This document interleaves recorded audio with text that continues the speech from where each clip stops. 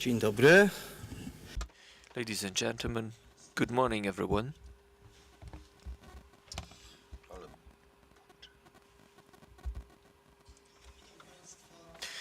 Good morning, welcome to our international conference, research conference, Poland, Europe and the World in Times of Multidimensional Crises, which is part of a Civic Forum series. Let me welcome our guests who honored us with our presence. Professor Żegocki, Arkady Żegocki, professor at the Jagiellonian University, head of the Foreign Service at the Ministry of Foreign Affairs. Let me welcome Mr. Radosław Brzuska, head of the political cabinet of the Minister of Education and Science. Zbigniew Wojciechowski, deputy marshal of the Lublin region, of the Lublin Voivodeship. Let me also welcome Mr. Kopstey, representative of Poland to Moldavia, Professor Engineer Andrzej Włodarczyk, President of the Lublin Scientific Society. Mr. Tomasz Marzec, Chairman of the Program Council of the Employees of Lublin Region, Vice President of the Management Board of Kierunek Polska Foundation. Also Krzysztof Łądka, Chairman of the Board of the Central and Eastern Europe Foundation.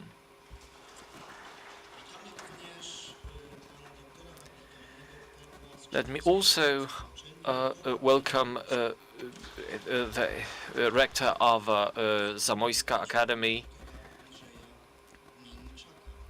and Professor Gmieńczak, representing Lublin Voivodeship Office. And may also represent the House, welcome the representatives of the House, starting with Vice Rector of Catholic University of Lublin for Mission Administration, Father Professor Mirosław Sitasz, Vice Chancellor of the Catholic University, Professor Beata Piskorska, Tomasz Tokarski, President of the Board of the Foundation of the Development of the Catholic University of Lublin, and Mr. Paweł Zdybel, President of the Students' Self-Government at the Catholic University of Lublin. Our international conference, the event that we are just opening, devoted to the issues of Poland, Europe and the world in the times of multidimensional crises, is an event organized by the Foundation for the Development of COOL, and it's the second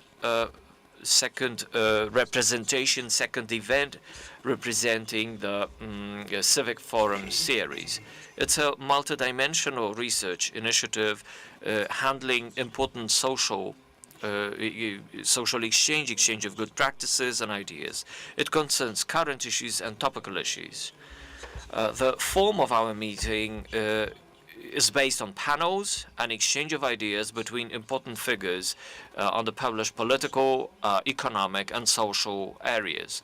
The topic of our meeting today is Poland, Europe and the world in the times of multidimensional crises or crises. So we will have a number of topics and multi-variant versions of topics of crises, like COVID-19, armed conflicts like the one in the Ukraine, humanitarian crises, and the economic phenomenon of inflation.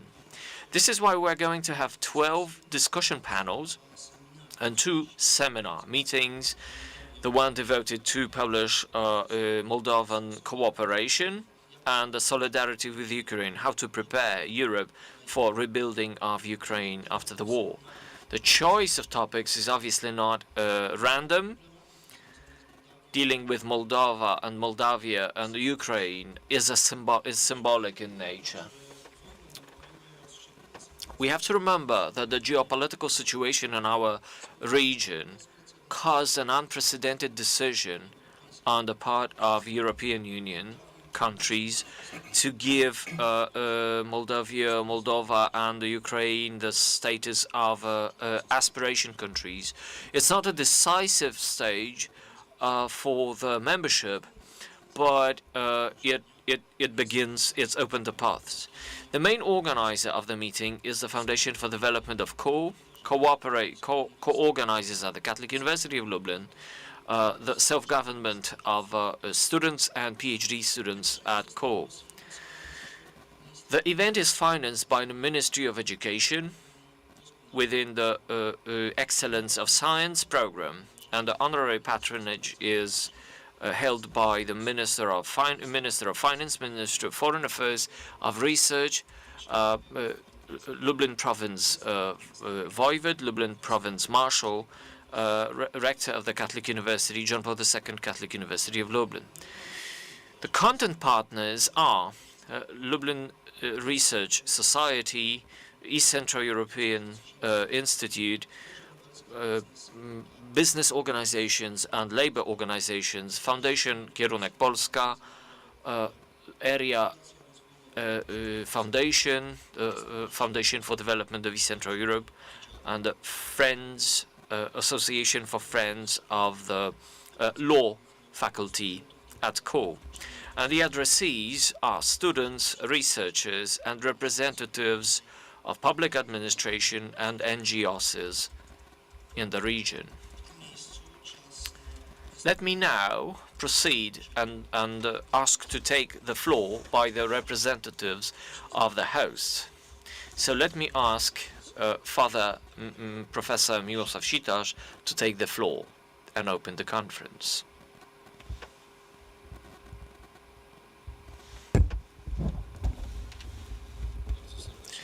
Ladies and gentlemen, let me welcome everyone here on behalf of Rector Mieczysław Kalinowski, and let me wish you that this conference brings fruitful proceedings and fruitful results. And for details of the opening of the conference, I pass the voice to Vice Chancellor Professor Beata Piskorska. Thank you very much.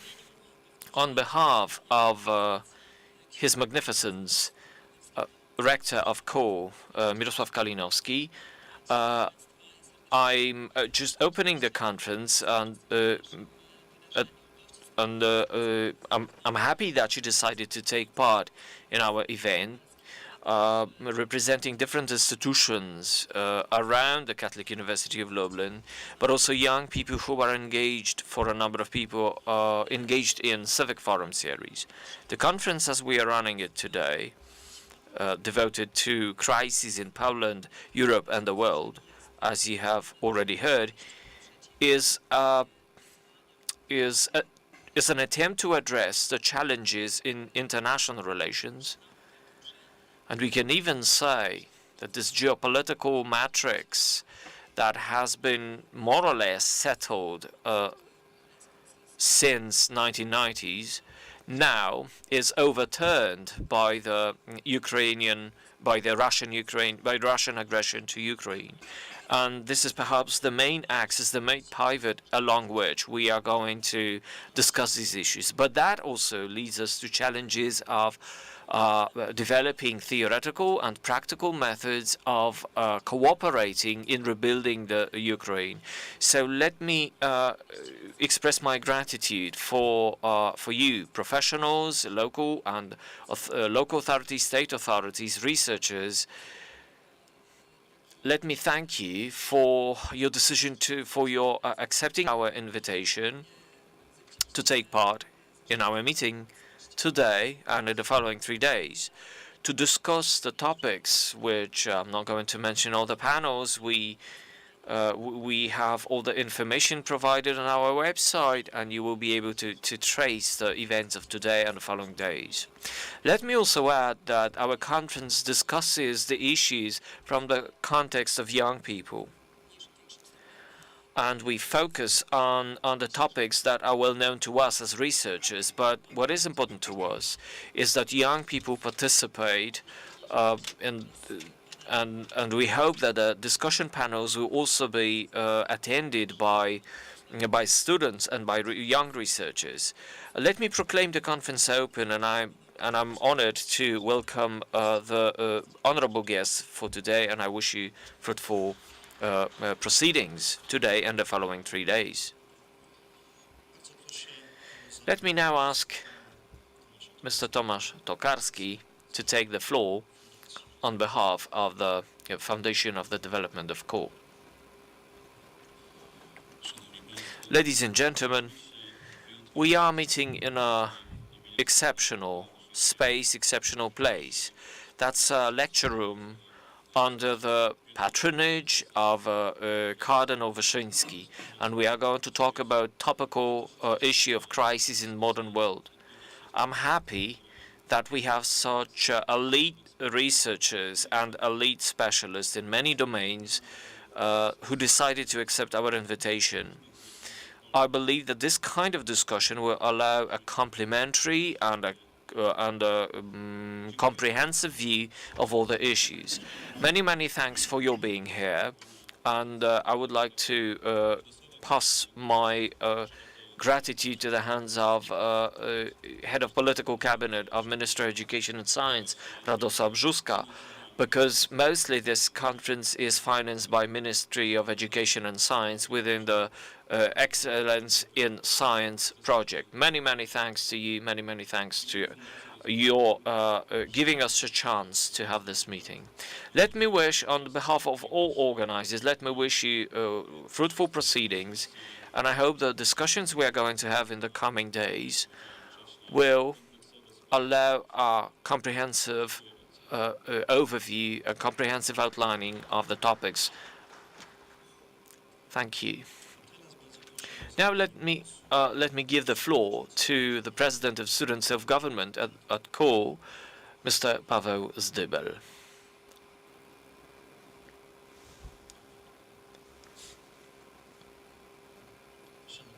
Ladies and gentlemen, I'm honored to have all of you here as a representative of student self-government.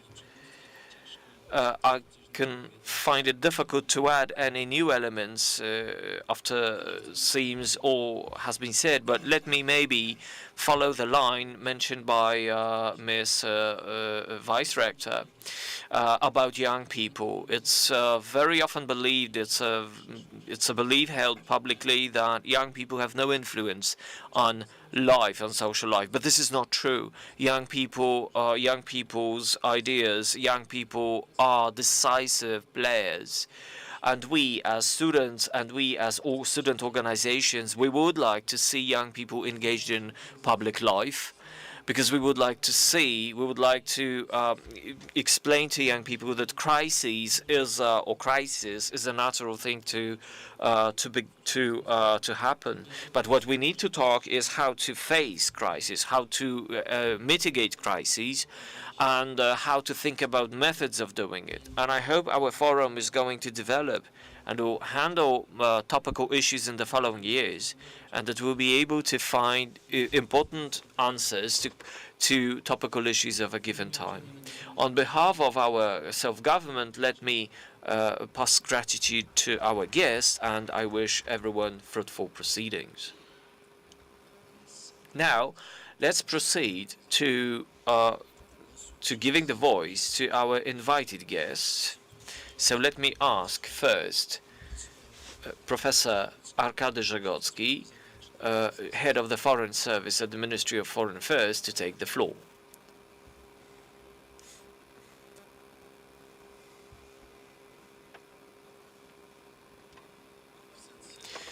Ladies and gentlemen, magnificences, representatives of local and state authorities, dear professors and dear students, on behalf of the Minister, Zbigniew Rau, let me express my gratitude for inviting us here, and also let me express my gratitude for your effort to organize this meeting in Lublin.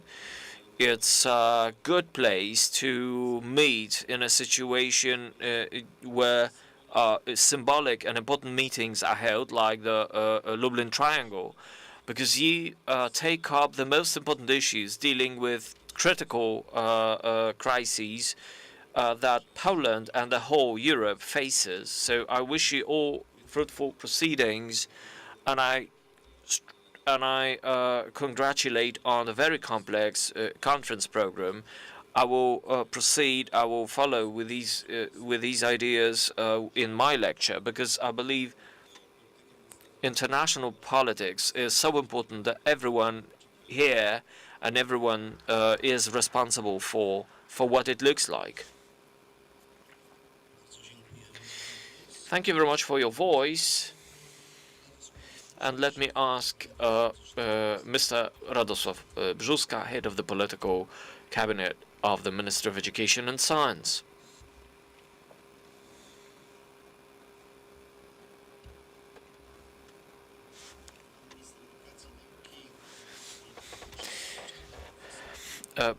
Minister of Education of Science addresses a letter which I'm going to read now.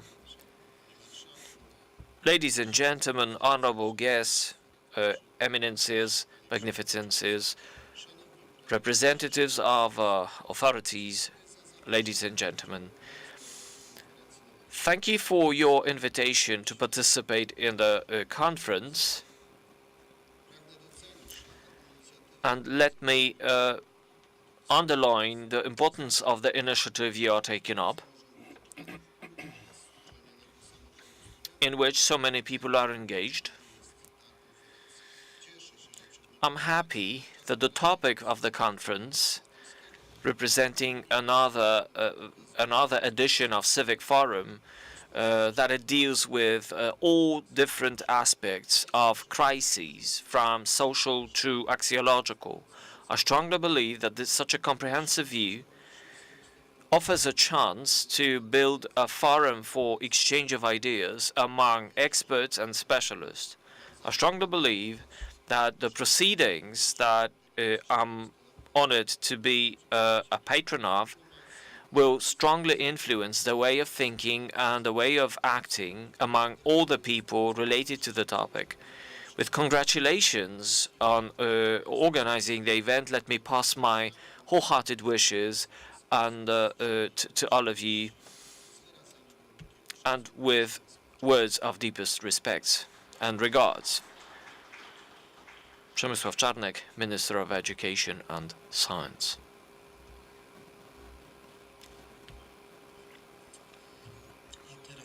Now, let me ask Zbigniew Wojciechowski, Deputy Marshal of the Lublin Voivodeship.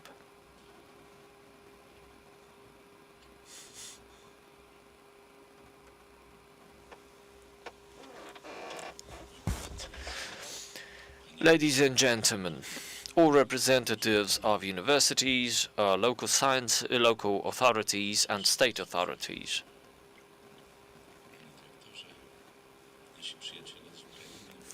our dearest friends from Ukraine, from Ivano-Frankivsk, from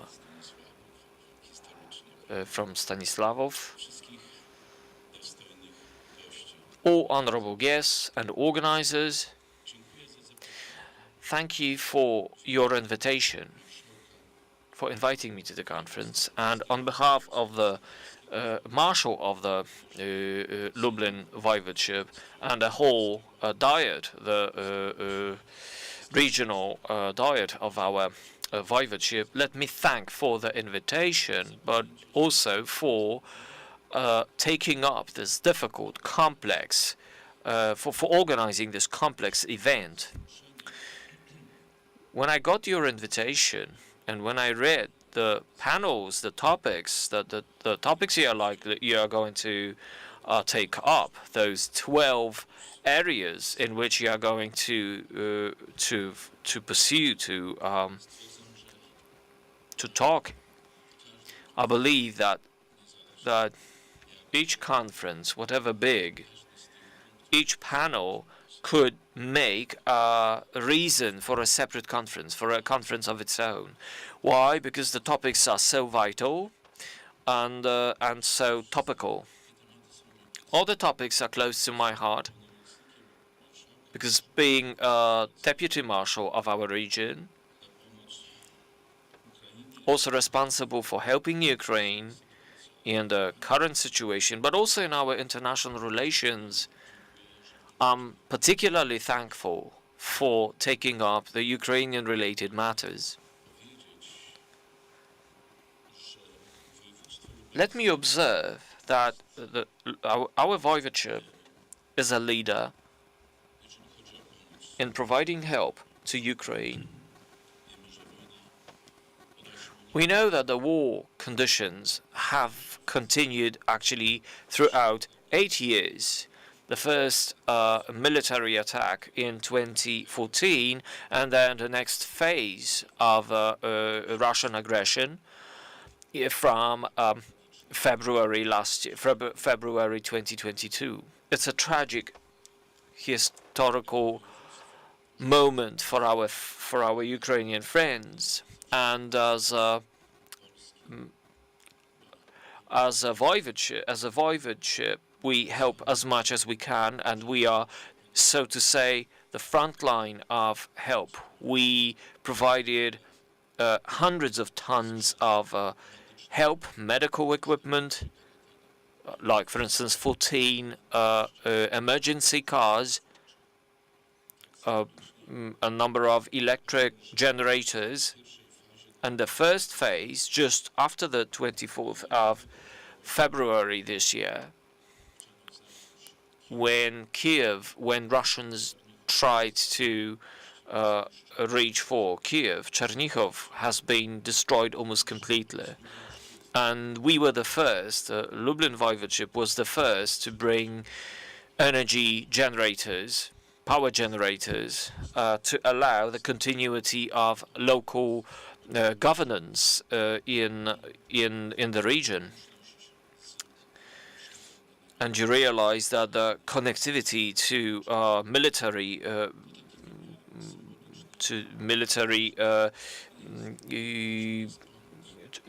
to the army and to the local authorities was important at that time. These are events, these are actions that we took to show how important these issues are important in a situation of crisis. And we are continuing with our efforts, sending food, sending tons of food, but obviously not only for, it's also for the military fighting at the front. A lot of other types of equipments to get rid of water, to get rid of mud from trenches. The topics you are going to take up today and the following days is topical, is undisputably topical. Also in the context of another country which faces a problematic potential invasion of Russia, that is Moldavia or Moldova. I have been there. I visited Moldova, and I talked with inhabitants, citizens, and also we also had the representatives of the state here in Lublin. We know that the situation, the social situation, is complex. There is a large group of people financed by Moscow, financed by Russia, and who put young Moldovan democracy at risk. And we hope that finally the democratic trajectory taken by the Ukrainians and also by the citizens of Moldova will win and will become a matter of fact. As a leader in a regional network, in the initiative of Trimarium, we invited a number of Ukrainian regions to be members of our network, and maybe that's a good moment to have at least one more region from Moldova, maybe next year, to invite to be a member of a 3Cs initiative, to be a foreground, to be the front line of Moldovan trajectory towards the European Union, and then consequently towards NATO. So to end up my presentation, let me extend to the participants and organizers all potential optimal solutions and proposals for solving the crises, for addressing the crises in our region and in the world.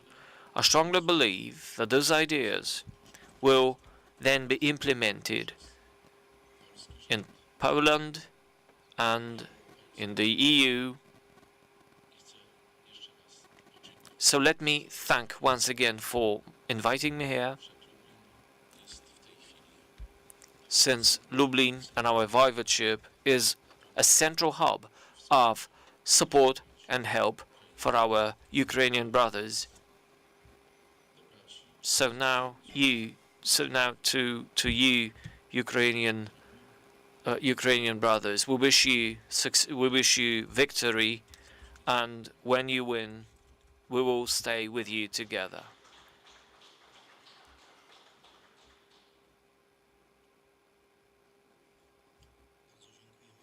Thank you very much for this voice. So let me now ask Professor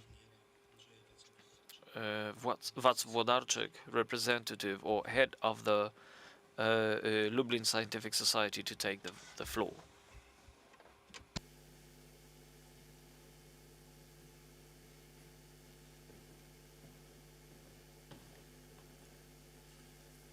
Bardzo serdecznie dziękuję Państwu za zaproszenie i chciałem pogratulować takiego tematu właśnie, który jest niesamowicie aktualny.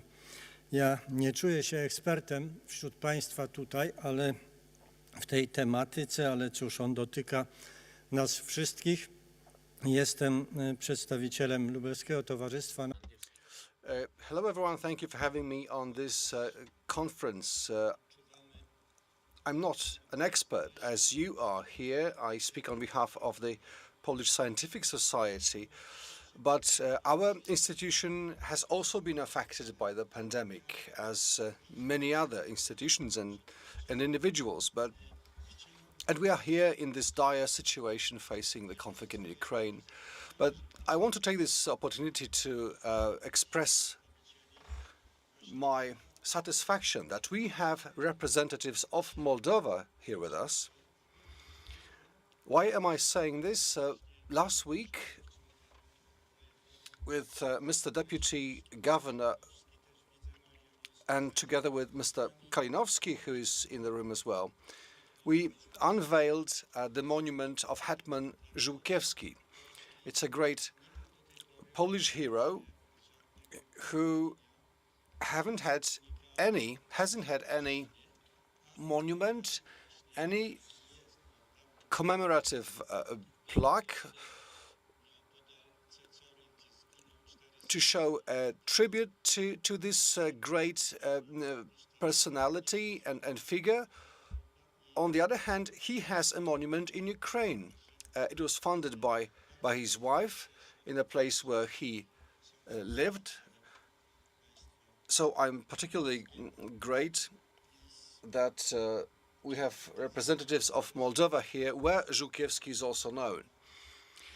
So I want to give the regards of my colleagues from the Polish Scientific Association, and I wish you productive talks today. Our next speaker, thank you. Our next speaker is Tomasz Marzec, head of the Program Council of the Employers of Lubelskie, and also Vice President of Kierunek Polska Foundation.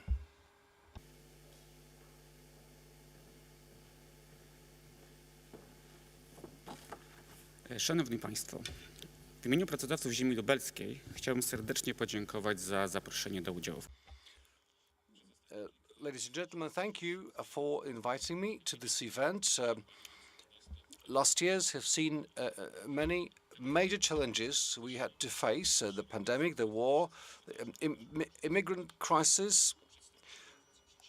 As a representative of employers' organization and an employer myself, I'd like to pay attention to the very practical impact of all these events on our reality.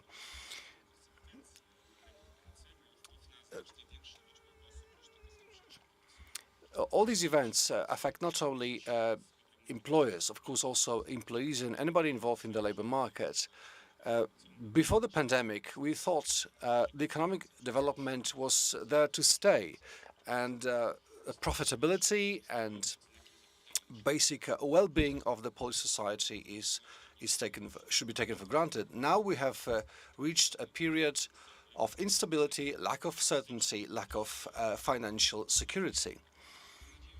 I do hope that this event and our discussions will help us employers find our ways, find ourselves in this new reality and keep profiting.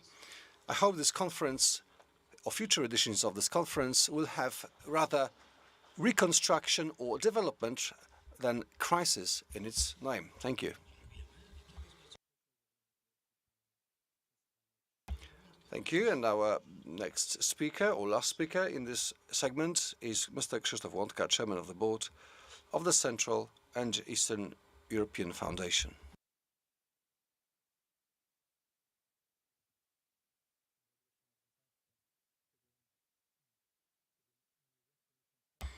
Good morning.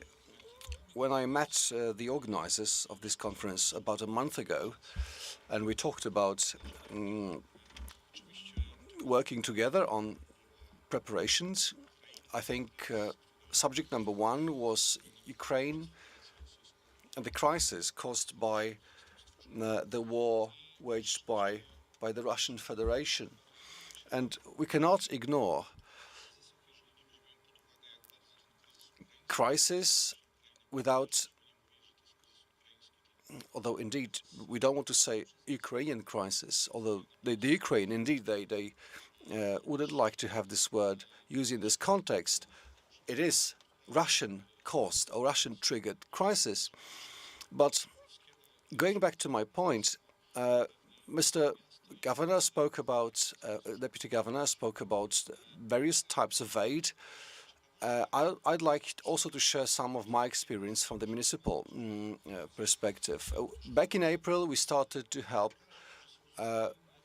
refugees, Ukrainian refugees who were suffering from various conditions and diseases, and we made sure that they were treated also by Ukrainian doctors. Only prescriptions were to be provided by Polish physicians. So it was one of the ways we wanted to help. Certainly, Poland, particularly Lubelskie, is at this point where we need to adapt quickly, adapt to the changing setting, and Lubelskie takes the lead in all these processes. When I travel the country, when I talk to people, particularly about aiding Ukraine, people from other cities, other regions consider us absolute leaders in implementing such assistance or aid solutions. And I want to thank you for making this Ukrainian topic active, making it first priority at this conference, that we have Ukrainian guests. Tomorrow afternoon we have the Ukrainian seminar. I'll be there as well. And I hope this time will be fruitful, productive for everyone, that you will enjoy all the panels, and I also wish for the organizers to make this event a periodic, regular event held every year. Thank you. Thank you, and now I'd like to ask a representative of the governor of Lubelskie to take the floor, Mr. Ksawery Gumieńczak.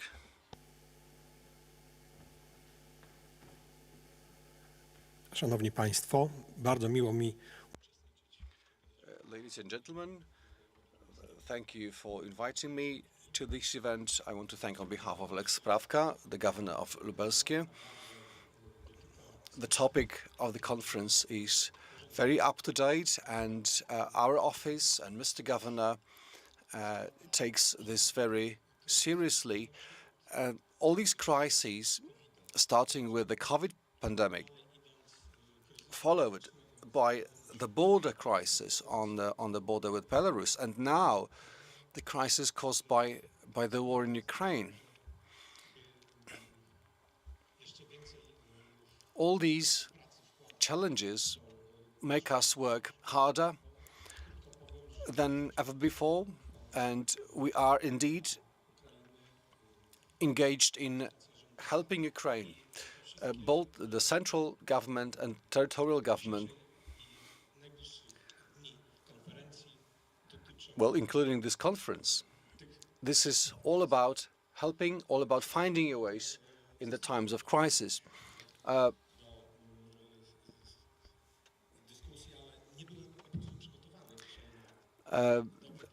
sorry if I'm a bit messy. I wasn't very well prepared to talk in front of you. I have been invited very recently, but anyway, thank you for having me, and wish you a very good day. I hope to stick around.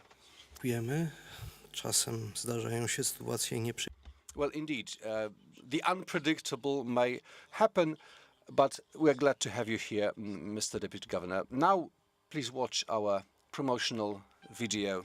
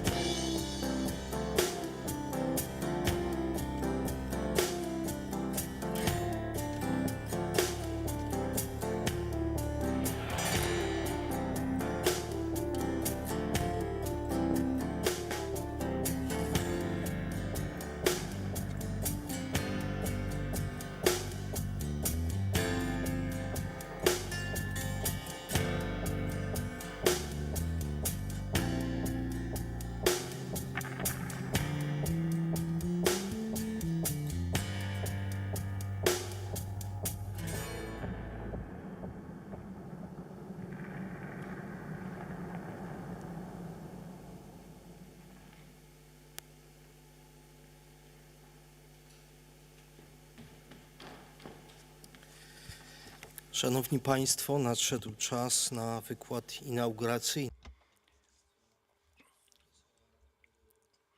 Ladies and gentlemen, now please enjoy our keynote speaker with his inaugural lecture, Professor Arkady Żegocki, Jagiellonian University. He will speak about Polish diplomacy in the face of contemporary challenges. Directors, governors, directors, Your Excellency, Mr. Ambassador, dear guests from Ukraine, from other countries, dear students. Let me start with bringing back a very important event from the 18th of May 2003, when during the canonization of Józef Pelczar and Urszula Leduchowska, 18th of May, which was actually the birthday of Pope John Paul II and 25 years of his pontificate, the Pope said those words that keep resounding in our head. from the Union of Lublin to the European Union. It's a very brief statement and very inspirational at the same time. At the same time, being a major task and challenge, because Poland, over the last 200 years, Poland had about 20-something years of independence, now 23 years of independence. So it shows, perhaps, or explains why Poland is not so much present in the global discourse or in the heads of elites, and it has not been promoted enough yet. Now, those words of John Paul II show us how relevant constitutional freedom, tolerance aspects were ingrained in this part of Europe, and that our part of Europe has always been so relevant and has always had a major role to play for the entire continent. And it can fulfill its role only when we work together, only when we work jointly. That's why I was really touched by being able to quote Pope's words in this place, in Lublin, where the Union of Lublin was concluded in the 16th century, and in a place that makes you think about getting closer, cooperating with your nearest neighbors. When we go back to the times of communism, communist Poland, communism did not only impoverish the entire nation,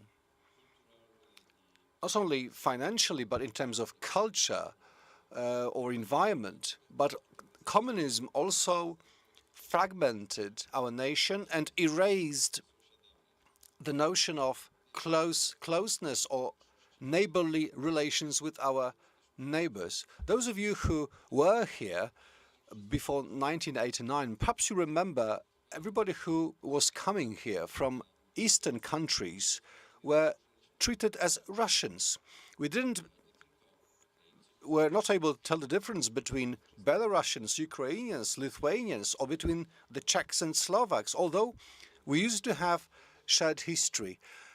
And our ancestors, fathers, grandfathers, they would very often speak the languages of their neighbors, or at least have some basic communication. And this is our work, this is our task, to overcome this ignorance, this forgetfulness, or what we have been deprived of, which is a propensity to work together in this region. I want to thank Lubelskie for being so active in helping Ukraine, because Ukraine is now our top priority, but we do not ignore Moldova or the entire Three Seas area. So, a big challenge is ahead of us, which is to overcome this curtain of ignorance that we can still see in many countries. I mean, not only ignorance of Poland or the entire region. On the other hand, we have a huge legacy to show off, and that NATO, the UN, UNO, other organizations will work better if they build on our experience, on our input, because we boast a great history of making unions, and our Commonwealth, historical Commonwealth with its constitution, with many achievements in terms of democracy and legislature and equality. This is something we want to share. And if Europe is ready also to build on our experience of struggling with two totalitarianisms, a very important, a very essential experience, because in this part of Europe, in East Central Europe, we value freedom more than elsewhere, because we know how it is to lose your freedom. And we are more open to see certain threats, certain risks, because we still have this experience in our blood. And there's one more component to it. When you look at the last 200 years of Polish history, when the first Republic of Poland was erased from the map of Europe in 1795, the rest of Europe suffered from the lack of freedom and tolerance. When Poland regained independence in 1918,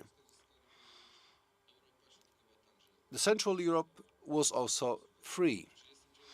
In 1939, when Poland was invaded by two totalitarian regimes, the Nazi and the Soviets, the Soviet regime, the entire Europe soon fell and lost its freedom. So we are connected vessels, and the lack of close cooperation makes us weaker, makes us defenseless against greater powers. And what happened in Ukraine in 2014 and later, on the 24th of February this year, with the full-scale warfare we have, the question of security becomes key also for our diplomatic corps and diplomatic actions. It's a unique time that we are facing because we have multiple, multi-layered crises that we need to struggle with. On the other hand, we have experience which makes Polish diplomats or Central European diplomats be in a position to warn Western powers against Russia, although we are not always listened to, we are not always understood by our allies. This is what we need to change. We need to work on changing it. And Polish response after the 24th of February this year, the response of local communities, NGOs, this is hope, a great hope that the aid we have been offering to Ukraine shows how we can work together, how successful we are when we work together. What is more, we can influence not only the elites of individual countries, but also the public opinion, which is so relevant in democratic communities. And to a larger extent, we have to keep doing it through cooperation, through shared effort. That's why this conference is so important to be held, so that when you talk throughout all the panels, talk about what we can do or how else we can work, we can join forces to be successful. This is absolutely relevant at this point. What we try to do is the diplomacy of raison d'être, which is, in other words, something that is key for Poland in terms of its continuity, its survival as a nation, as a state. And this is, in a way, reference to the Union of Lublin, to the very traditional understanding of what Commonwealth is, of what Republic is, as a community of free citizens. Unlike absolutist tradition, it's not hierarchy in the state. It's not people, territory and state that constitutes a nation. Of course, the traditions of ancient Rome, Republican Rome, ancient Greece, thinking about a state is thinking about a community of free people. That's why Polish diplomacy at this moment is perhaps the most active ever, and it's the most open ever to cooperate with institutions, with entities to reach common goals. This activity has many different faces.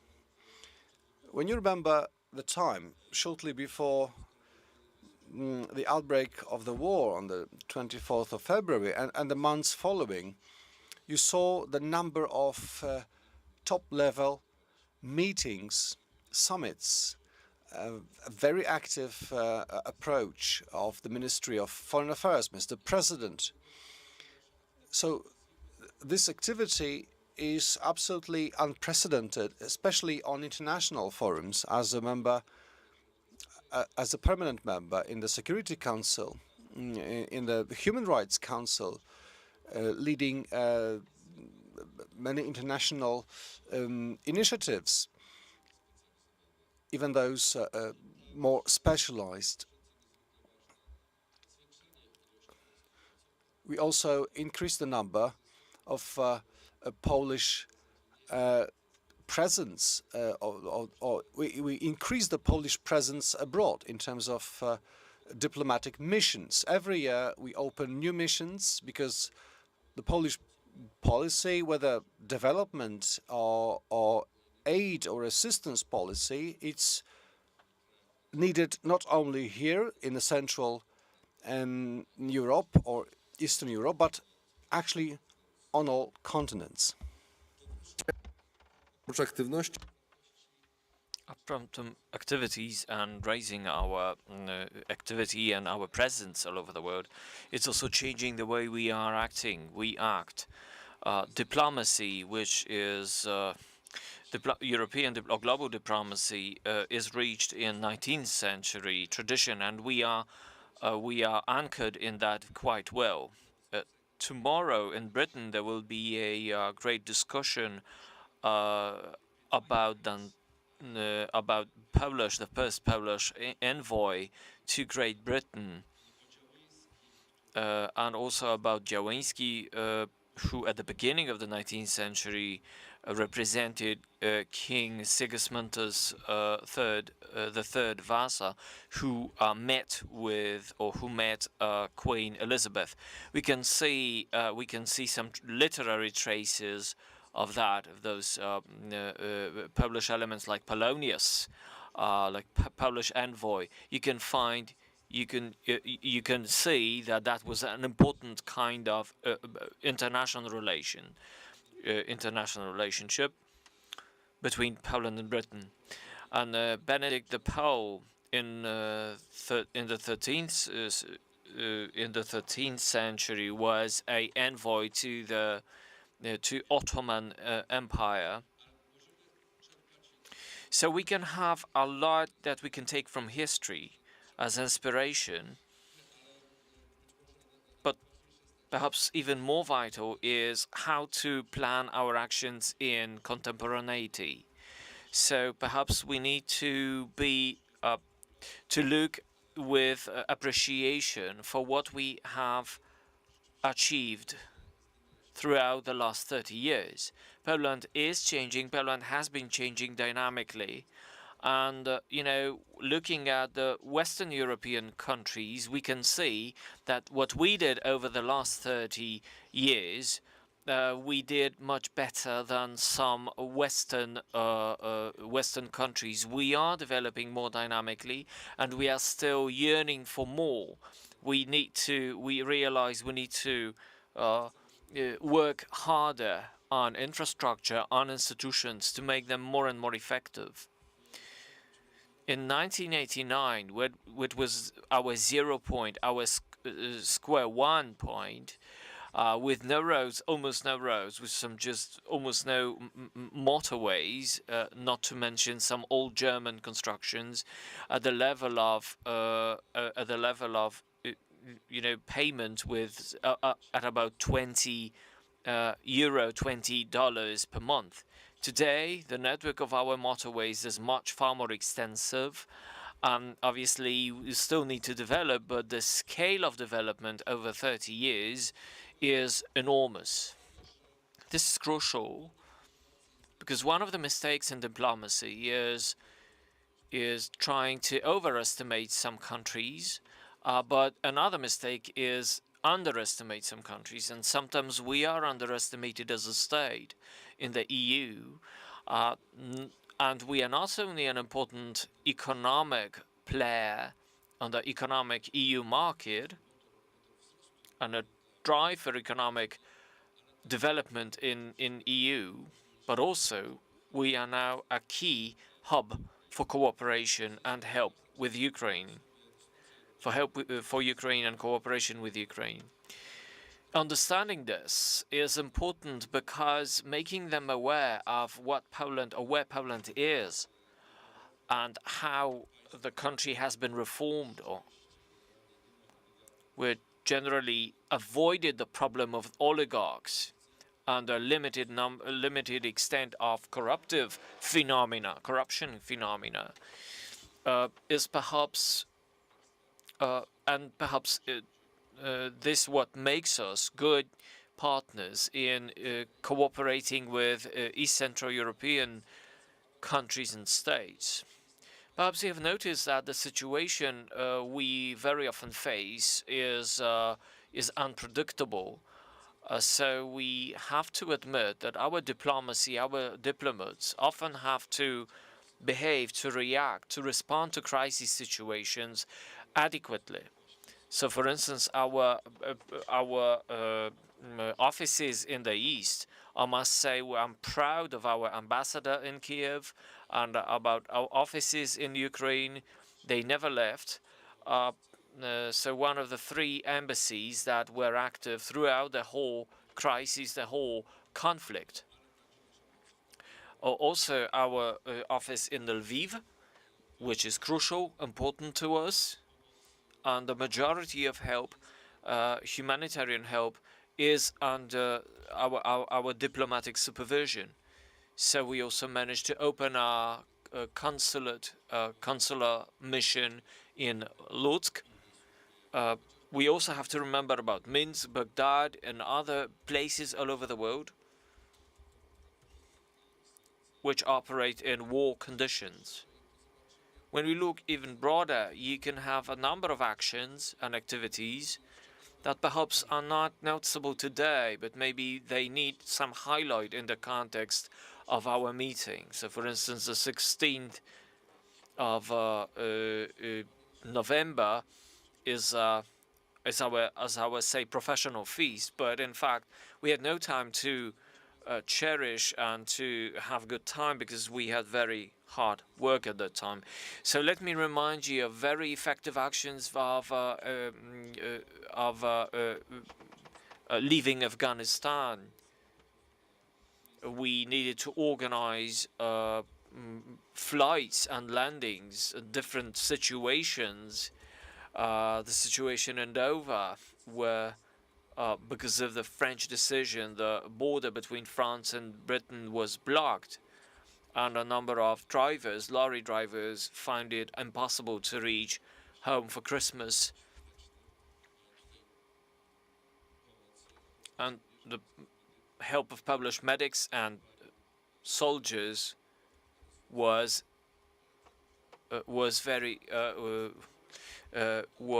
crucial.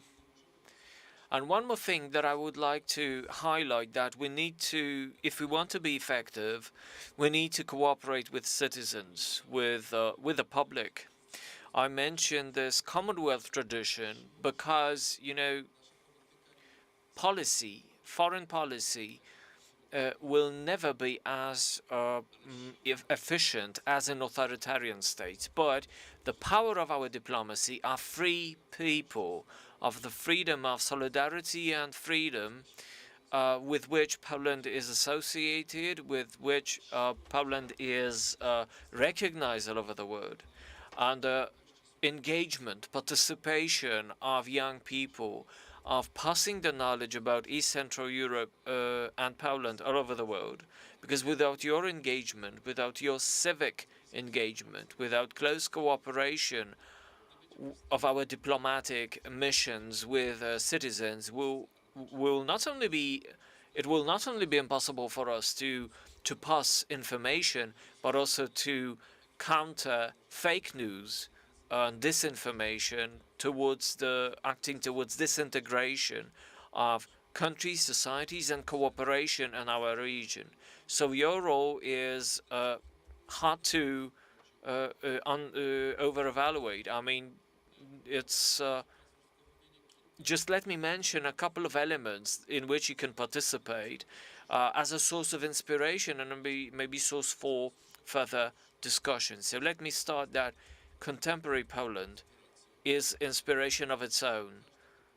Every visitor to Poland has very similar experience of their stay. Well, my experience is better than what I expected. So anyone leaving Poland has a better opinion of Poland than before the visit. And we are absolutely aware of things that are ahead of us, but we now know what we can be proud of. Economy. The World Bank and other global organizations are looking at GDP and its growth trajectories and the development of particular countries over the past 30 years. They say that the largest jump, the largest leap, economic leap, was obviously by China, but the second on the list in the world is Poland. I'm talking about last 30 or past 30 years, the largest leap forward in the history of Europe. This is something that we are maybe not aware of, but these are facts. We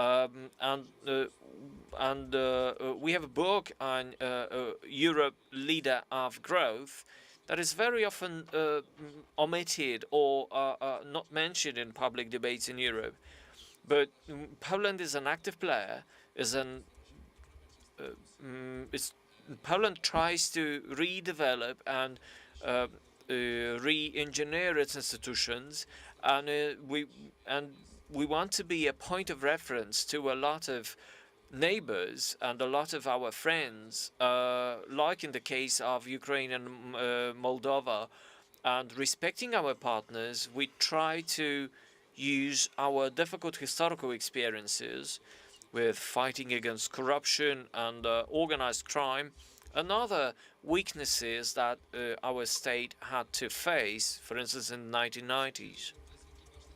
And the third element to mention here is culture. We all realize that Polish culture is more and more is marking its presence more and more in the world. And the Polish culture is also a vehicle for promoting knowledge about Ukraine.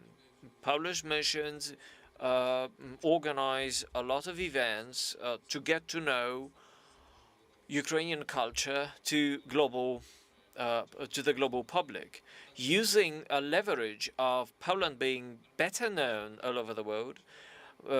We can be this vehicle for Ukrainian culture. Still, it's a lot of us. A lot is ahead of us.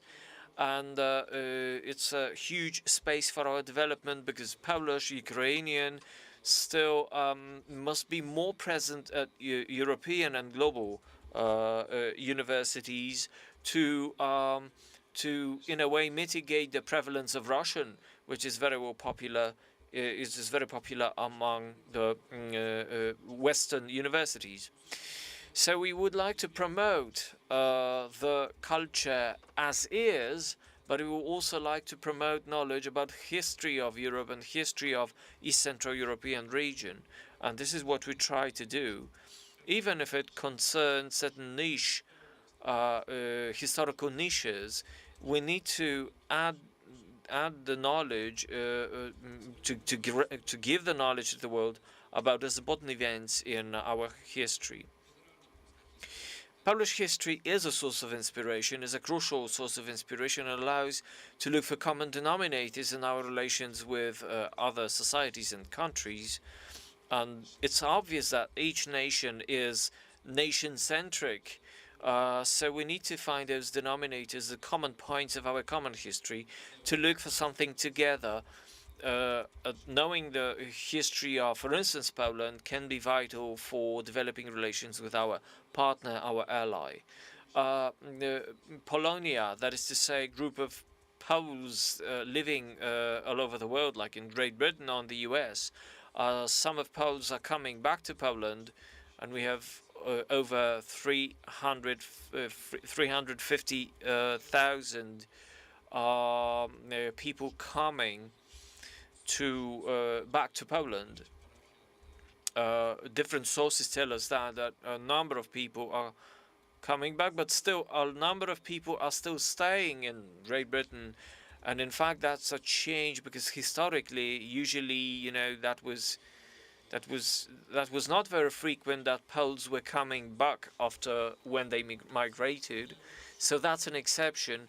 We have a situation where Poles talk about coming back to Poland in a slightly different way.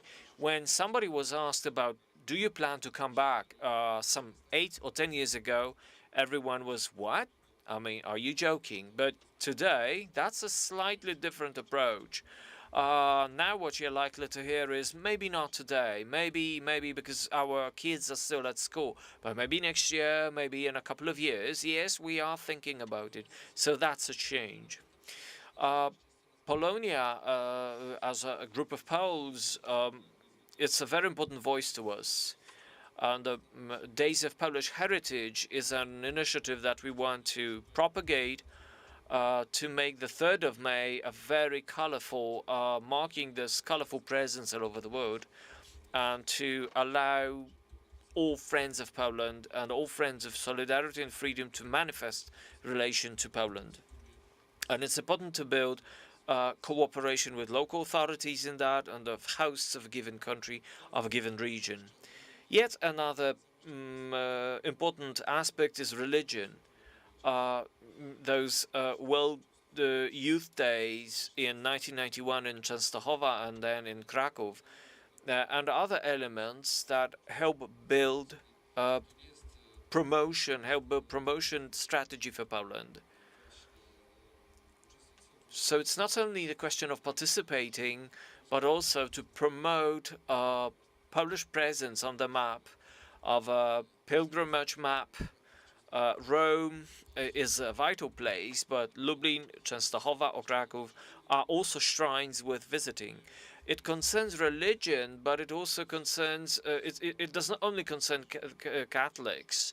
Our tradition of religious toleration and religious freedom allows a lot of other denominations to think about visiting and seeking for inspiration in our country in the historical remnants of the historical past, religious historical past.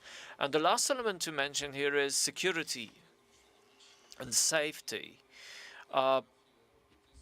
Telegraph published a week ago a feature by Minister Fallon, who wrote about Poland, and he expresses an idea that Poland is a emerging superpower in terms of military safety in EU, not only as an eastern flank of the NATO, but also will be a security provider and a security supervisor in the region. Polish planes have this policing strategy not only in the Baltic states, but also over Slovakia and over Iceland in September. That's a crucial change, that's a crucial factor.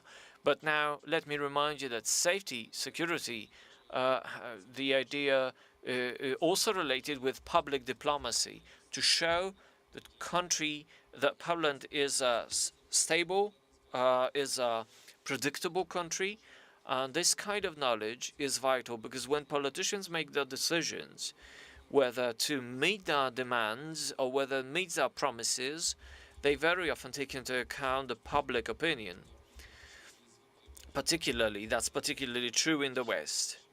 And even if we have a look today, how particular countries react or respond to the Russian aggression to Ukraine, we can see that some politicians, because of the public opinion of their citizens,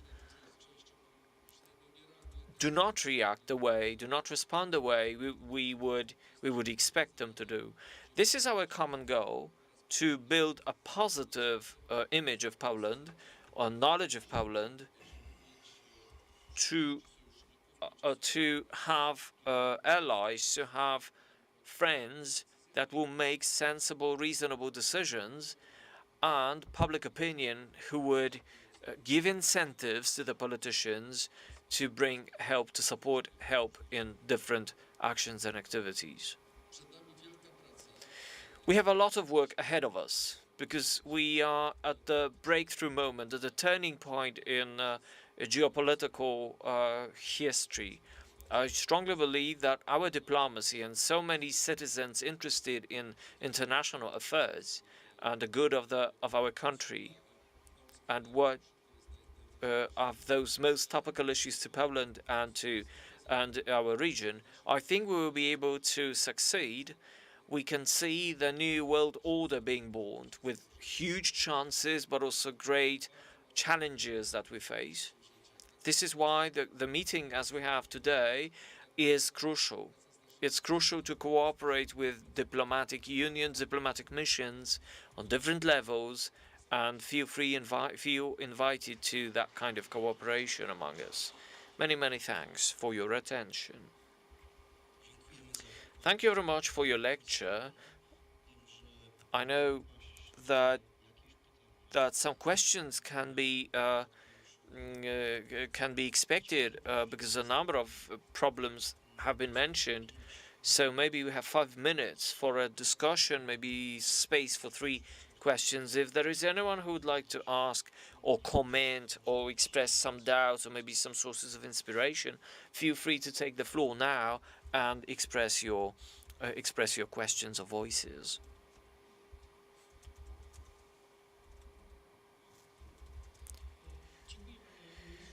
Many, many thanks for this inspiring and interesting lecture.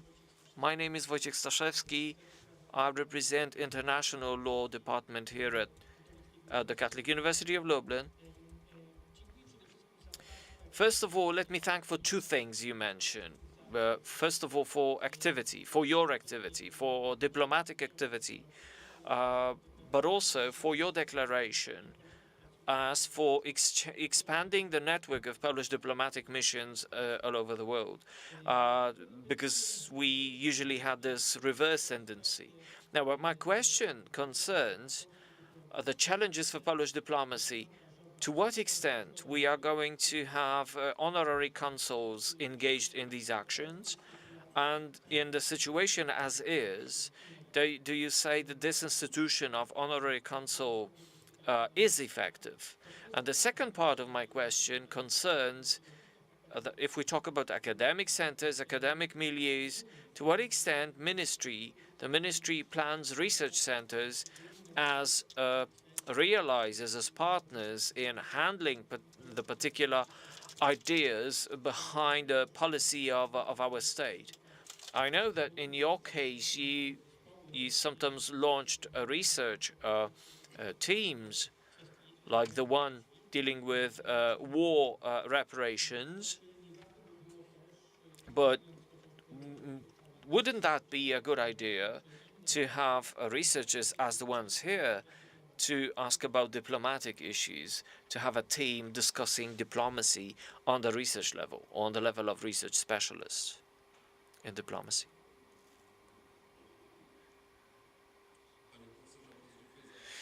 Thank you very much for your questions.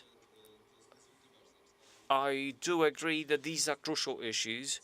For one thing, we are happy to expand our network. And now about the honorary consul. I find this institution a vital instrument, and we are going to have 96 missions up until the end of this year, 94 consulates and 25 Polish institutes, and about 250 honorary consuls. I believe this is a vital way of working, way of acting. The honorary consuls, they work on complex procedure. Those people are screened. A lot of them are foreigners. Some of them are Polish with double citizens. Sometimes they are Poles living abroad. But more often than not, these are people who are very experienced, who are personalities or even personages, who want to be engaged to promote Poland, sometimes in economic, sometimes in cultural and sometimes in yet other areas. Sometimes they help Polish citizens to keep in touch with the consular missions and embassies. So I strongly believe this institution is vital. It's they try to be in touch with citizens of Poland at least once or twice a year. And a good question about universities. Thank you for that. I believe this is a topic which is crucial to me because I'm a researcher myself. So I'm very thankful to a number of universities that cooperate with us and also with local authorities for international debates and build schools for diplomacies, basic schools for diplomacies. It should be part of our basic education. It's not, the question of having good manners. What I have in mind is relatively easy tasks like how to talk with foreigners about Poland. So, for instance, to avoid this tendency to moan about Poland situation in Poland when you meet someone, when you meet a foreigner. Sometimes we forget about it. So some maybe even behavioral patterns of how to represent Poland when you talk. So in a way, we all of us are ambassadors of our state whenever we go abroad, whenever we meet a foreigner.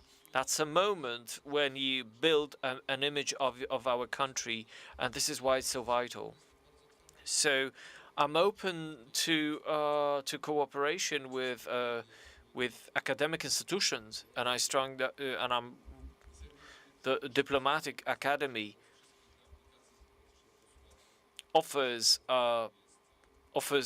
special programs for students and trainings for diplomats, and we cooperate with universities and GRCs, staying open to all forms of endeavors and actions.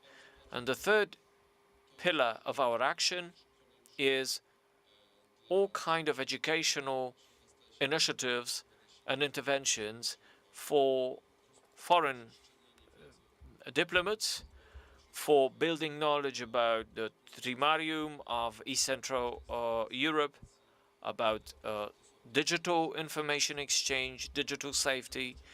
And let me remind you one thing: our budget, what we can do, the scale of what we can do is rather limited.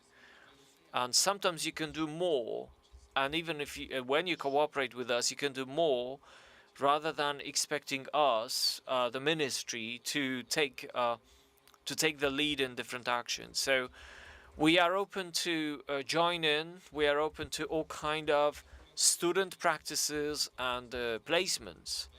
And there's yet another issue I would like to highlight here. I think it's worth to consider working for Poland in international organizations. We've been trying to build a parity of representatives of Poles in international milieus. So maybe thinking about in Rome or UNESCO in Paris or any other, there's a whole lot of organizations which you may consider as potential places for your internships or student practices, and we will try our best to place you there. And if you want to, if you show your aspirations towards becoming to become an employee there, we can also help. Even if we have a number of Poles trying to get a placement or a vacancy, it's important to have more than one, okay, because it's always a greater chance that more Poles will be present in international institutions.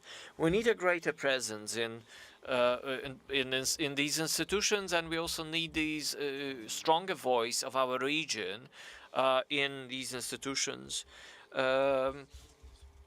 That would be far more helpful, even in the context of help to Ukraine, which showed very much how we are underrepresented. Thank you very much. Thank you very much for this openness and readiness to talk.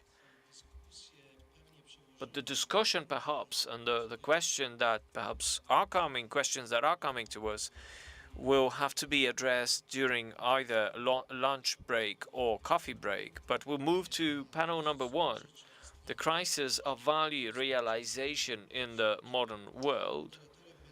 The moderator is Professor Krystyna Hałas.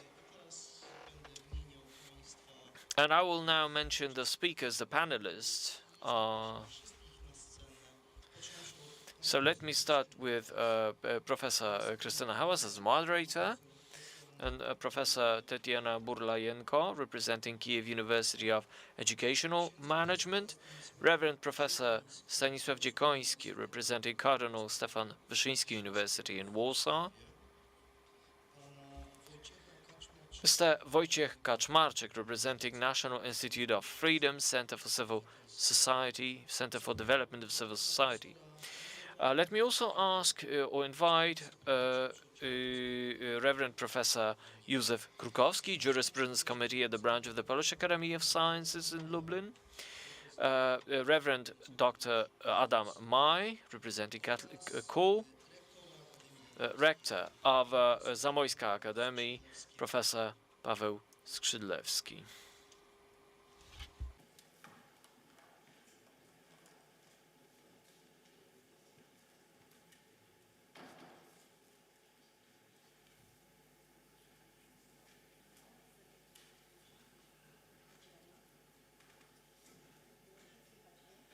Służbę techniczną to bardzo... słychać, tak? Funkcjonuje. Tak. Jest wśród nas tutaj kilka osób pedagogów. Well, ladies and gentlemen, we have a few teachers here with us. So let me say a few words of introduction so that we know where we are and, in a sense, we speak the same language. Because speaking about values, it's not something simple to do if we do not pick up the same frequencies. Well, 2 points. The theory of values, the subjectivity concept, where values do not exist objectively, but they are an outcome of certain judgments and emotions, and subject to crises. If we adopt this concept, then this is ethical relativism, and we have to keep that in mind, because our language has really borrowed this expression of the crisis of value. So, in other words, where we are, which side of this curtain we are. And the other concept is objectivist concept. In other words, values are independent of entities. They exist objectively. The point is to find some links to these values, to establish relationships with these values. Of course, I'm just running very quickly through these points, just to stick to one concept of values. Then we have the crisis of manifestation of values, of making them real. Pedagogical axiology is a fast-growing stream in Polish pedagogy studies. There are more and more scientists researching this area. And I also wanted to highlight the notion of values as we understand it in pedagogy.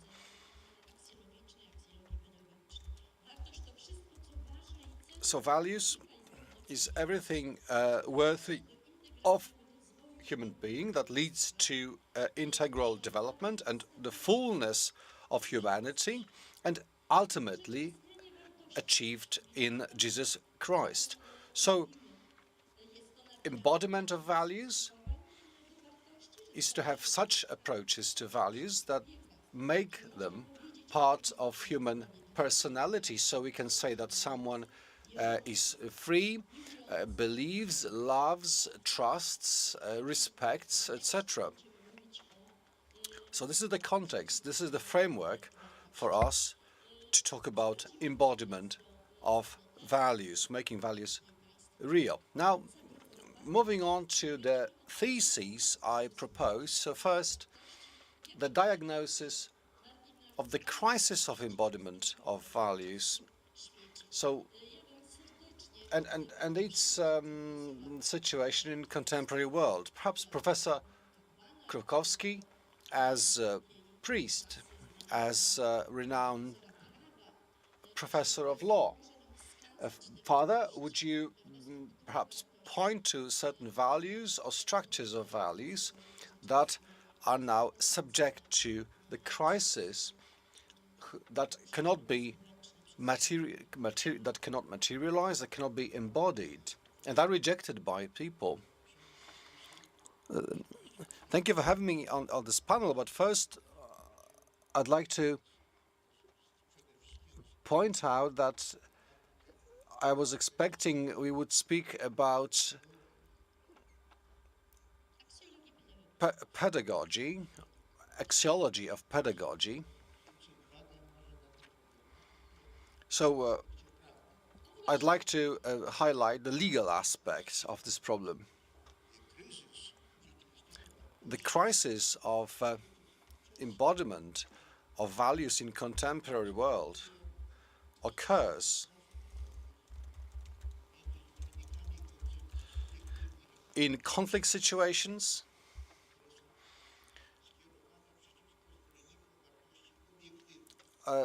when the proponents of objective values are criticized for the concept, and historically the source of this conflict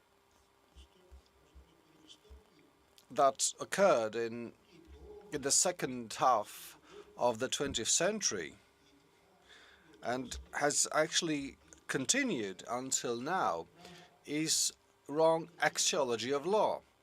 That is, lack of respect for the basic values that determine the identity of European culture. And this occurred in Western countries through conflict, confrontation, sometimes cooperation, between the system of Christian values, deeply rooted in the culture of Europe since Jesus Christ, and on the other hand, the system of secular values with certain elements of liberalism and neo-Marxism. The phenomenon occurred in the context of huge axiological pluralism and cultural pluralism of the contemporary world as it is now. The crisis occurred during the development of the New World Order after World War II, on the debris of totalitarianisms that led to the greatest tragedy of mankind ever.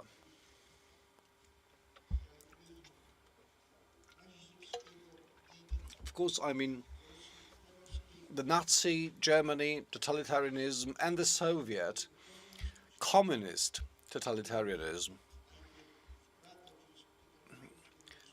that first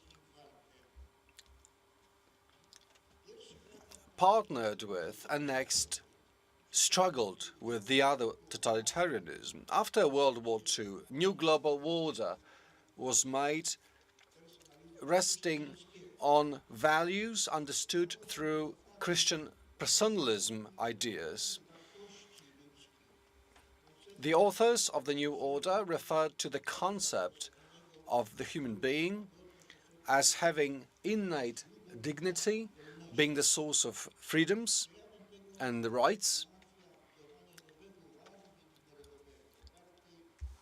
So the new world order, was proclaimed based on the principles of Christian humanism. Although there was no Christian as a word in those concepts in terms of Christian values, but there was the idea of pluralism. Therefore, such values as Christianity were not named as such, in order not to perhaps discourage others from accepting this new order. And that new global order was pretty complex because first international bodies were established with the UNO in the first place, and then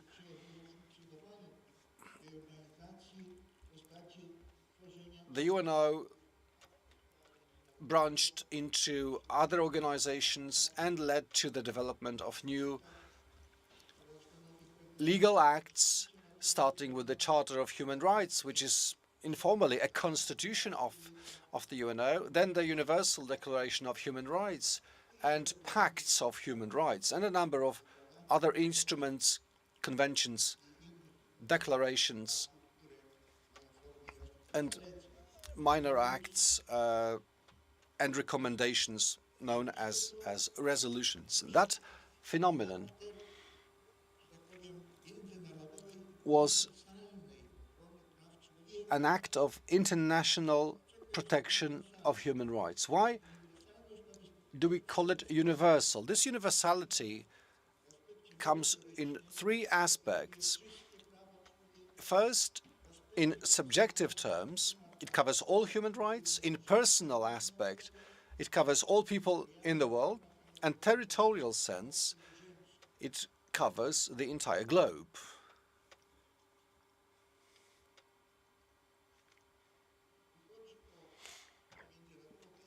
As regards the international protection of human rights, practically speaking, it was not sufficient.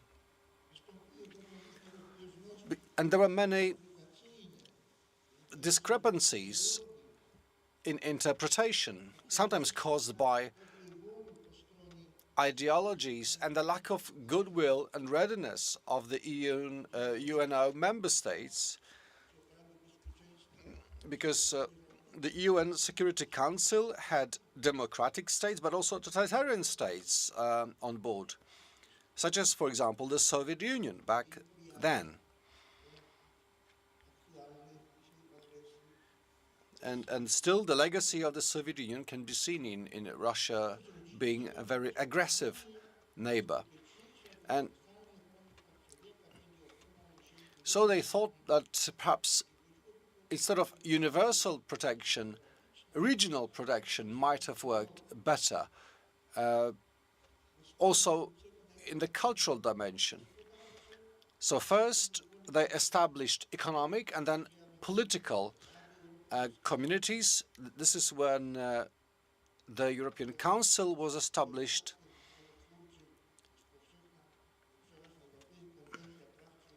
Its constitution being the European Charter of Human Rights and Basic Freedoms. And second stage was the establishment of European communities and the European Union, established in 1993 by the Treaty of Maastricht. So the European Union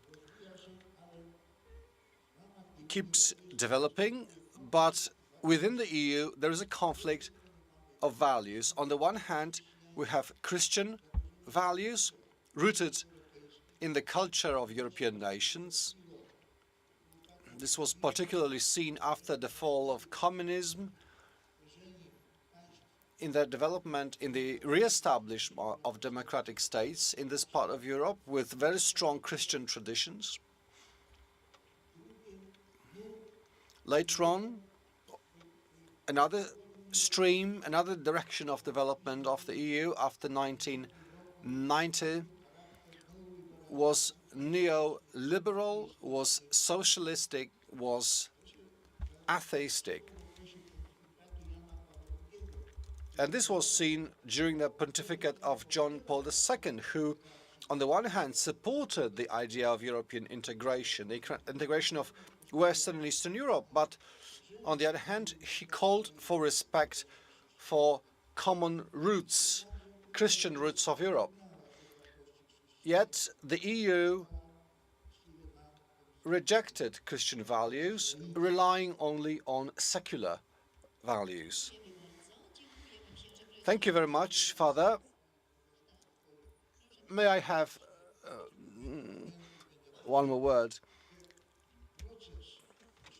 The process of respecting values was embodied in the development of new legislation, European legislation, or legislation of national states. I mean, the Polish, for example, the Polish Constitution of 1997. And I was appointed representative of the Polish Episcopal Office to this process of constitution drawing or drafting. I had a chance to share my opinions, but I was not able to contribute to the text. So I tried to watch the axiological aspect of constitution making. So I remember Article 18 of the Polish Constitution, which says marriage, family, motherhood, fatherhood, they are protected by the Polish state. That wording was prepared by the Constitutional Committee, but at the very last stage, when the draft was almost ready and was to be voted by the National Assembly, every article was discussed by this committee. And when they discussed Article 18, I remember Izabela Sierakowska, member of the Polish Parliament representing the left, she proposed that marriage as a relationship of man and woman, this should be removed from the article because it potentially should work as something denying the rights of same sexes to contract marriage, which back then was becoming a standard in Western countries. So I insisted on the original wording that was based on natural law and natural propensity, natural structure, physical, psychological, mental, of women and men to create relationships. And Sierakowska said, this is strange that a priest, a professor, doesn't show respect to sexual minorities. So people were laughing in the room, and I explained, it's not about love, it's about truth. And the committee voted and rejected Sierakowska's proposal. And my position was backed by most of the members of the committee. That's why, until today, we've had this wording of Article 18. Thank you, Father. We have, I can see the picture.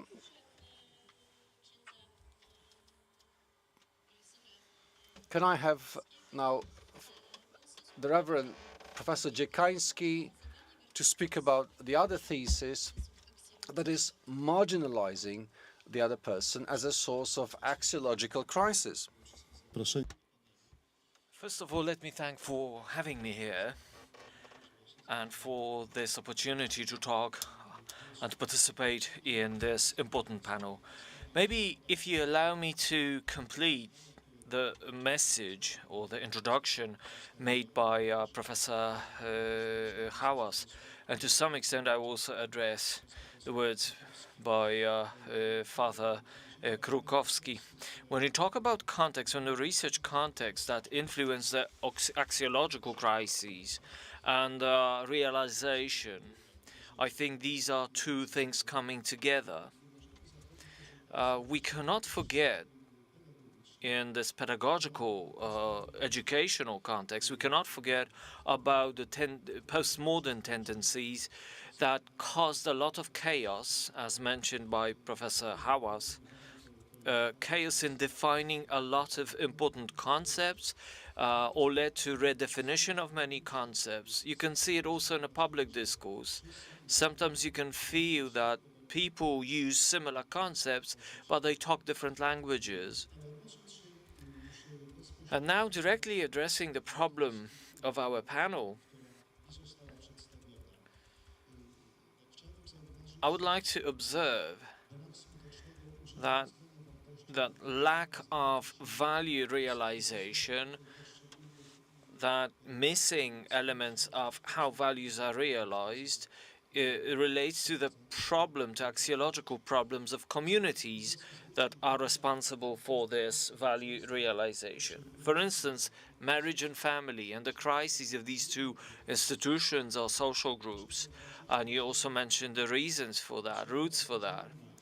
If a person responsible for education does not live the values they promote, they are not able to help in realization of these values by those who are educated, who are under his or her educational supervision.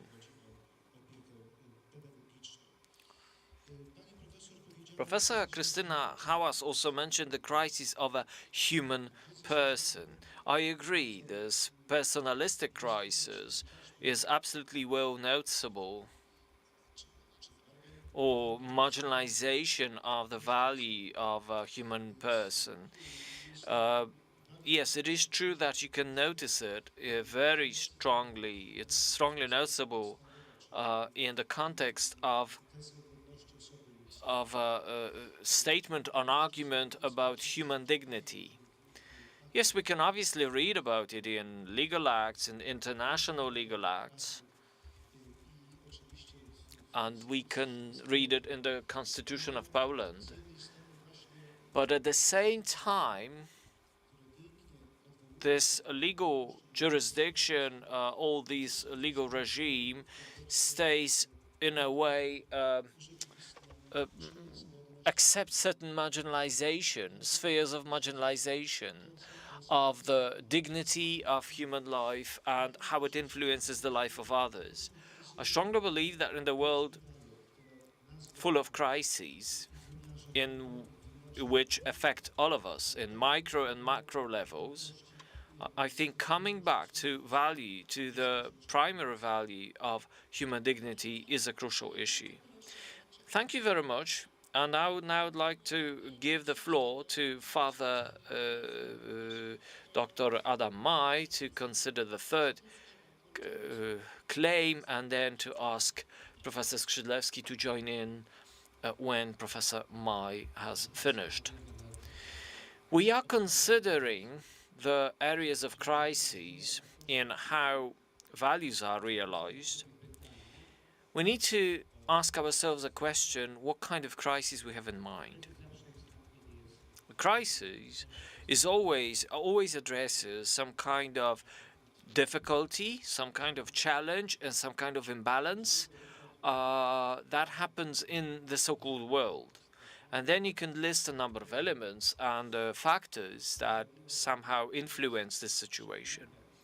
So basically, what's the subject matter? What's the issue to which we use the concept of crisis in the context of modern or contemporary culture, its roots, philosophical roots? I think that Professor Skrzydlewski will mention that.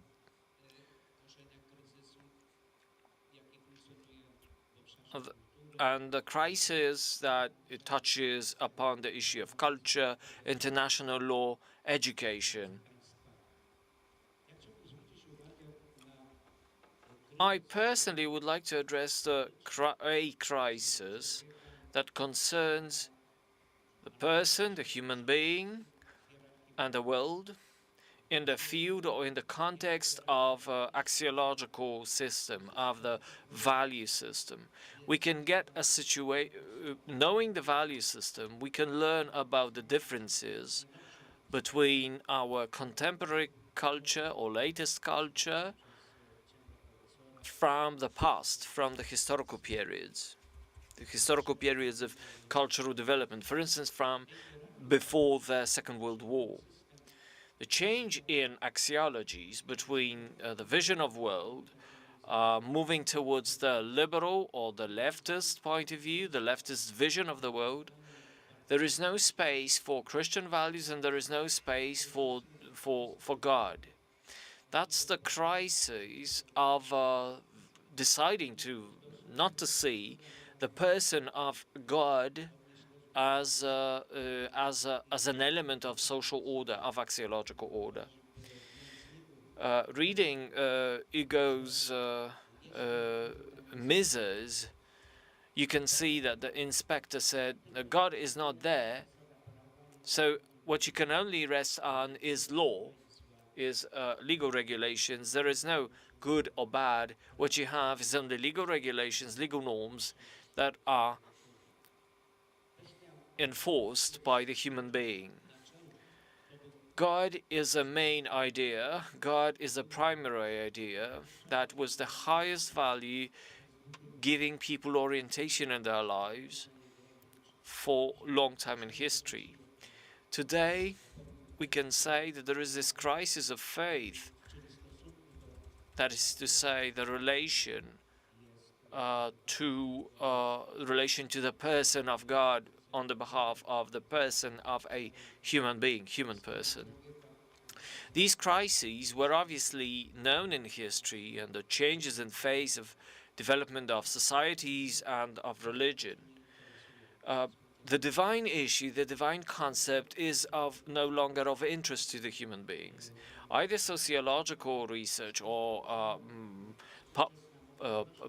public opinion research shows that more and more young people in Europe, also in Poland, get more and more distant to divine issues and to Christian issues. This distance can be handled in terms of indifference. It's not a question of fighting against Christian ideas or struggling against personalist ideas. I wrote a paper in gnoseology, or theory of knowledge, in Marxism, when talking about the relation between the vision of the world and reality, and the debate between the Christian philosophy, Christian gnoseology. But these topics are of interest to almost no one today. What is instead there is the question of indifference to the idea of God, and then the question of virtual world and cyberspace and authorities that develop in this particular fashion, in this particular cultural trend. So now we are facing a question: what to do as pedagogists, as educationists, to somehow help a young contemporary person leave this comfort zone of indifference and to bring back the balance in the axiological system, moving towards objective way of thinking about axiology, to build personal axiologies for life. The idea of man, the idea of a vision of development, integral development of a person. And now I would like to pass the floor to Professor Skrzydlewski. Let me start with thanking for invitation, and maybe if you could handle the third topic. So the person, its features and qualities as a central point of reference for education and family. Let me first of all, before I address my argument, I would like to address some early issues and the notion of crisis that we talk about. Let's talk about reality as we can see it. As we can see, everything in this world exists for a purpose of its own. Sometimes it can be read by a human person, and in a way interpret this objective, and then can read the attributes of good, of beauty. But not everything that human person does performs the function, like the marriage that decides not to have children but operate on pleasure, on joy, of no particular objective of its own. So the inability to meet an objective, you have a semi-objective or an artificial objective, which actually blocks the way to realize the value system in its normal way.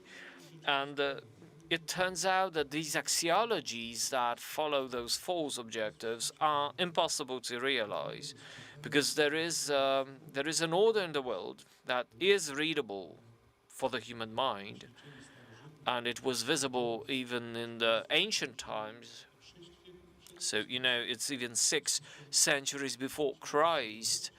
So finding the teleological nature of the word protects cultures before crises. That was written by a number of philosophers. And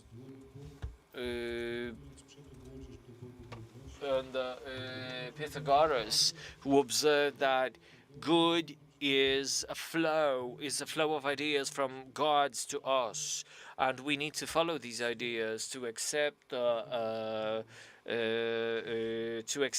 and to creatively interact with the world.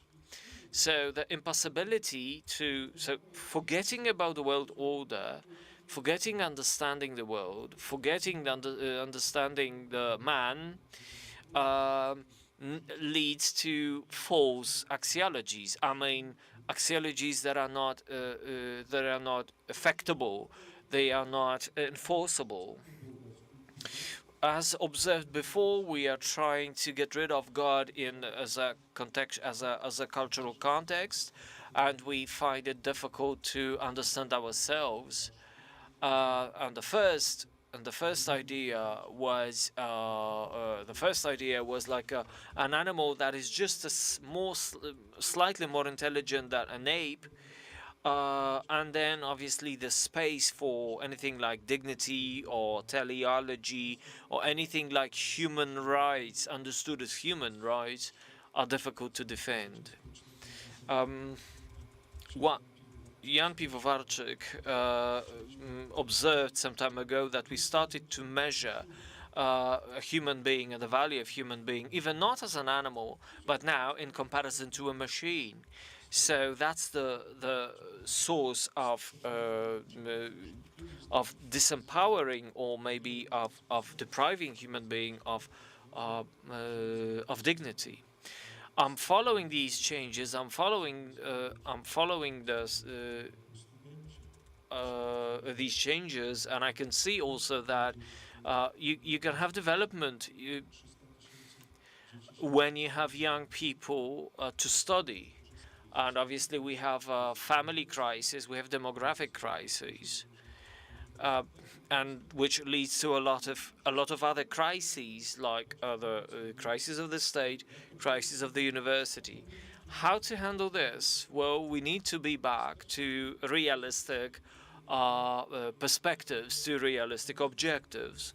Philosophically speaking, when I think about education and public life, we need to get rid of the source, the root of all crises, separation from reality, which is atheism, because it destroys culture, destroys education, and deprives human being of reasoning, and a person is blind to see the objectives, the realistic objectives, faced or posed to legal institutions and all other institutions of public life. We need to change the worldview and to avoid the stupidity of atheistic approaches and consequences. All these tendencies are the roots of our crises. Many, many thanks for these opinions, and then I would like to ask Wojciech Kaczmarczyk, National Director at National Institute of Freedom, Center for Civil Society. It's a new institution that has been active for just 5 years. We have been in cooperation, and I must say, don't want to be a flattering, but I do confirm that this institution changed our reality to a large extent, and I'm so happy to cooperate with a person like Wojciech Kaczmarczyk, and we are a developing civil society and its influence to life. I'm sorry, I feel in blushes because of those positive opinions on concerning me. Thank you very much for those nice words. But just if you allow me to shortly maybe talk about 2 or 3 elements of the civic society that somehow try to mitigate the crises in value enforcement, value realization. When we talk about civil society, one thing that comes to our mind,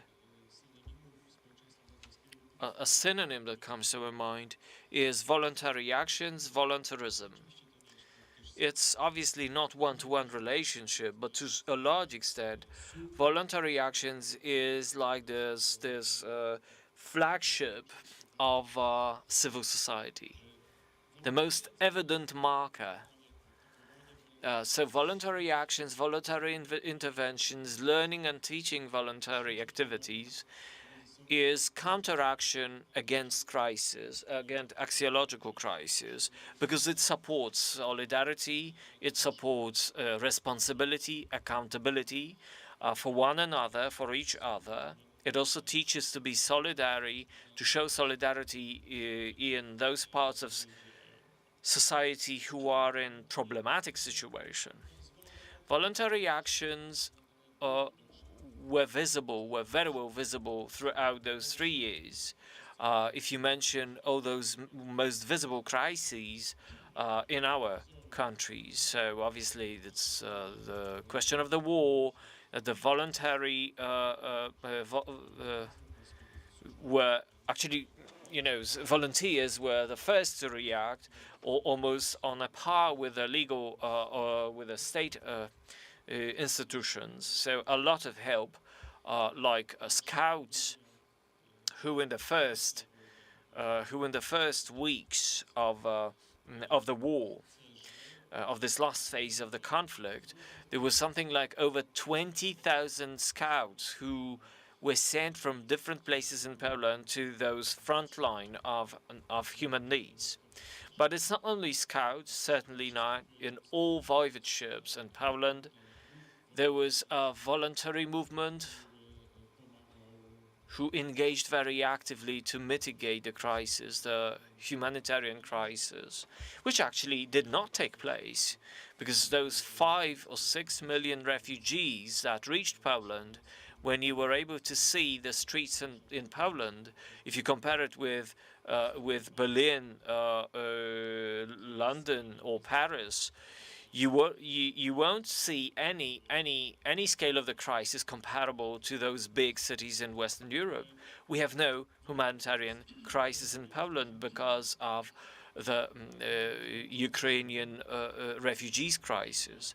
Voluntary actions, practicing engagement, participation is education, means educating attitudes to support human dignity.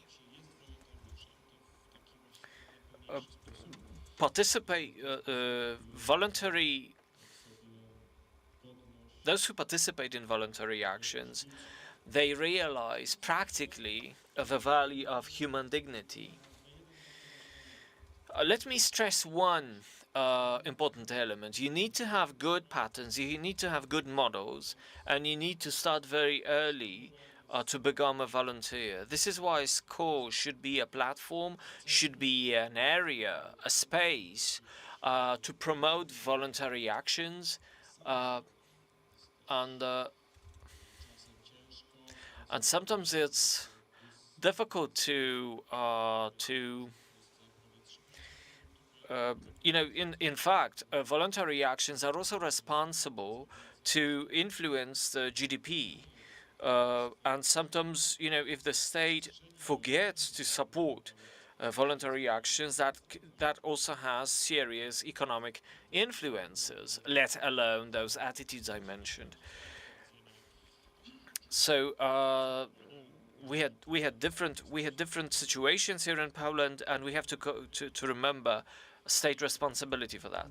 Element number 2 I would like to mention is the culture of dialogue, which also mitigates crises, which also helps to alleviate crises, and it helps realize such values as solidarity is. Dialogue. We often practice dialogue with ourselves. I mean, we get close to one another. We get into ghettos, and we seem to be talking with one another. Some time ago, we witnessed some criticism of our actions by Okopres, publishing house or publishing, and we were criticized by Watchdog Poland. And it's not that obviously we are free to be criticized. I mean, we realize we want to be criticized. We realize we are a public institution. So it's no problem that somebody criticizes us. But the problem is that there are voices that want to divide, want to put a divide into institutions, NGOs who support the political powers in force and those who are against. And some of such institutions are often called quasi-NGOs. So that's the language of divide. I'm sorry, some voice problems. Sorry for that. So that's the division line. That's the divide. That's a way of acting. To jest właśnie takie działanie, które That's a kind of action that actually introduces crises rather than counteracts crises. And this is how it's possible to how it's made difficult to realize values in contemporary world. So, and maybe one more thing. Today, Minister Żegocki said about all those diplomatic issues, diplomatic work of the Polish state. And maybe let me talk about the so-called soft power, that is to say, people who are, everyday diplomats, everyday ambassadors of the state, and the influence of everyday life, every man on diplomatic work. Participation of people in institutions, in different institutions and NGOs, this is soft power, and still we have a lot to do to have this kind of, those centers of NGOs, foundation, European foundations. We are not present there. We should be more present there. All kind of fora of NGOs. Still, we are underrepresented, and the narrative that is prevalent there is that related with Soros-related websites or network and similar institutions. So that's a huge mission for Polish NGOs to, in the long run, build civic education, civic soft power of the Polish civic society, showing the values that are close to Polish tradition, to Polish civic traditions. Thank you very much. Now my question goes to technical people. Do we have possibility to have Professor Tetiana Burlajenko with us? Professor, would you like to please take the floor? Could you tell us? Thank you very much. Thank you very much for giving me the voice to participate in this conference. For a number of years, we are under complete blackouts, and now we have internet and some light, some energy, some power, and I hope still it's a small one, but it's our victory that we can be together and that we have God on our side. I think that as human beings, we all live in the world of values. And it's obviously our point of reference, field of reference. It touches upon all spheres of life. Human being is an axiological creature, the one who creates and chooses axiology or axiologies, standards, ways of actions, and attitudes. You start with transcendental values and practical ones. We can talk about the transformation of these axiological systems, how they have been changing since the time of the Second World War. We can see that axiologies change during wartime. We can just experience it every day. What was important before the war is no longer attractive axiologically. For instance, the career, income, markers of success, they disappear. They lose their attractiveness and allure in the context of the danger of death. It turns out that love of one neighbor, love of one house and homeland is underlined, and those changes obviously will stay with us for decades, and the life becomes to have different colors that are not seem not in harmony with our life today. But let me mention one more thing. Let me talk about the perception of the people, of the degradation of values we can see in different values. People in Ukraine, first of all, want to live. They don't want to leave. They want to stay. They want to fight their struggles, even if there is no electricity. And when they feel no heat in their house, they are ready to say, no, we are staying, we won't back down, we will still here, and that's the sense, that's the meaning they are attaching to the situation they are in under the war, particularly among the older generations who are experienced with more than one war, and all things they are doing, all trajectories they are following, in a way they can bring our victory to us. Wholeheartedly, I'm wholeheartedly thankful, and I'm with you. So, ending this panel, putting an end to this panel, let me finally present my synthesis.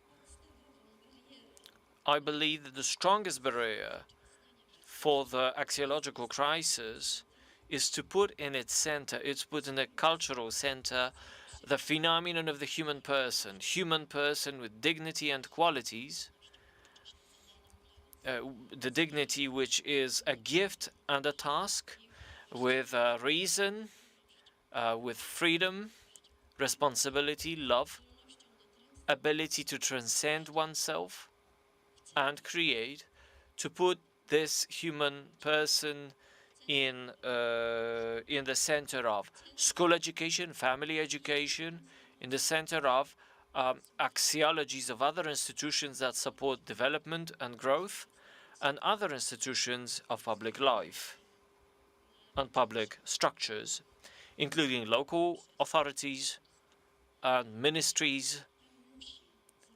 There must be an axiology based on a human being, human dignity, and human qualities. With regret and with my dissatisfaction, I need to observe that the changes of Polish education up until the time, from the time of ministry, was disintegration of the development of the integral development of a human being. We need to be back to rethinking of what we do as educationists. We need to be back to the integral development of a human being. This is what we need. We need to have a very clear axiological ground as a person of a learner, and his or her development as the main objective for solving problems that are created because we disintegrate our teleology. We didn't have problems with teaching. We didn't have problems with teaching programs.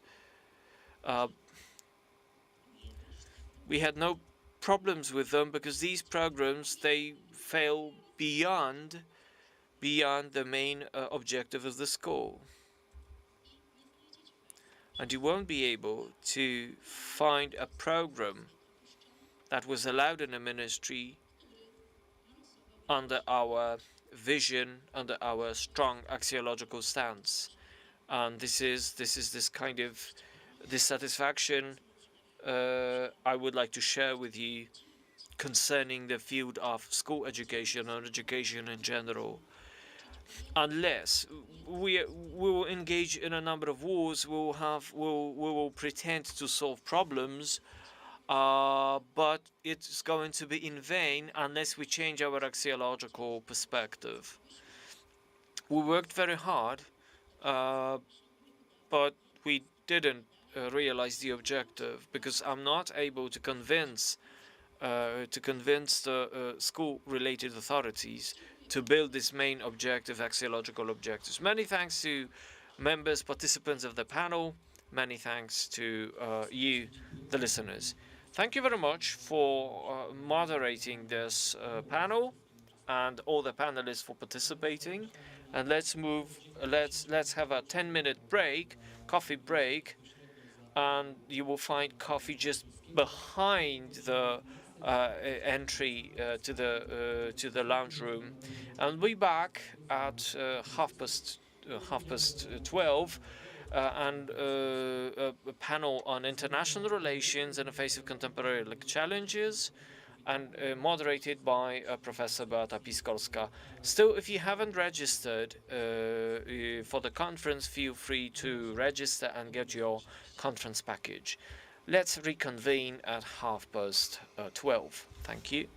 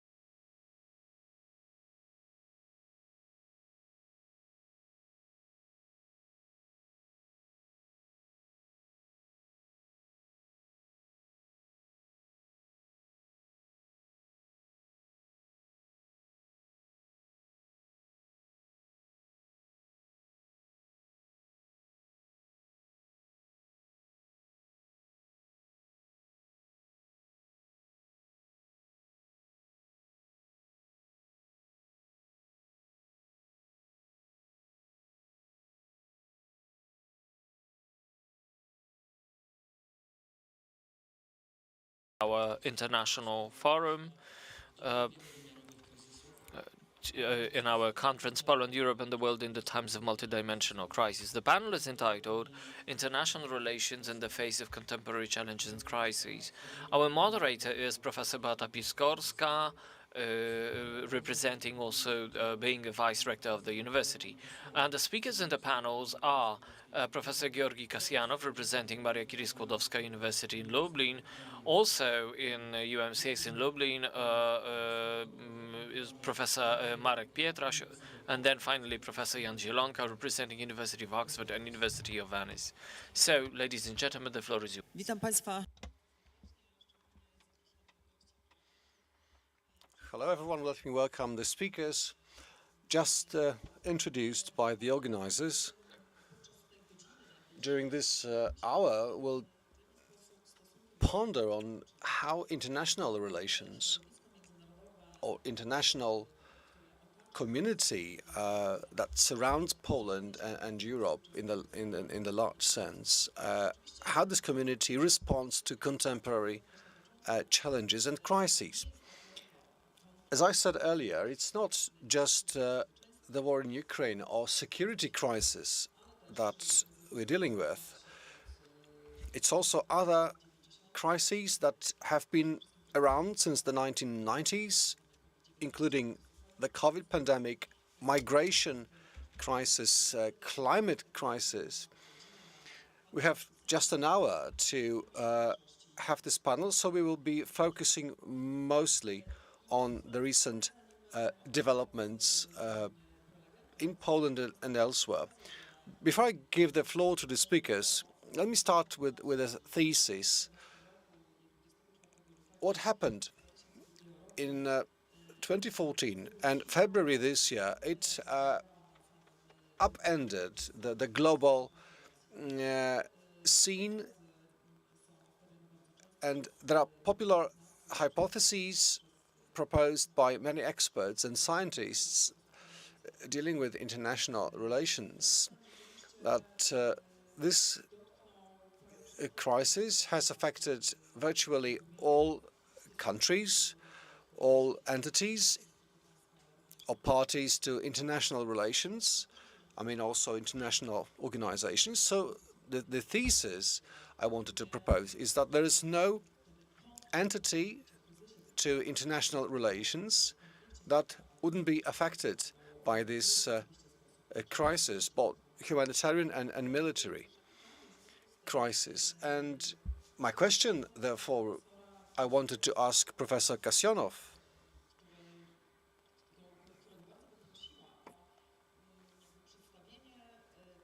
My request is to share his ideas about the history of international relations, because a contemporary look is not enough to understand this broader problem, because the history teaches us, but in a sense it prompts, it tells us what mistakes not to repeat.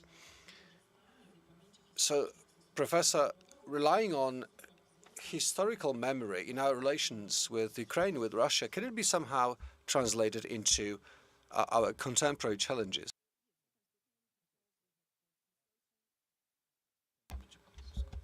Thank you very much for this question and for inviting me to this conference.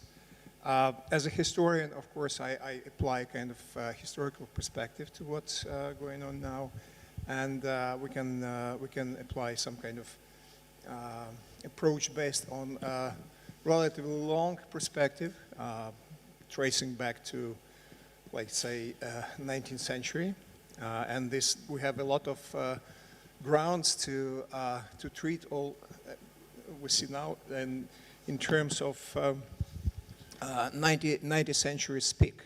For instance, as it was said, geopolitics, welcome back. So we now see that geopolitics is back, and probably in most extreme form. The second part of this might be that even recent history, even the history of the last 30 years, give us some kind of lessons, particularly in terms of understanding the changes in everything, including the including the language of international relations. And we see that this language also in many respects is reminiscent of the language which was elaborated at the end of 19th and beginning of 20th century, particularly when we look at Ukrainian-Russian relations and to what we call imperial thinking and imperial attitudes. We see the kind of restoration of a truly imperial thinking of Russia, not just in terms of attitudes towards Ukraine, but also in terms of perception of the West. Russia goes back to certain very basic points which were elaborated in the 19th century and beginning of 20th century. First is a idea of Russia's special path, special way, special mission in the world, as it's contrasted and confronted to the West, to the collective West. The second is that this special path, or Sonderweg, gives Russia special rights in the world order and in the world politics. And third part of this is that Russia perceives Ukraine as a part of its own historical land, all historical body, which means that Russia physically cannot recognize Ukraine as a sovereign entity, as a state with agency, as a nation with agency. So just 3 points, and it will be enough to understand that everything has changed, not just in this region, but globally. Thank you very much. So the next question will be later, but now I would like to move to Professor Marek Pietraś. Przejdę na język polski, pozwólcie Państwo. Let me now give the floor to another speaker, Professor Pietraś. Earlier today, Minister Żegocki said that there's a new global order emerging now before our very eyes. So, Professor, what changes, institutional changes to international relations, whether we take values or strategies of powers, of global powers, or emerging powers, what changes do we see in international relations? Dear Madam, ladies and gentlemen, thank you for giving me the floor, giving me the opportunity to speak at this very relevant debate, very topical debate, trying to predict certain logic behind our discussion. I tried to sort certain things out before this meeting and just get prepared. So let me elaborate on this. I agree, indeed, the international order is changing. Well, it has always been something live, something dynamic. The international order is a dynamic process at its core. And speaking from today's perspective, we can see a trend of quality change in this order. And Russia's aggression, and pay attention to this, Russia's aggression means certain acceleration of this global change. Russia's invasion of Ukraine speeds up certain processes, certain changes that started earlier, but were much slower than now. So, by my understanding, we can see these accelerated changes that takes us to a new period, metaphorically speaking, of a double change or dual change. What does it mean, double change? First, as I see it, the liberal international order established after the end of the Cold War, after 1990, this order is now being eroded. And the other part of this change, in the perspective of historical processes that Professor Kasyanov mentioned, is much deeper or is much fuller. I believe that what we are facing is a process of revaluation or certain revision of values of the West or domination of the West in international relations. Since geographic discoveries, whether we take military, cultural, or other aspects, the West has prevailed,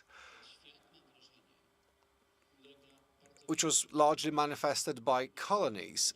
This world is undergoing a major change. And referring to your question, what order is going to emerge of this?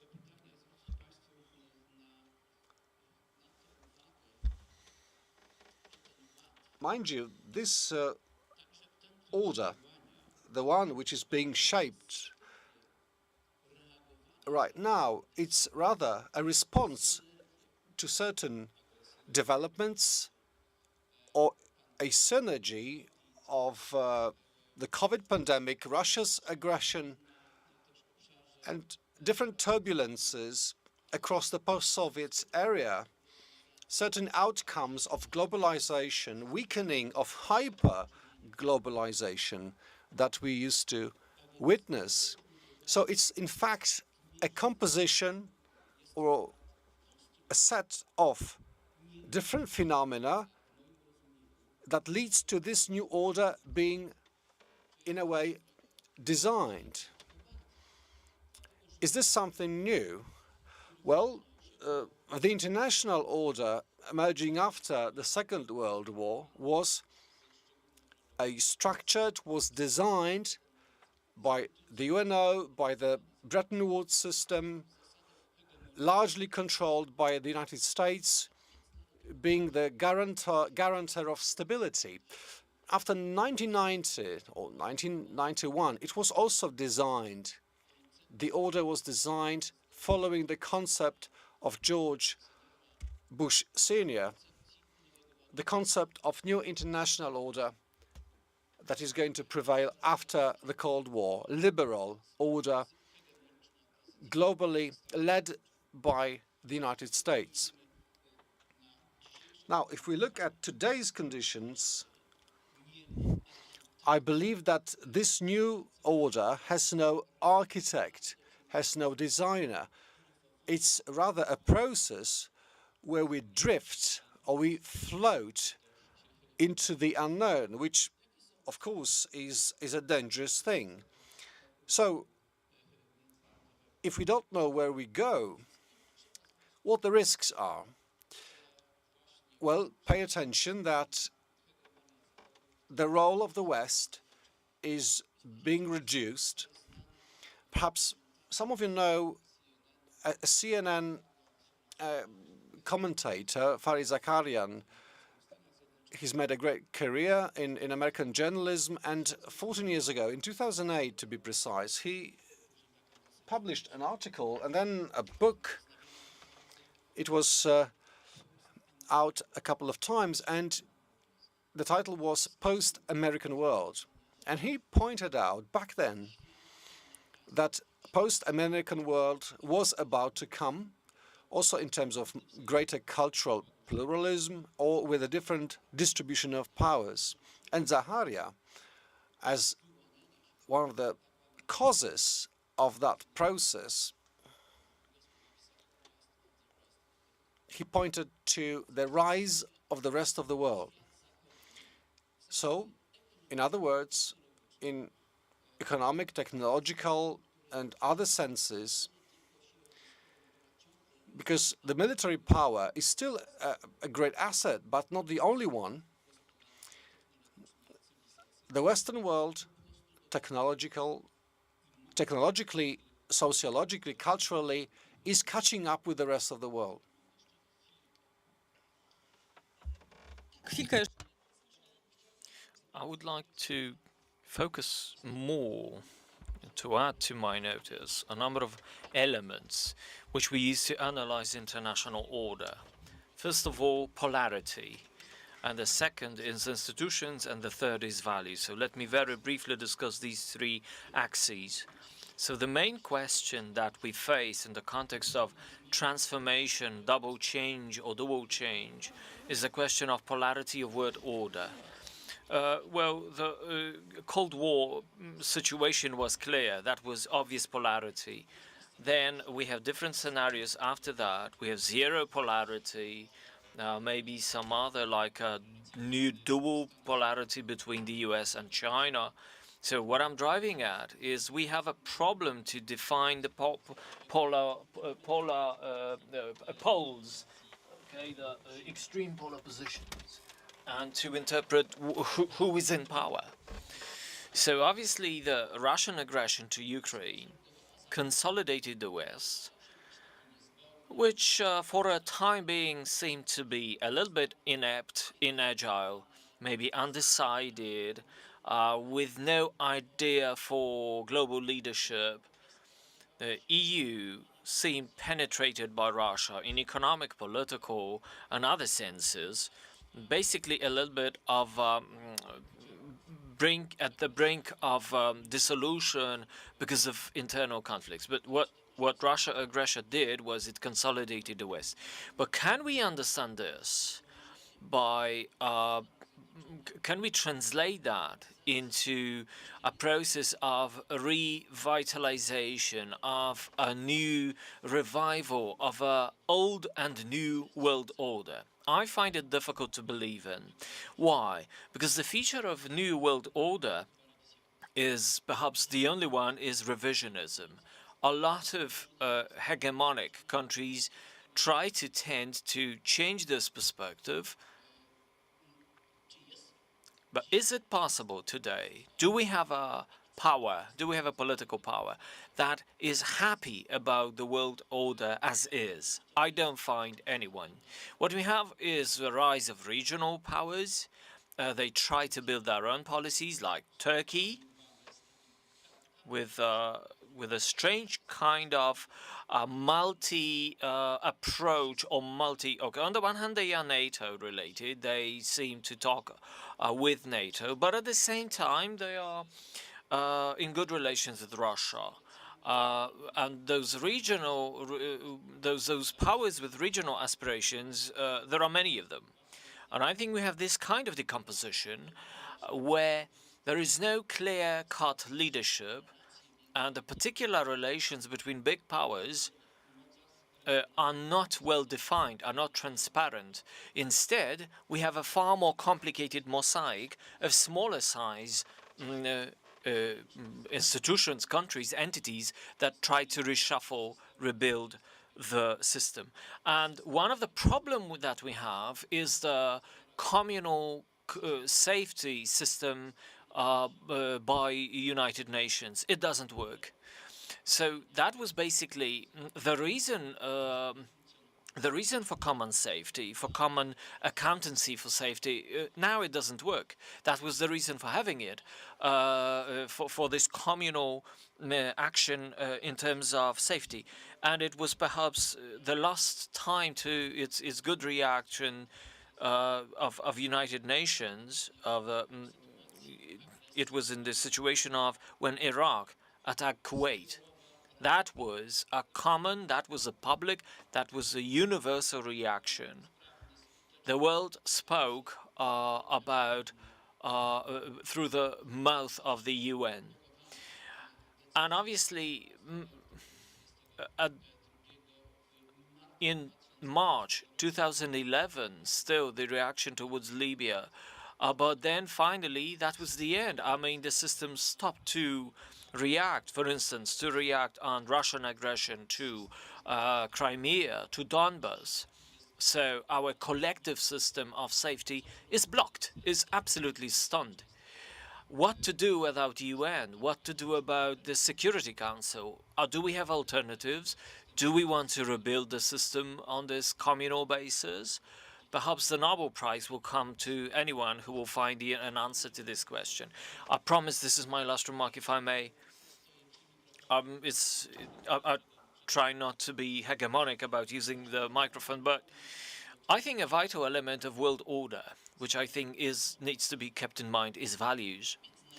International order is particularly after 1989 were built on respect towards rules, principles.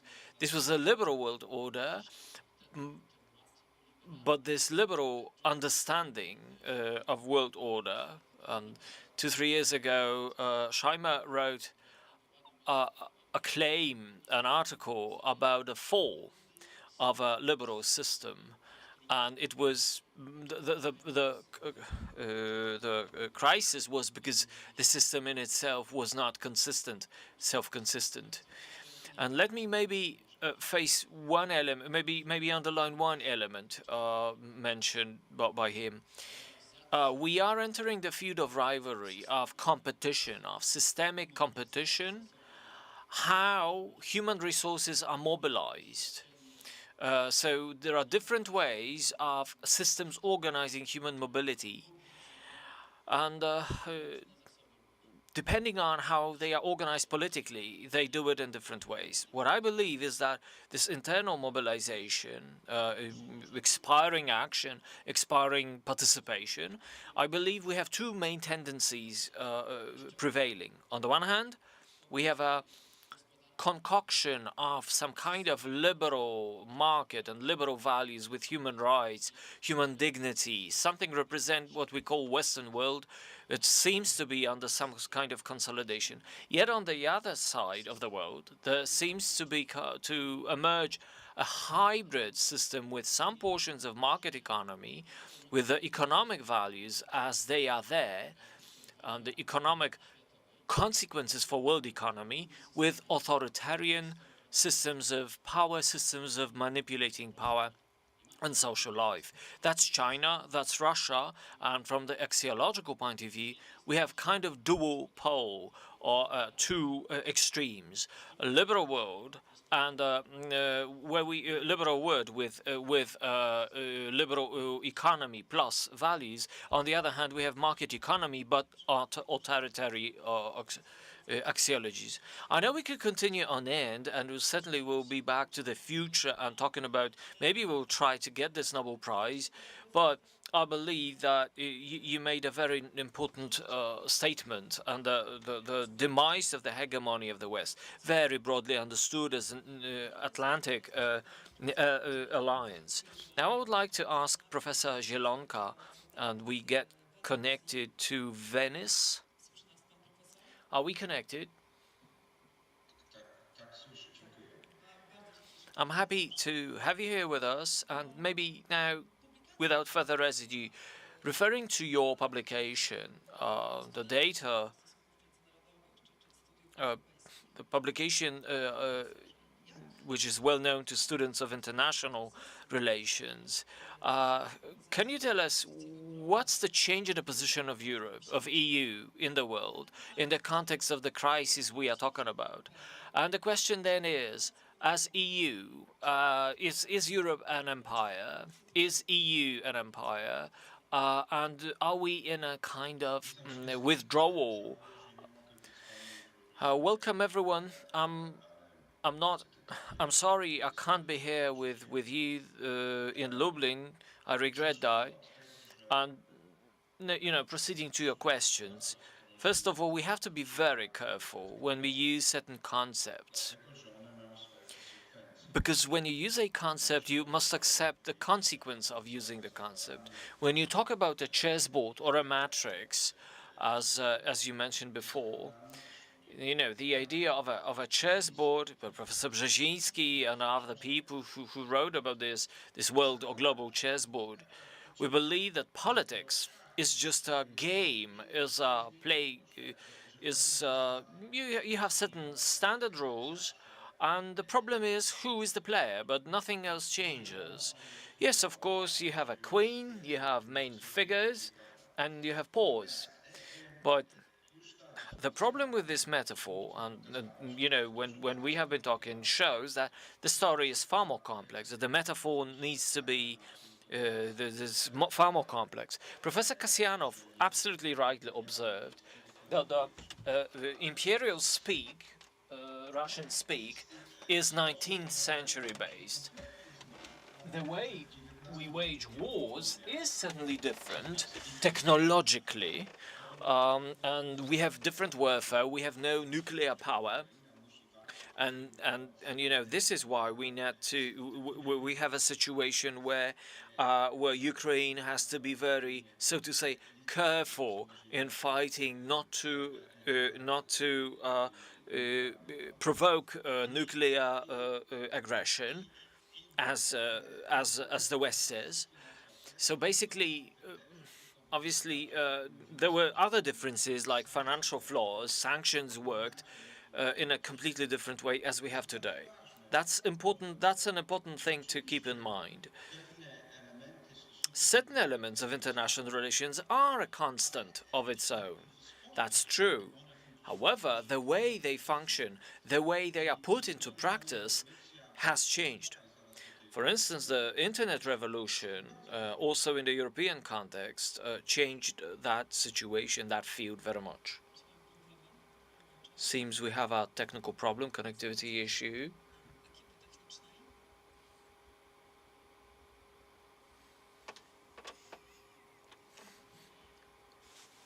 Właśnie mimo dobrodziejstw, że dociera Well, we can see that we have some benefits of internet revolution, but sometimes there is a problem that we have to handle.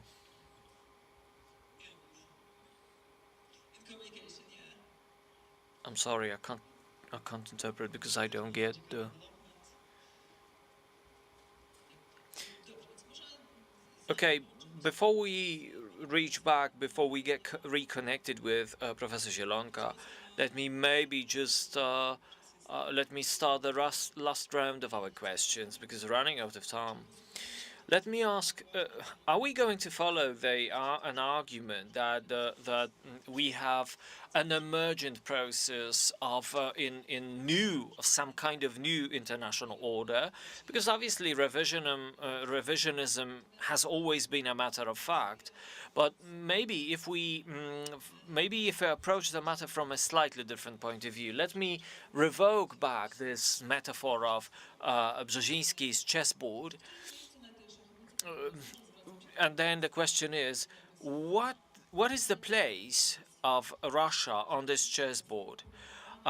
Is it compromised military, morally? I think I may venture a claim of that kind. We understand the historical value of the state, but will it still stay a hegemony? Will it stay as as a power? But we are back to Professor Zielonka. Please continue. We are back. I'm sorry for these issues. Something went wrong. Maybe I said something wrong and I was cut out of the internet. And there was a kind of intervention. That could be, for instance, Miss Melani. Okay, when we talk about international order, now, we are all talking about that. Professor Pietra showed that there is no order. There's basically more chaotic, more anarchic that you can think of.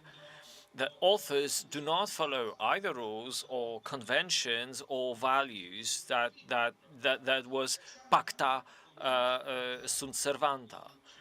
That no longer acts, that no longer reacts. And then the question, do we have polarity? How many poles do we have?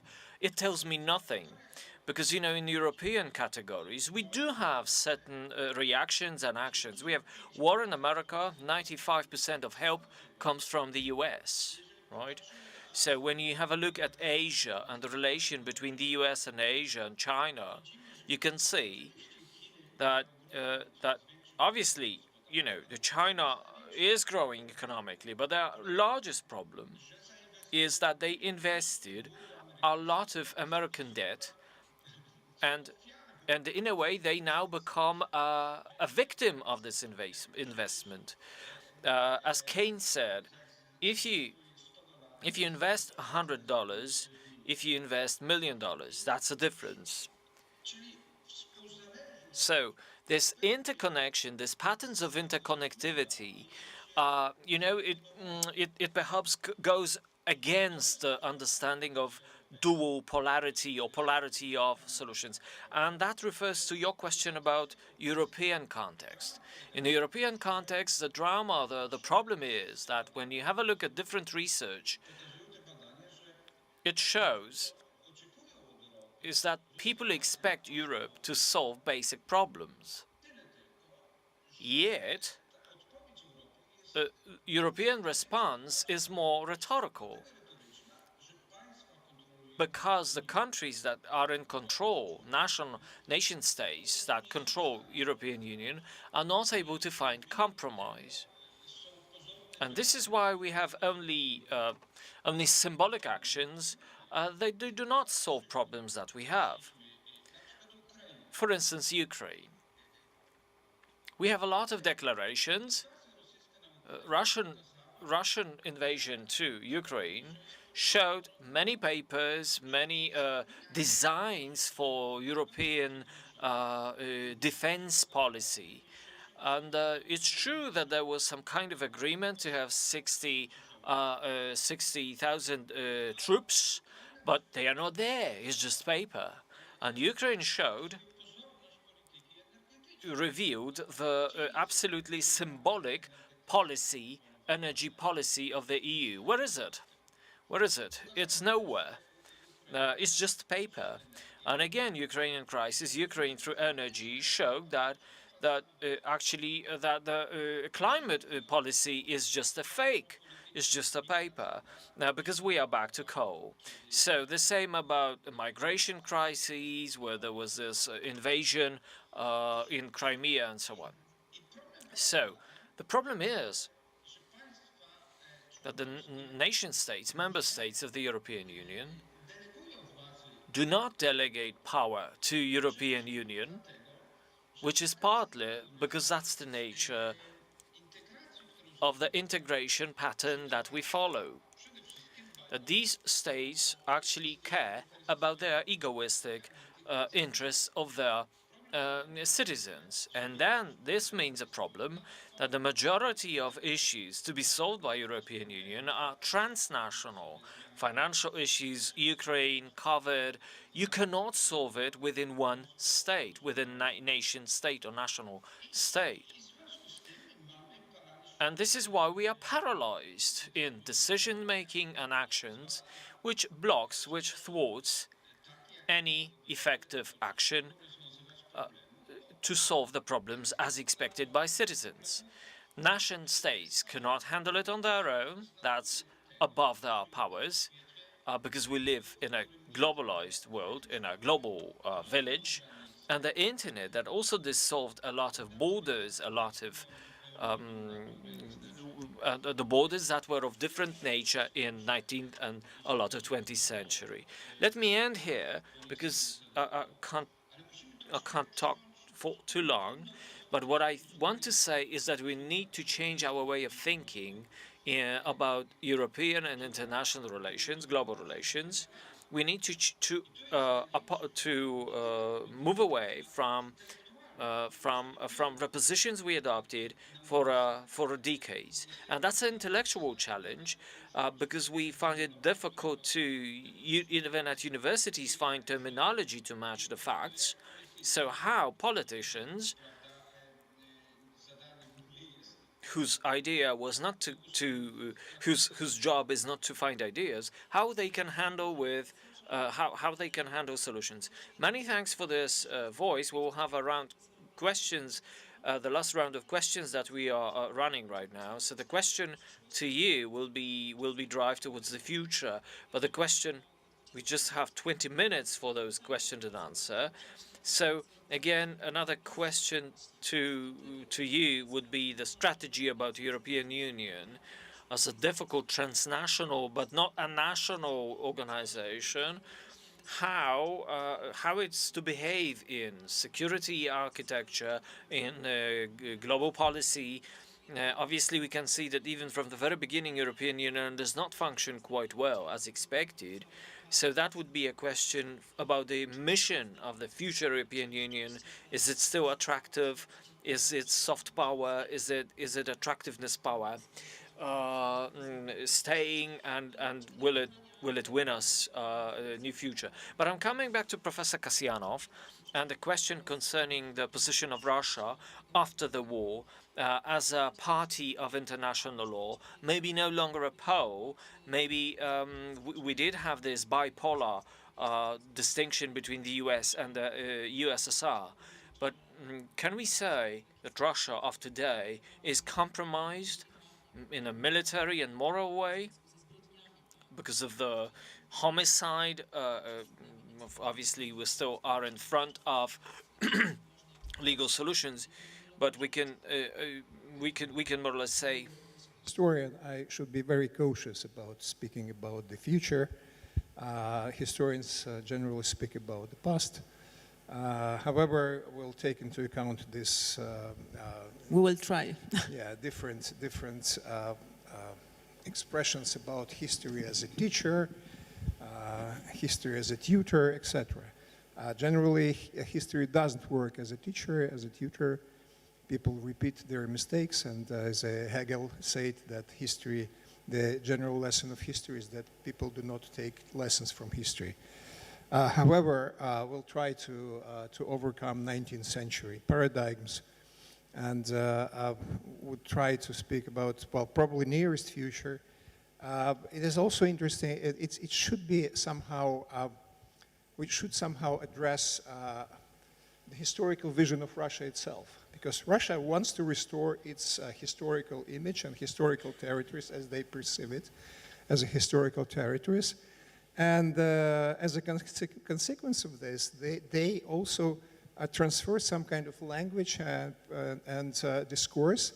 And it is interesting that the last meeting of Putin with Russian historians, that it was to a great extent, it was a kind of comic theater, but there were some very interesting points highlighted by Putin about role of Russia in the world. And you see that, and also at last meeting with the intellectuals.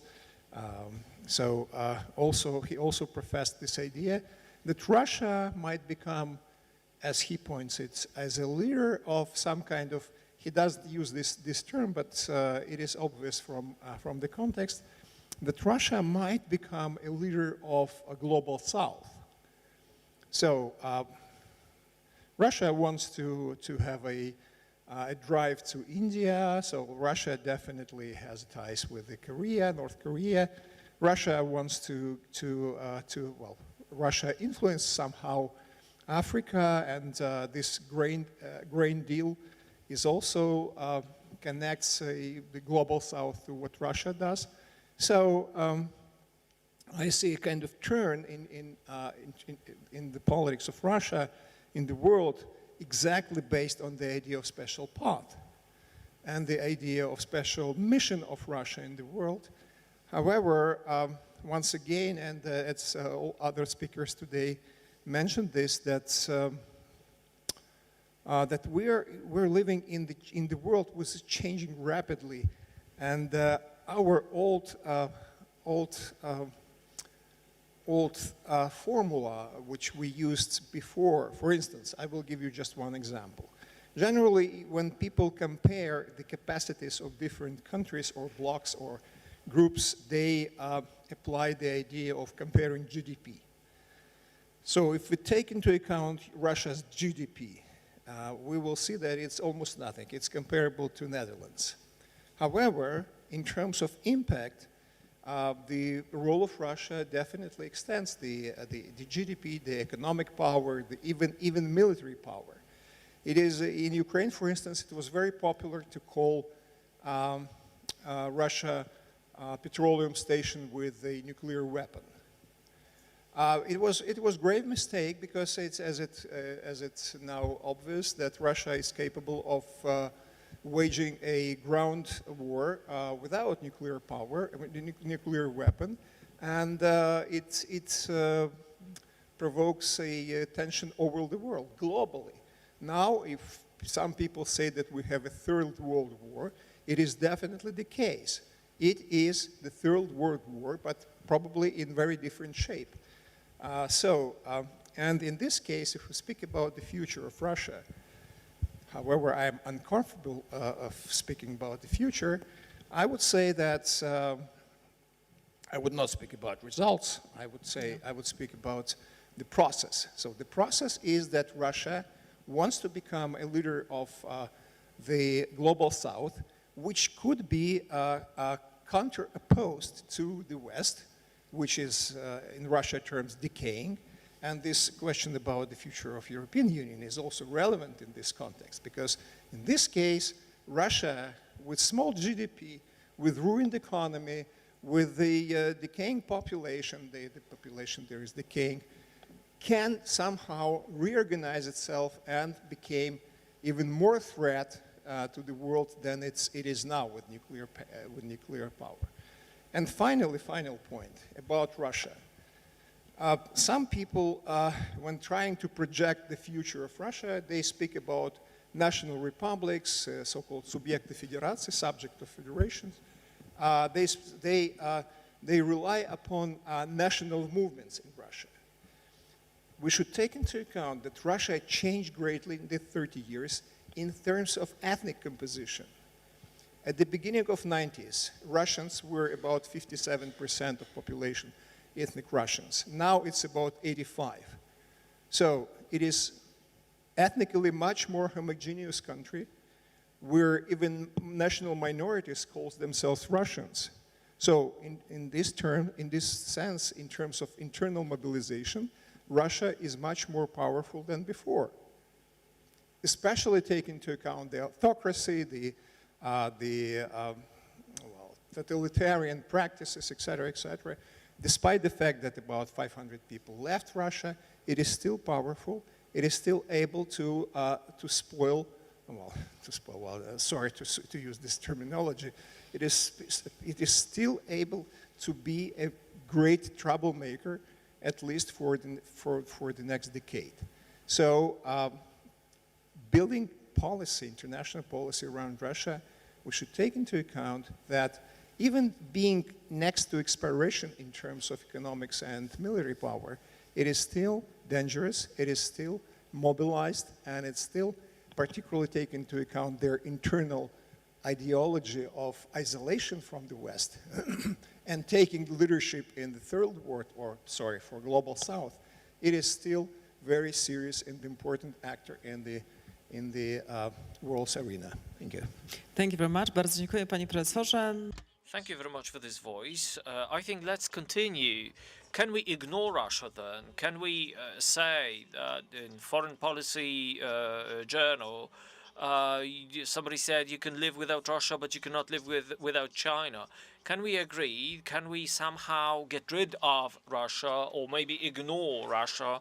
As Professor Kasyanov said, that's the role of Russia is undisputable, whatever you say. Now, apart from Russia, apart from the question, there is yet another issue that falls within your interest. What about international organizations like United Nations, where Russia is part of Security Council? So then we talk about the reform of the system of United Nations organizations and the whole network. So what could be the balance of power? What could be the distribution of power in the international world? You mentioned many threads in your questions, and maybe let me start with China and international organizations. Let me focus. Let me put your. Let me focus on one aspect, which is vital in functioning of hegemonic powers. The strategic, and the point is strategic way of functioning of these countries in international context. And the strategic culture connects with certain power projection, how my power will influence international context, global context. Russia functioned as a classical Westphalia a country state, an image of a nation state. Please let me remind you that at the end of the aggression, we were afraid about the fate of Ukraine because there was a myth of huge, invincible Red Army. And that was just a myth. However, it doesn't change the fact that that Putin was developing his ideas. For instance, we're first mentioning in 2007 his lack of acceptance to the post-Cold War order and his start of a geopolitical strategy to put Russia back on the scene. Please let me remind you that that was a strategy that these ideas expressed by Putin were accompanied by strategic thoughts how to project, how to threaten the West with certain ideas. As mentioned by Professor Kasyanov, Russian position is absolutely asymmetrical, economically, militarily, technologically. So how Russia can venture questioning the world order, how to win competition with the West if you are just a weak pawn on the chessboard. But the problem with world order today, and the question about China international institution, is this. Today, weaker countries, weaker states, I'm sorry to use a vernacular, try to win competition with stronger states. So that's what was mentioned by Professor Zielonka. Interrelation was a balance maker, was the factor that was stabilizing the world order. Today, it's not the case. Russia in 2013 accepts Gerasimov's conception of a hybrid war, of a uprising, of a hidden strife against European world order with political, economic penetration of the Western countries, including energy addiction, so to say. And this goes with all hopes that Europe destabilized in such a way. Europe, consuming Ukraine, will be able to expand all over the West, like flowing away, like spill out to the European areas. Fortunately, this strategy fell through. So what's the mitigation? What possible methods of mitigating this crisis? Well, obviously blocking the spill out, blocking the, I'm sorry to say that, but useful idiots that we had so many or have so many in the West, and reducing the information penetration, disinformation, to limit the economic power or energy power. These are the means of blocking Russia's position. China's position is completely different. Their projection strategy is different. First of all, economic penetration, 2017, the conception, one belt, one road, of just one road from China to the West, economic penetration, subservience, accepting the political system more or less, but okay, so the idea is don't ruin the committees, build your own. So they didn't want to criticize the world order, but they tried to create the alternative world orders in financial, economic, alternative system against Visa scheme of credit cards. So a completely different vision, long-term perspective, far more dangerous in long-term than the open, that a little bit too open and too obvious policy by Russia. What about the potential reaction of the West? Well, basically a better understanding, better strategy, more consistent strategy, building a shape of interrelations that will not cause dependencies, either financial or energy-based, from Russia or China. So also a policy that will eliminate the weak points in the West. European Union tries to realize its digitation policy, this strategic autonomy in the digital life, in the digital level. And obviously, if China and Russia do this, it's a very dangerous statement. Certainly, institutions can cooperate within regional groups of interests, and I'm afraid that global institutions, which are shuttered by global powers, I don't think they will succeed. Thank you very much for this vote, for your voice, and let's move to European Union. And my voice to Professor Jana Zielonka. What's the future of the EU?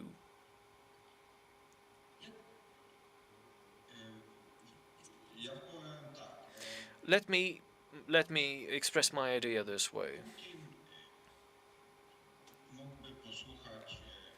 Putin could listen to Napoleon, who once said that you can do a lot of lancers, but you cannot sit on lancers. So obviously it means military power has its limits, and Putin believes that he will be able to impose to the whole of Europe, the policy of a lancer, policy of an armed conflict. And obviously European Union is weak militarily, let's face it, having no military power at its disposal. Yet at the same time, we are lucky not to live in 19th century, but in the 21st. And the situation today is that investment in economic growth and intellectual growth matter more and have greater future than sheer investment in military power. Yet the problem is of a transitional period in which which was very well discussed and very well presented by my colleagues here in this room. So my final say is, let's not get mad about all this situation. Keep balance. Let's not exaggerate. Let's not accept the way of defining competition, the way which is convenient, which is more, so to say, comfortable to Russia. The one with military power, the lack of morality, lack of ethical parameters in what you do, is just sheer power and division of power wins over thinking about the common good, about the good of human beings, society, those values which are important for us, principles for us, vital for us. If we accept, if we are hooked by Putin's logic, there is no much future for European Union. But when we put emphasis on the roots of the European Union, its attractiveness, investing into the human potential, economy, and the legal rules that are obligatory to all, our future is much more attractive. The vistas for the future are far more attractive. But you know, it's like this joke about Yeltsin. Mr. President, can you say in one word, what's the future of Russia? Dobra. Good, which means, or maybe in 2 words, not good. Although the topic is difficult and maybe sometimes pessimistic, I'm happy to be a little bit more optimistic in our end. Let's try and let's keep values that we have, let's live values that we believe in. and let's not be reshaped. Let's not be subjugated to the world visions which are not in agreement with our beliefs. Many thanks to our speakers, Professor Georgi Kasyanov. Many thanks for accepting our invitation. Also many thanks to Professor Marek Pietrasz, again representing Maria Curie Skłodowska University, and then Professor Jan Zielonka from Venice, representing also University of Oxford, University of Venice. Many thanks for your participation and your voices. Ladies and gentlemen, huge applause to the moderator of our panel, Vice Rector of KU, Professor Beata Piskorska. We are now closing the second panel during our conference, or at our conference, and we now are in front of a lunch break, so please enjoy your lunchomania, which is you will be led by the organizers to the spot, and we are reconvening at 3 o'clock, Contemporary Information and Culture Warfare, moderated by Professor Agnieszka Łukasik-Turecka, representing our university. Thank you very much. See you again.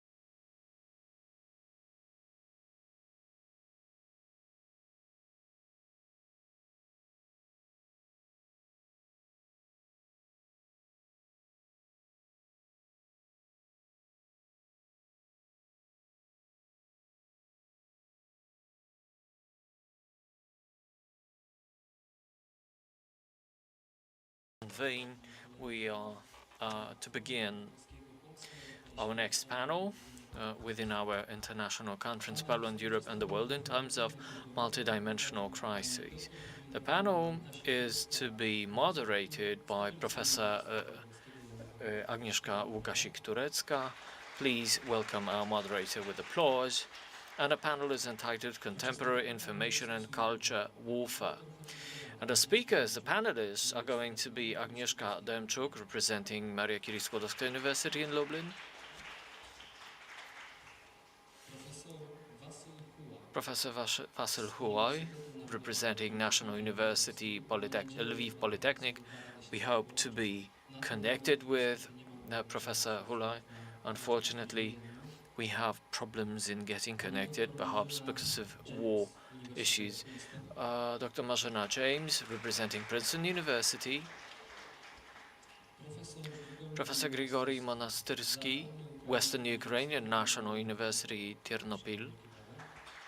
Happy to have you here with us. And Father Professor Marcin Składanowski, John Paul II Catholic University of Lublin.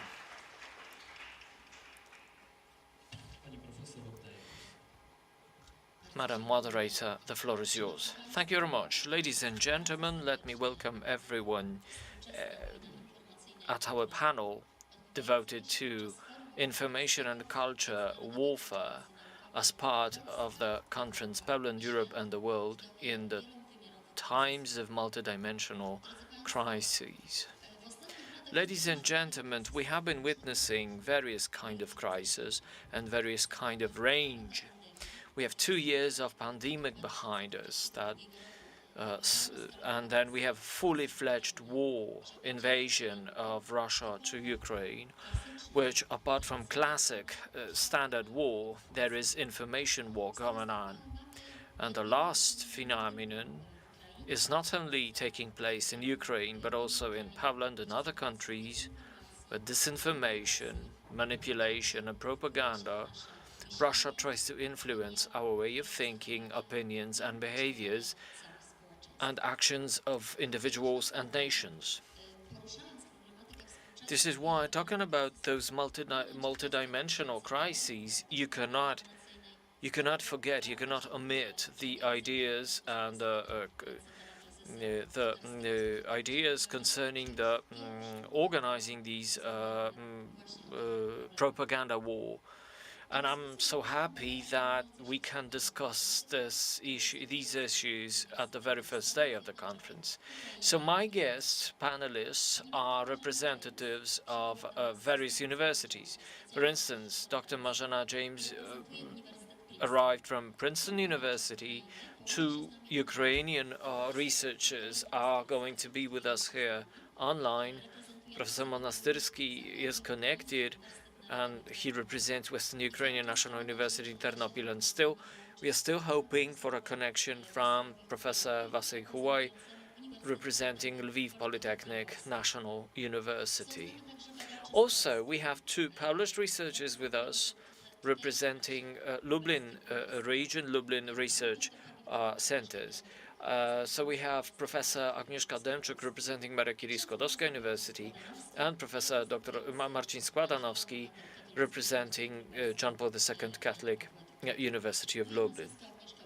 My name is Agnieszka Łukasik-Turecka. I also work at CORE, and I'm privileged to be a moderator of the panel. So, because we have time limits and a number of issues to discuss, so without further residue, let me proceed to the panelists, to pass the voice to the panelists. Because of difficulties in Ukraine and possibility of chances or risk being that we can get disconnected from our Ukrainian guests, let's ask our Ukrainian friend to take voice. Good afternoon, ladies and gentlemen. On behalf of our whole nation, I would like to thank the Polish nation for the support during this tragic and brutal war. As Professor Łukasik-Turecka said, we live in very difficult times, and these times are changing all the time. We do suffer from a problem. We do suffer from all those risks that power supply or internet can disappear, or anti-air raid alarm can be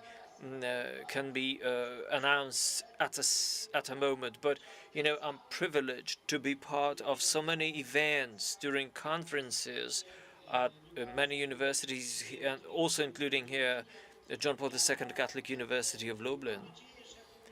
And I hope we will be back one day to regular life, to regular visits, to seeing one another face to face when we win, when Ukraine and with a civilized world wins. And so let me thank once again for the support to us. Ladies and gentlemen, during various meetings, when we talked about information war, when we handled the topic of information war, we often talked about technologies behind technology war, and we discussed them theoretically. We never thought that the war was going on for a long time, or has been going on for a long time.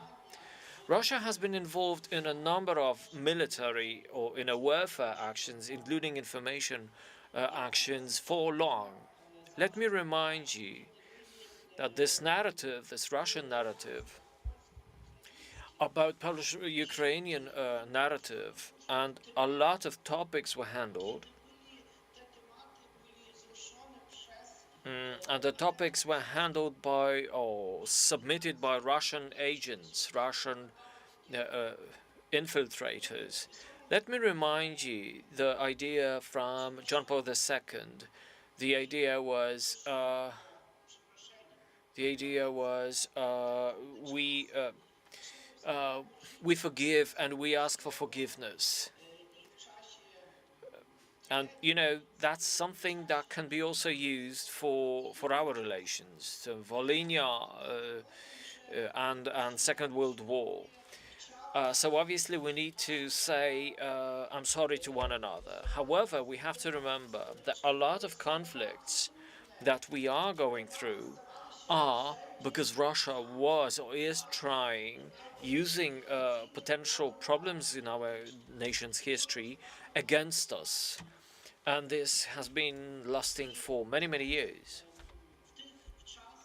So now, when Ukraine witnesses a war,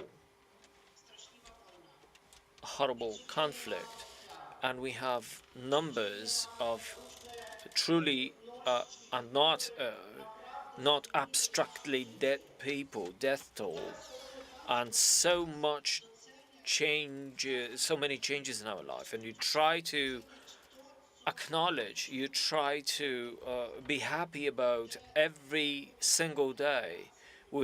Now you cherish all connections we had, possibilities to be in touch, to participate in conferences, trainings. Now we don't have it. So now let me refer to students. Please let me remind you that each day of your life must be fruitful, because you do not know what will be there tomorrow. The information frontline is so long, is so extensive, and it's so vital as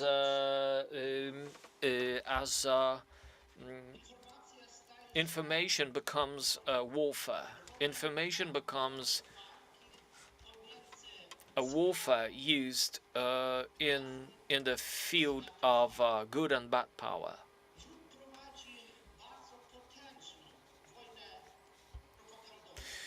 The enemy is engaged in very strong propaganda war.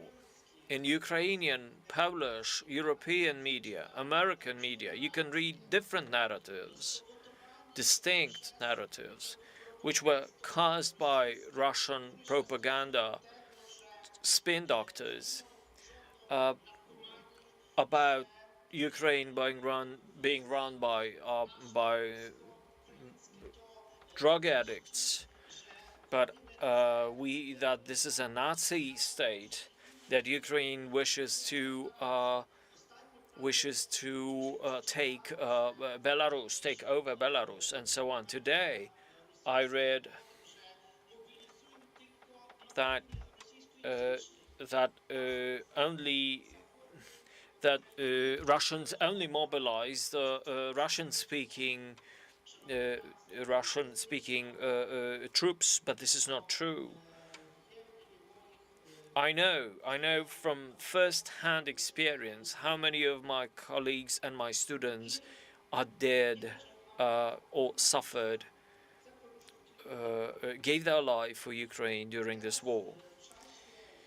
Let me mention one. I know my time is limited during this presentation, so let me focus on one basic message I would like to pass. We have to remember that the relations between people, interpersonal relations in one country, international relations, and so-called critical analysis, critical thinking, bestow on us instruments of mitigating, of rejecting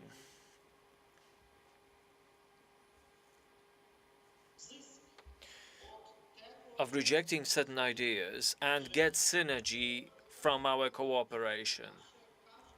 We have to remember that each our word uttered today becomes warfare. Different tools that we have at hand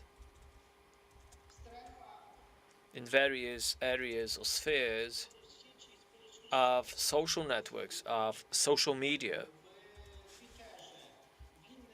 in Facebook, Twitter, they become tools of war, instruments of war. And we truly have to remember that the military warfare goes on along with information warfare. And I think this is going to be researched by many people, this new phenomenon, this new dimension of information war, and the role of information war in winning or losing conflicts, and in the Russian-Ukrainian conflict. Because of that, the main reason, the main problem that we need to address is that we are subject to dissemination of false information, which the enemy tries to disseminate all over the social network channels. We have to have it in mind, because whenever we talk about critical thinking, we need to ask a question, even maybe 10 times. Why? What for? Is this true? We really have to be careful, because our enemies pass false information in such a way that it raises a question in one's brain. Or maybe this is true, or maybe there are some elements of truth. And those bots and those spin doctors, they have a very strong power. We have to remember that. We have this tendency to, or maybe the social media has a tendency to pass information to be used, to be consumed in people's free time. And we know that it must be done by official media, not by social media. That's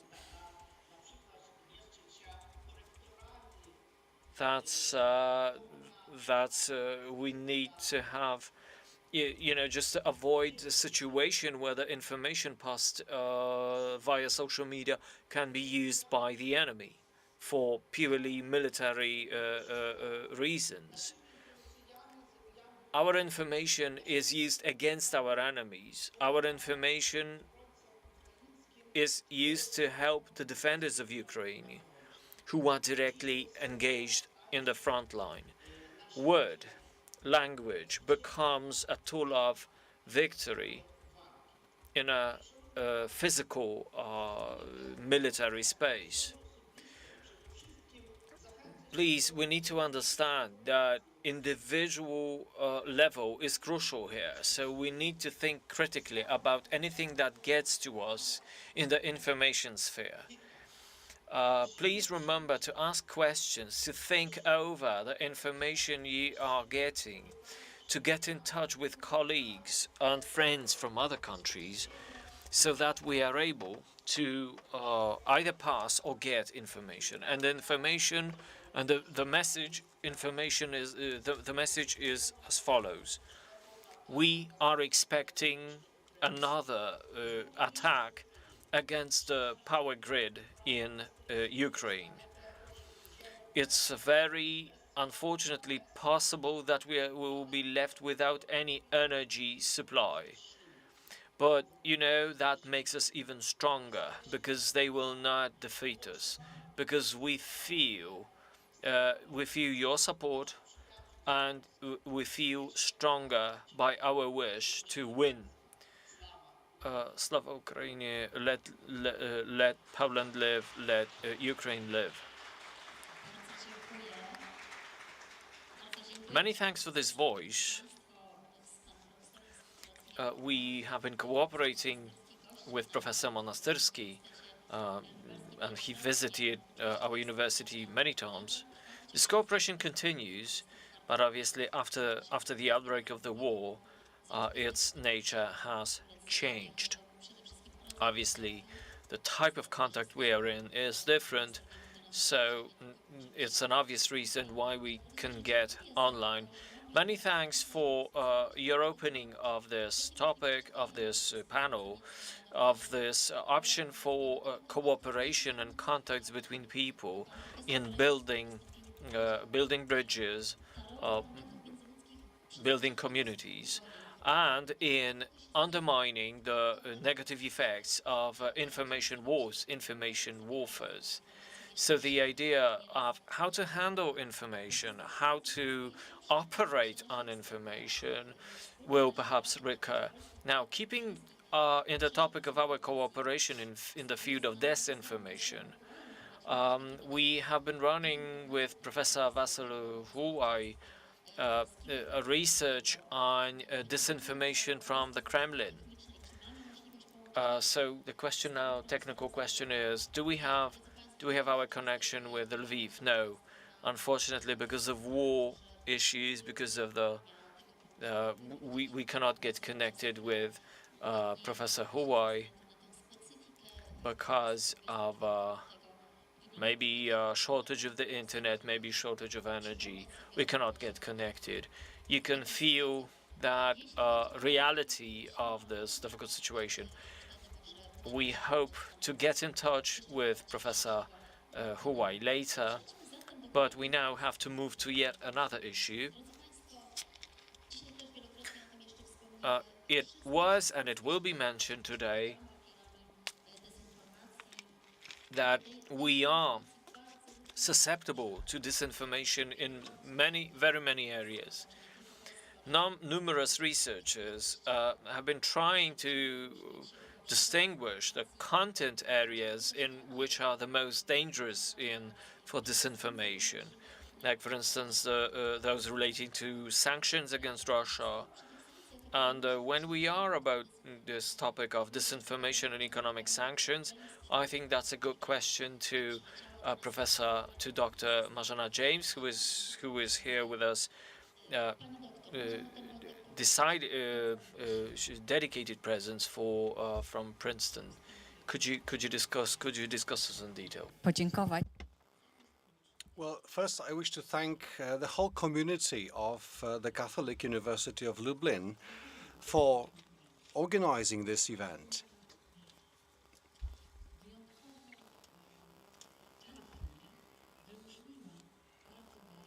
You're very right about pointing to very specific conflicts, both political and economical. And also, this conference is a great driver, is a great stimuli for those who analyze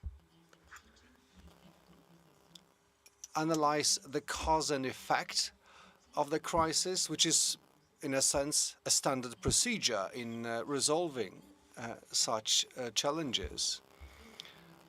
And because we have the whole set of crises coming together, this provides an extra stimulus to stand together and seek solutions.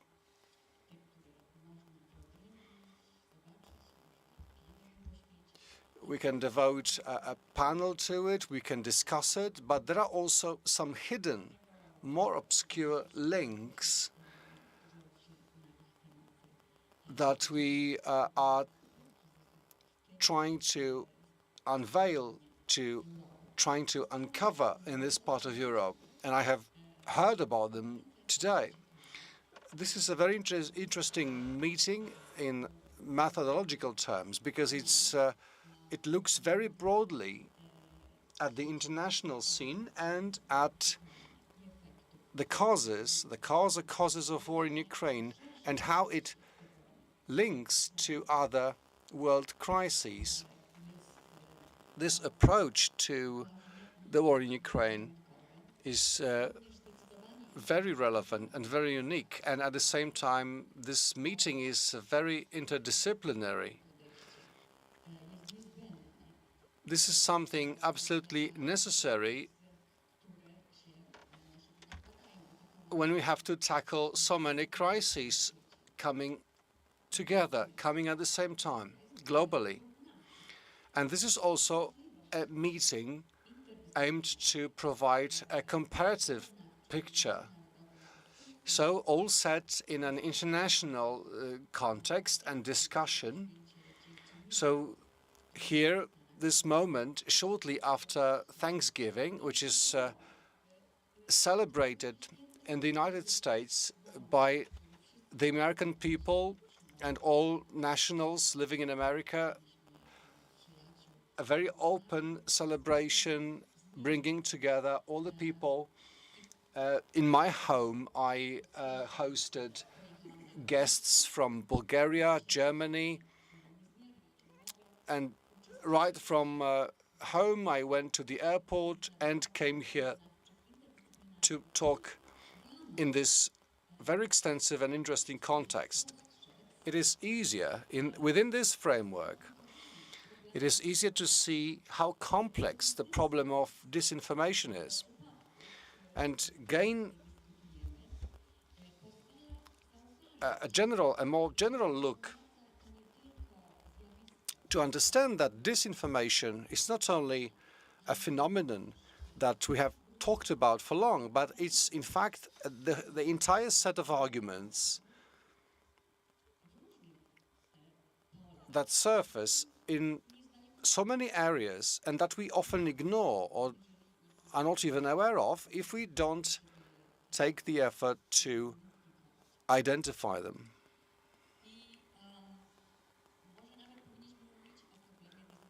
Perhaps we should even speak about the problem of disinformation in the first person. I mean, we fall victims to false arguments that come from this sphere, and it affects us in our individual areas of life, of work, and we're not even aware of that. An example of this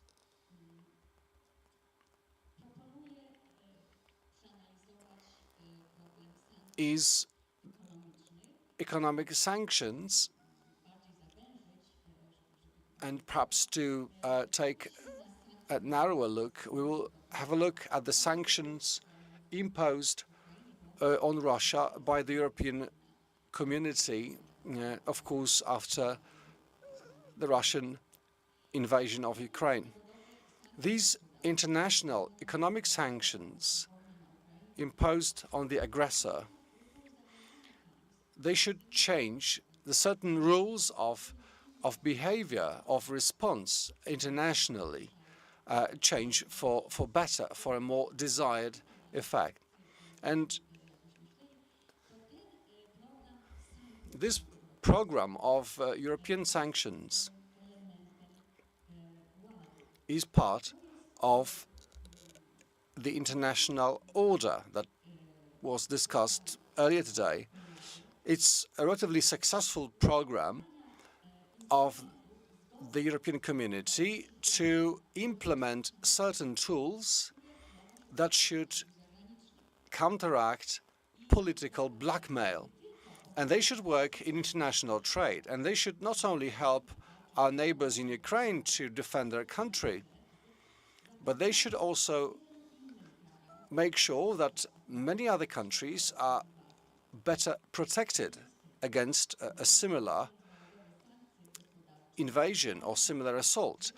And although these sanctions are revolutionary in their character, very few people actually know it. When the Russian troops started to gather at the Ukrainian border, the European Commission, working under the mandate of all the member states and together with Biden's administration, they prepared a historic program.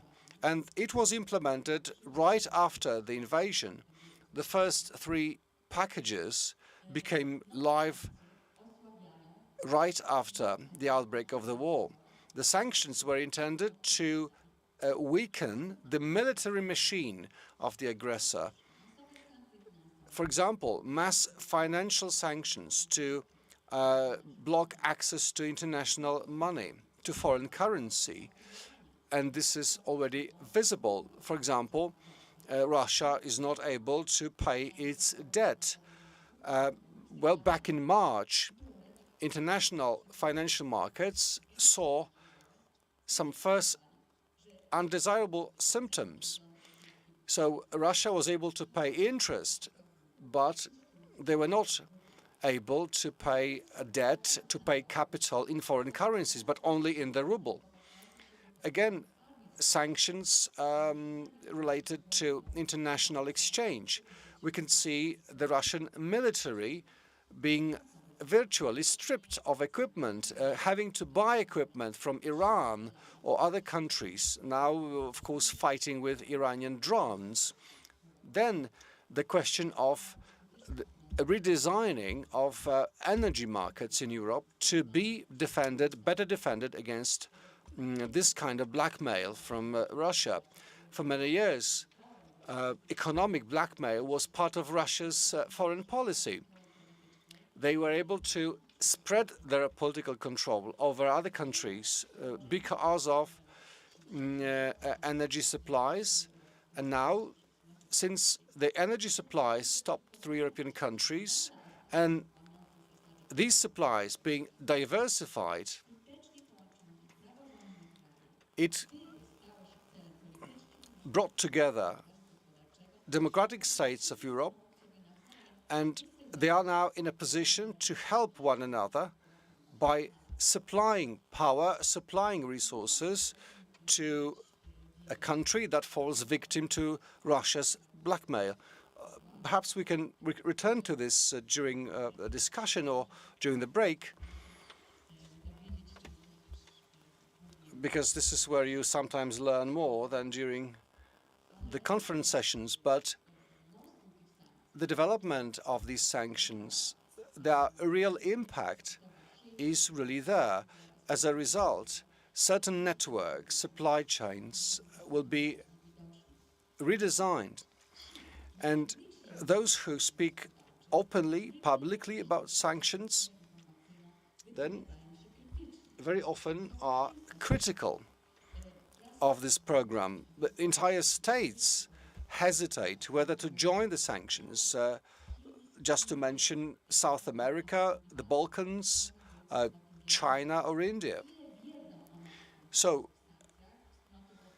how much they know about the EU sanctions, I mean, those who deny their effects, well, to understand how sanctions work, you should be aware of 3 political, theoretical, and historical components of it. So financial sanctions, economic sanctions, and also innovative solutions in power generation and sourcing resources that add to the power of the sanctions.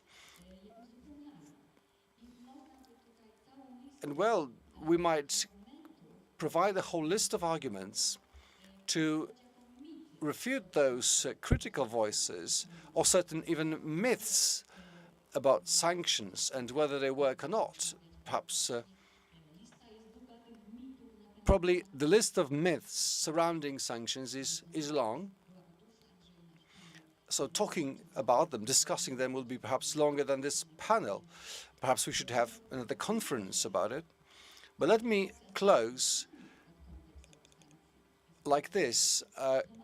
Consulting experts who design sanctions should perhaps help those who remain unconvinced to change their mind. And without such educational campaign about sanctions, we would not convince countries, societies, politicians to understand them. New political sanctions of the EU can save Ukrainian lives, but also can help in future conflicts in other parts of the world. But on the one hand, we need economic knowledge, economic know-how about this to help people understand how sanctions work.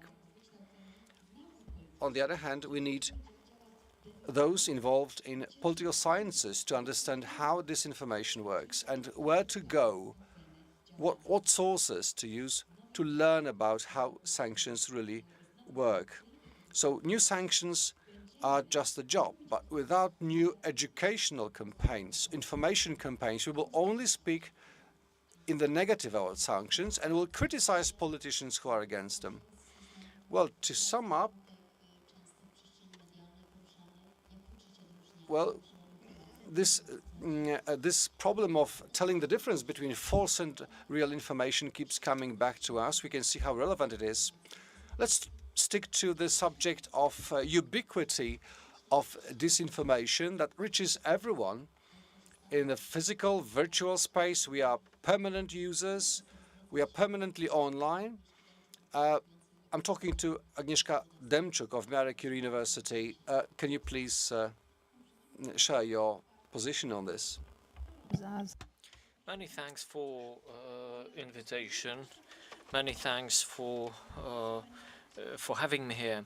Let me offer a kind of synergy between those different voices that we have.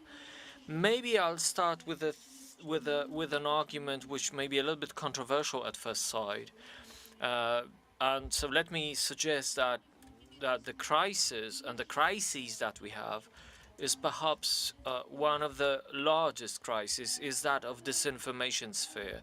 I would even go further than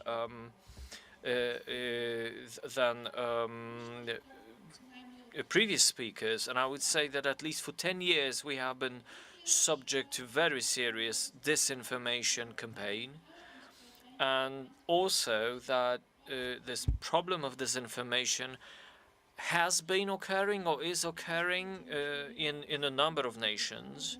So I believe the Kremlin and Putin takes over our internet, and in a way he introduced some democratic processes into disinformation. I know that sounds strange. I know that it's rather hard to think about Putin and democratization, but Zakaria wrote that we live in times of democratization, democratic leveling, as others call it. So we have democratic processes in violence, in different social processes, and this is where we get this negative connotation of the word democracy. So why do I want to say that Putin put democracy in the world of disinformation? I agree that obviously we are witnesses to information war, and maybe I could venture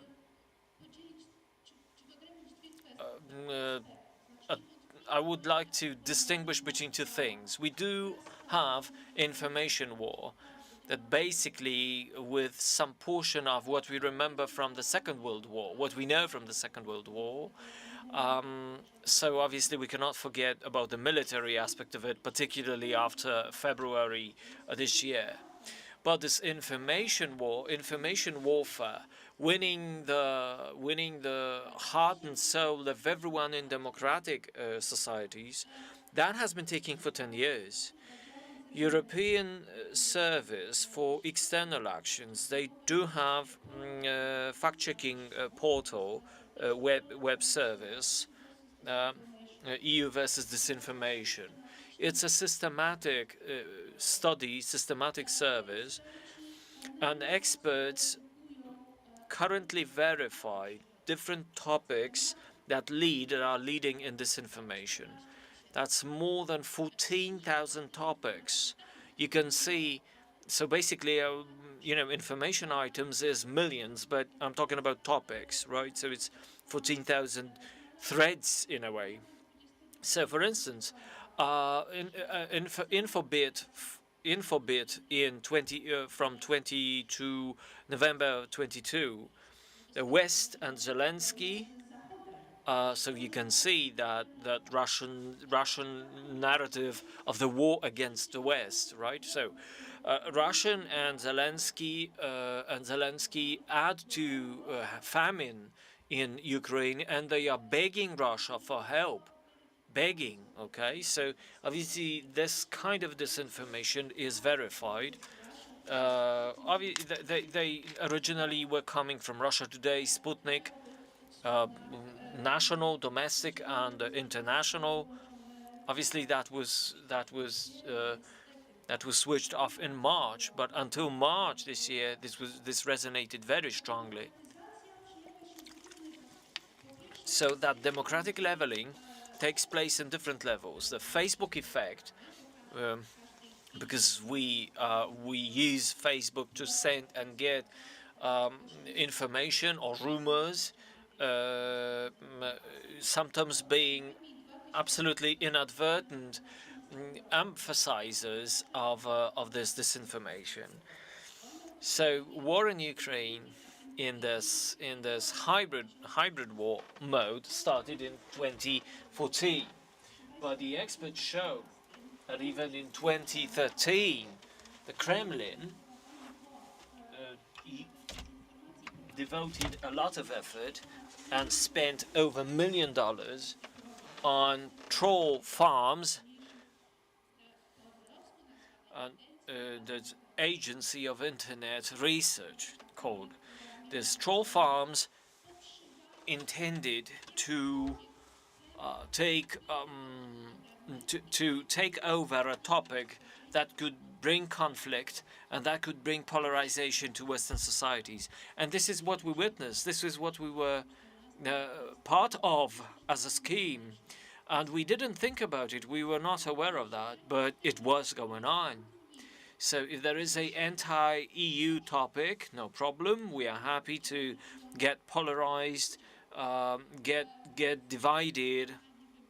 So we could see Russian influence on various polls and elections, and it wasn't only Europe, or it was also African influences. And another type of warfare is private military companies run by or supervised by Putin.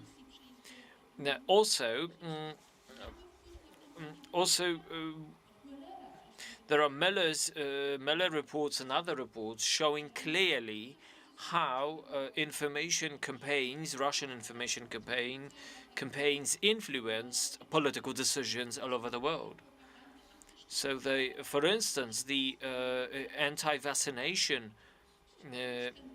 resonance, the pro-Russian resonance against vaccination strategies, even before the pandemic, those rumors, a lot of conspiracy theories, a huge engagement of Russia is behind all of this.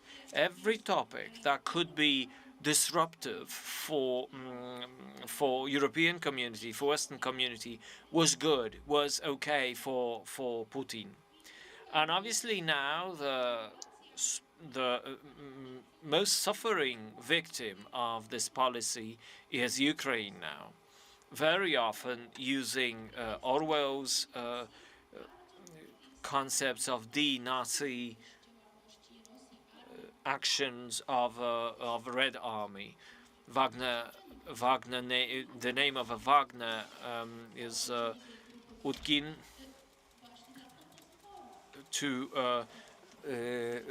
Utkin loved or loves Wagner as a favorite composer of Adolf Hitler. So the EU for Disinformation researchers found over 500 references to Nazi issues, like Nazi rulers in Kiev, so the basic Nazi as a keyword, engrams were used very frequently. What I'm shocked to see, what I'm shocked to observe, what happened this year, and following evidence for homicide, for mass killings, and to undermine Ukrainian nation, and the plans for mass homicide, as Sergei Timofeyev, Kremlin's ideologist, who, when the Bucha crime was discovered, he said, what should Russia do with Ukraine or to Ukraine? So Stanton, who has been researching a number of homicide crimes, he believes that basically those crimes fulfill 10 conditions of being mass homicide crimes. We are also witnesses of this information warfare. And as far as technologies and instruments of this war, the whole propaganda machine involved by Putin, this is impressive. And those bots, troll farms, all those IT technology, high-tech, state-of-the-art technology involved, all the social media, social networks. You can put in to your open Google search I would like to buy or sell fake accounts, and you can absolutely get access to such solutions very easily. Automatic verification, any kind of malicious malware, all this democratizes access to bad side of the internet, and it becomes this element of Russian Pax Russiana, and the cost is not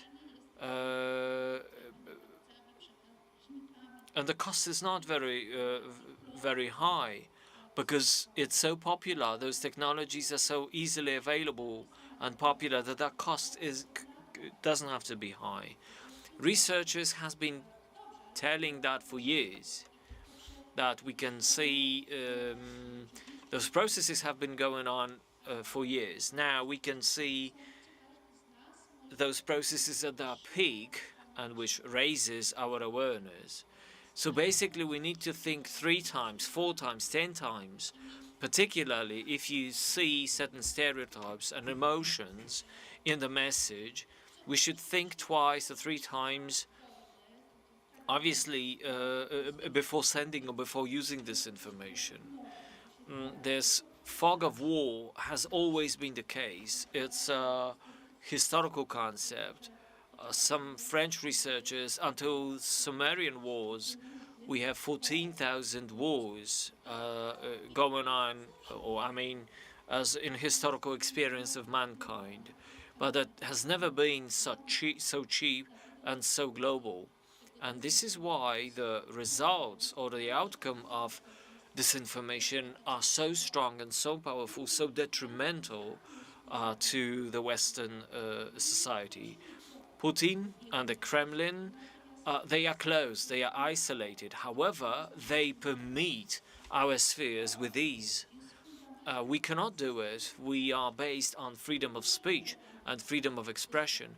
We cannot regulate that. But what we have to do is to mitigate, to learn critical thinking and to block all these malicious attempts. Yes, I agree. We cannot limit access to social media. Yet at the same time, in terms of traditional media, we somehow some editorial houses, editors, sometimes block comments. That was a deliberate action as a response of those pro-Kremlin trolls, blocking those parts of interchange of information. This was the only thing, this was the only instrument available to put down the activity of Kremlin disinformation centers.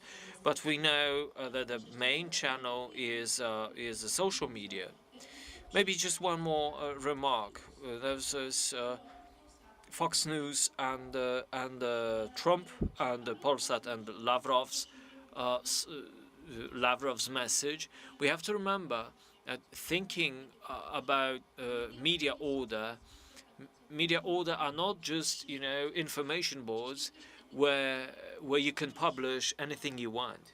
If someone keeps lying at the same time, Lavrov, I remember this year Lavrov was switched off because he stated that Russia was not running any war, and he stated that Russia did not attack Ukraine. Ladies and gentlemen, from the very early stage of our conference today, we have been talking about cooperation between nations, communities, also what Professor Monastyrsky said, cooperation between Ukrainian society and Poland. We also had a lot of words about international order, and we know that an important aspect of that is values. And the panel before ours, it was devoted to values and axiologies and implementation in modern world. Disinformation or distorted information, disrupted information, add to and aggravate the value crisis. And I would like to ask Father Professor Marcin Składanowski, how can we put it all together and understand it?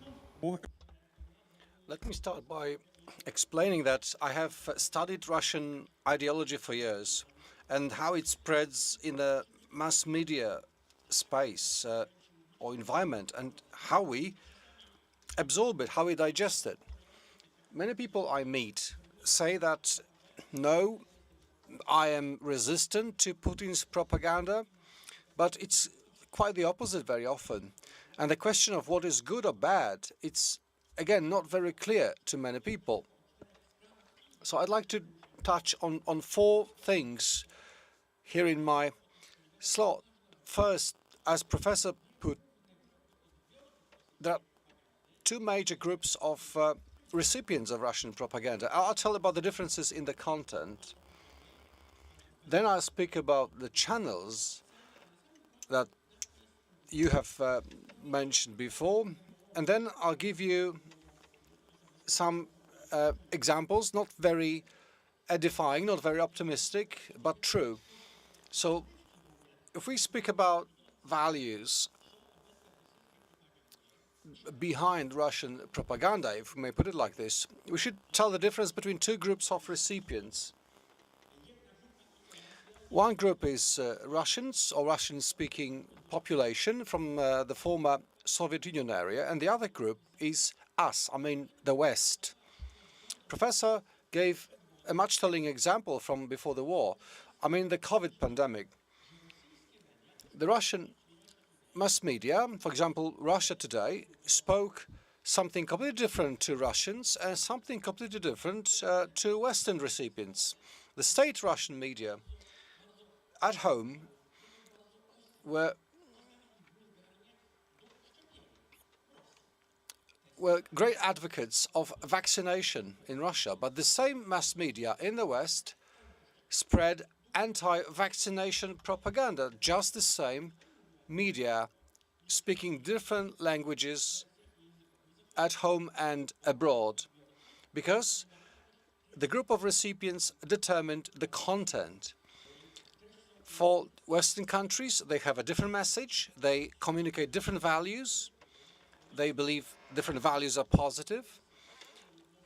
When they speak to Russians or Russian-speaking people, they try to convey different values.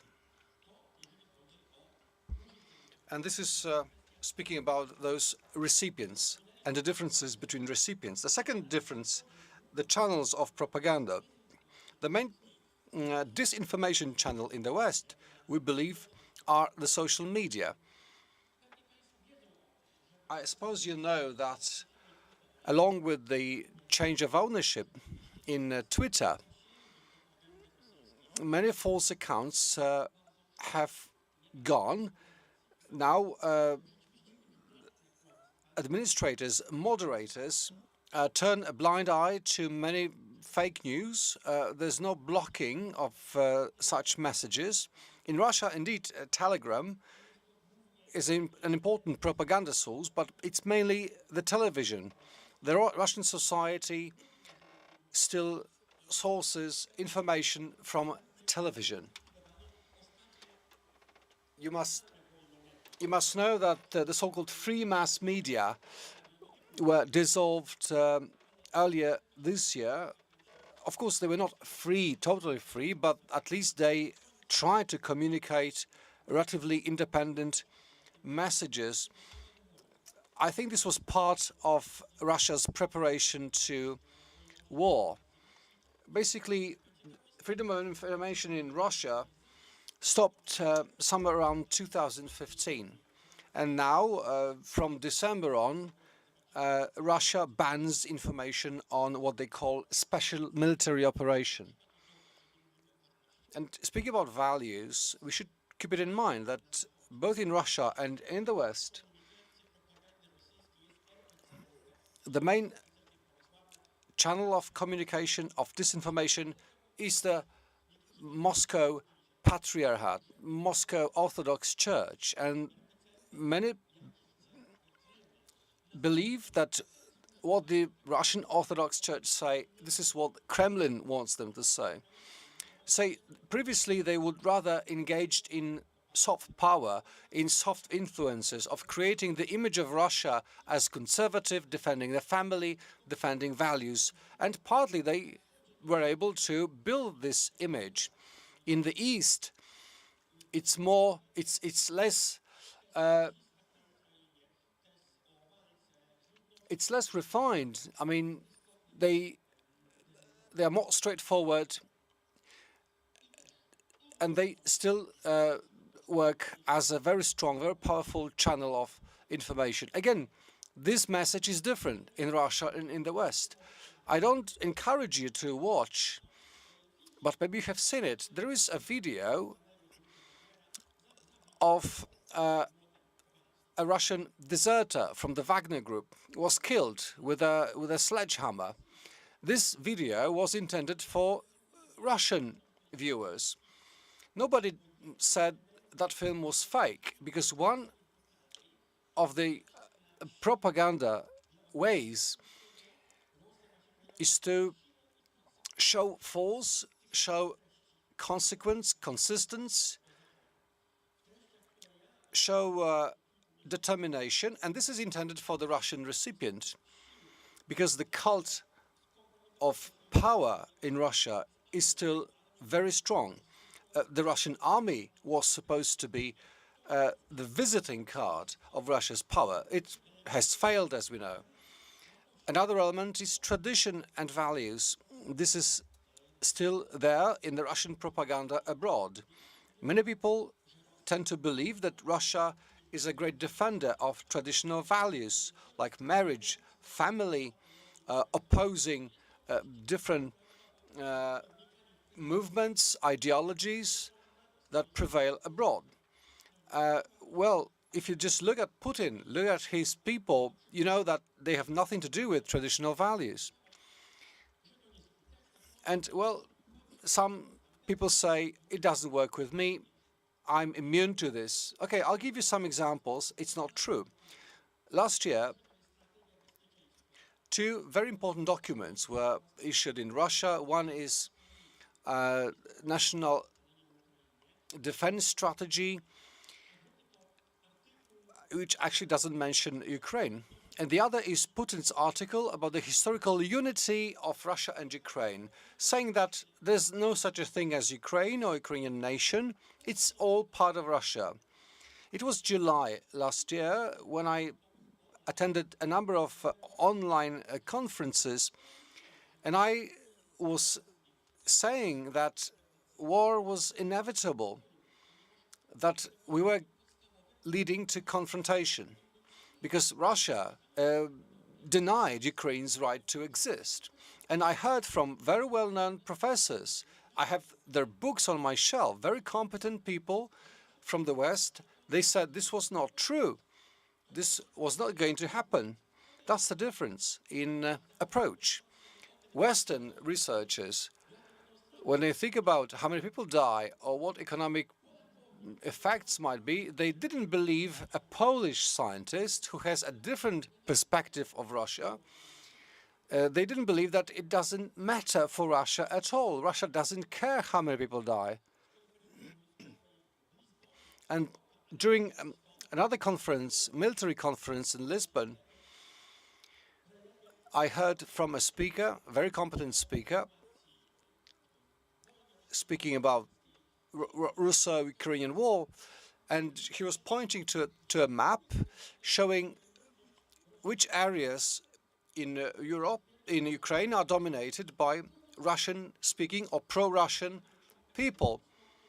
So a competent person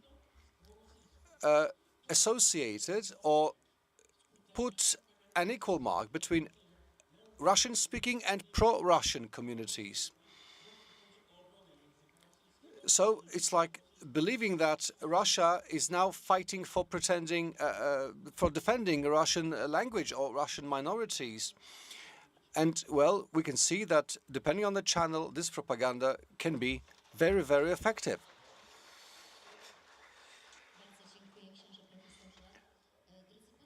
Thank you, Professor, for your insightful comments. I think we have been able to expose certain important elements and practices in this information war. And my question to all of you, and I'd like to hear your concise answers, what are your ideas, your approaches to information war, how to counteract, how to prevent it? Because we know how to fight in a conventional war, but what about disinformation? So my question to our colleague from Ukraine, how do you handle this information war? Well, how do we manage, how do we defend ourselves? Well, we don't read, we don't watch Russian propaganda on YouTube, on Facebook, in other mass media. We only check reliable sources with very high quality and high confidence. Every day in the evening, President Zelensky gives a short address to the nation, and he always refers to some items of disinformation from the day. He tells the truth, and I believe our soldiers, our troops who are now fighting, they also tell us what it looks like at the front line. And we have also information from the people living in occupied areas, in Crimea, in some parts of Zaporozhye. They keep touch with us, and they can't wait to be Ukraine again. And We believe in victory. That's the strongest, the most powerful tool we have in counteracting disinformation. When you read or when you hear from RIA Novosti,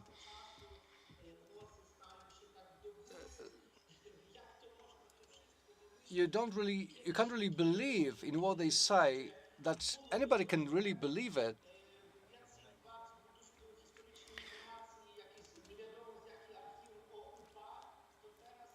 Sometimes they will produce something about Ukrainian nationals, something about Polish history or Polish government in exile.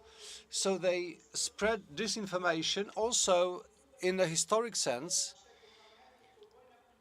because we can't forget about the cultural war. So this is what Russia does: highlight the aspects that divide and not unite our nations. And we have to focus on different times of different values that the father has just mentioned, the values that can become tools, instruments in our joint development. This is the time when we start appreciating the value of every life, the value of communication, and that this situation will not last forever. And this is when we start understanding that information and sources of information are relevant, and you are also such a source.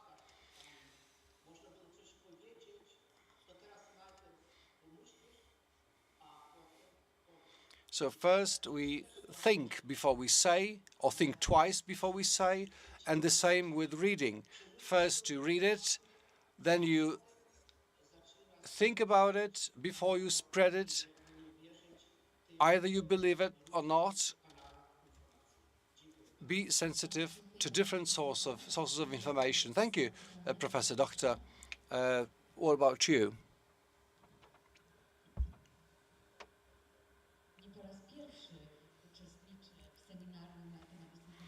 It's not a first seminar of this kind held by Professor Turecka. In March, we had a webinar on a similar subject, and I was also invited. We did it together with the center, interdisciplinary center from Warsaw, and the format was quite similar. It had its international and comparative interdisciplinary dimensions, and speaking with an expert who has so much energy and is so much involved in exploring this information,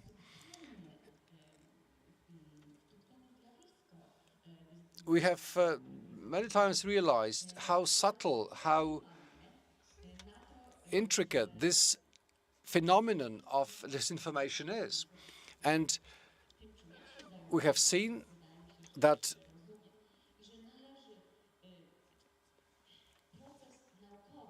the scientific process should be there in place.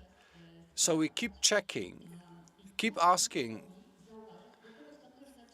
and I finally realized that when I started to collect that list I mentioned, that list of myths on economic sanctions and convictions, false convictions that these sanctions don't work on Russia, or they harm us more than Russia.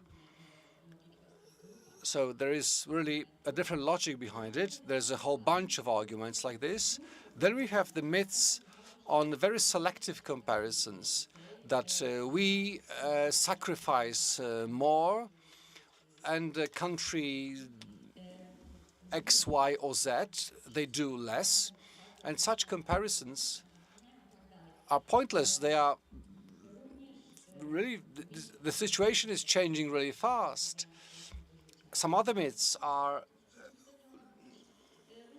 we are deprived of means to live. So these comprehensive sanctions imposed by the EU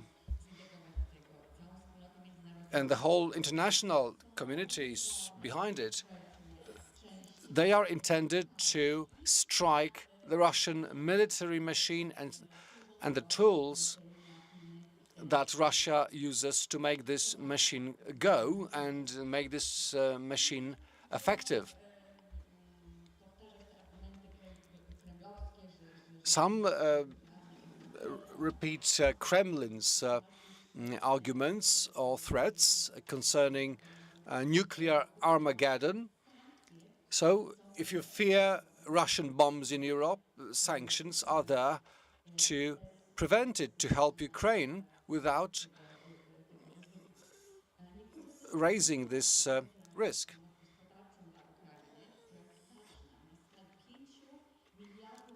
Economic assistance to Ukraine is really huge. It's $5 billion American dollars a month. Some support it, at the same time being against military sanctions.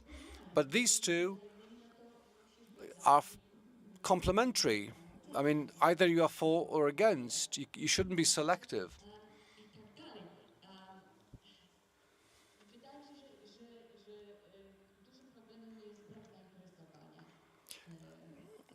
I think certain indifference or lack of interest for the public opinion is a problem. They're not interested in finding counter-arguments, or even some experts seem not interested. Economists are interested in regular activities. The sanctions are there only for a temporary period, for a short period, and this is an exceptional time that needs extraordinary measures. Thank you, Professor Demchuk. How to counteract disinformation? I think you intuitively, every one of us feel that there's not enough to have one instrument, that we have a map of instruments, because the crisis and the ethical crisis, the disinformation crisis, lack of responsibility, accountability for the word you utter, the lack of self-constrained mechanisms, and making the use of this simple right to keep silent rather than express your ideas. So basically, this information is a kind of poison, is a kind of virus that infects our minds, and on the same time is like a drug. We want it, we need it. And there is no person who is free of, who can be, say, a crisis proof. In other words, we all are susceptible. We cannot say, I'm free from the risk of misinformation. So that means that when we create a world of that kind, either in domestic context in Russia or Russia as a message for the West, and different doses of the drug, it would require that many people have to face the cognitive dissonance, and they need to reanalyze and critically appraise their point of view and to change their attitude. That's a difficult thing to do for people today. So getting to concrete things, what we need is certainly certain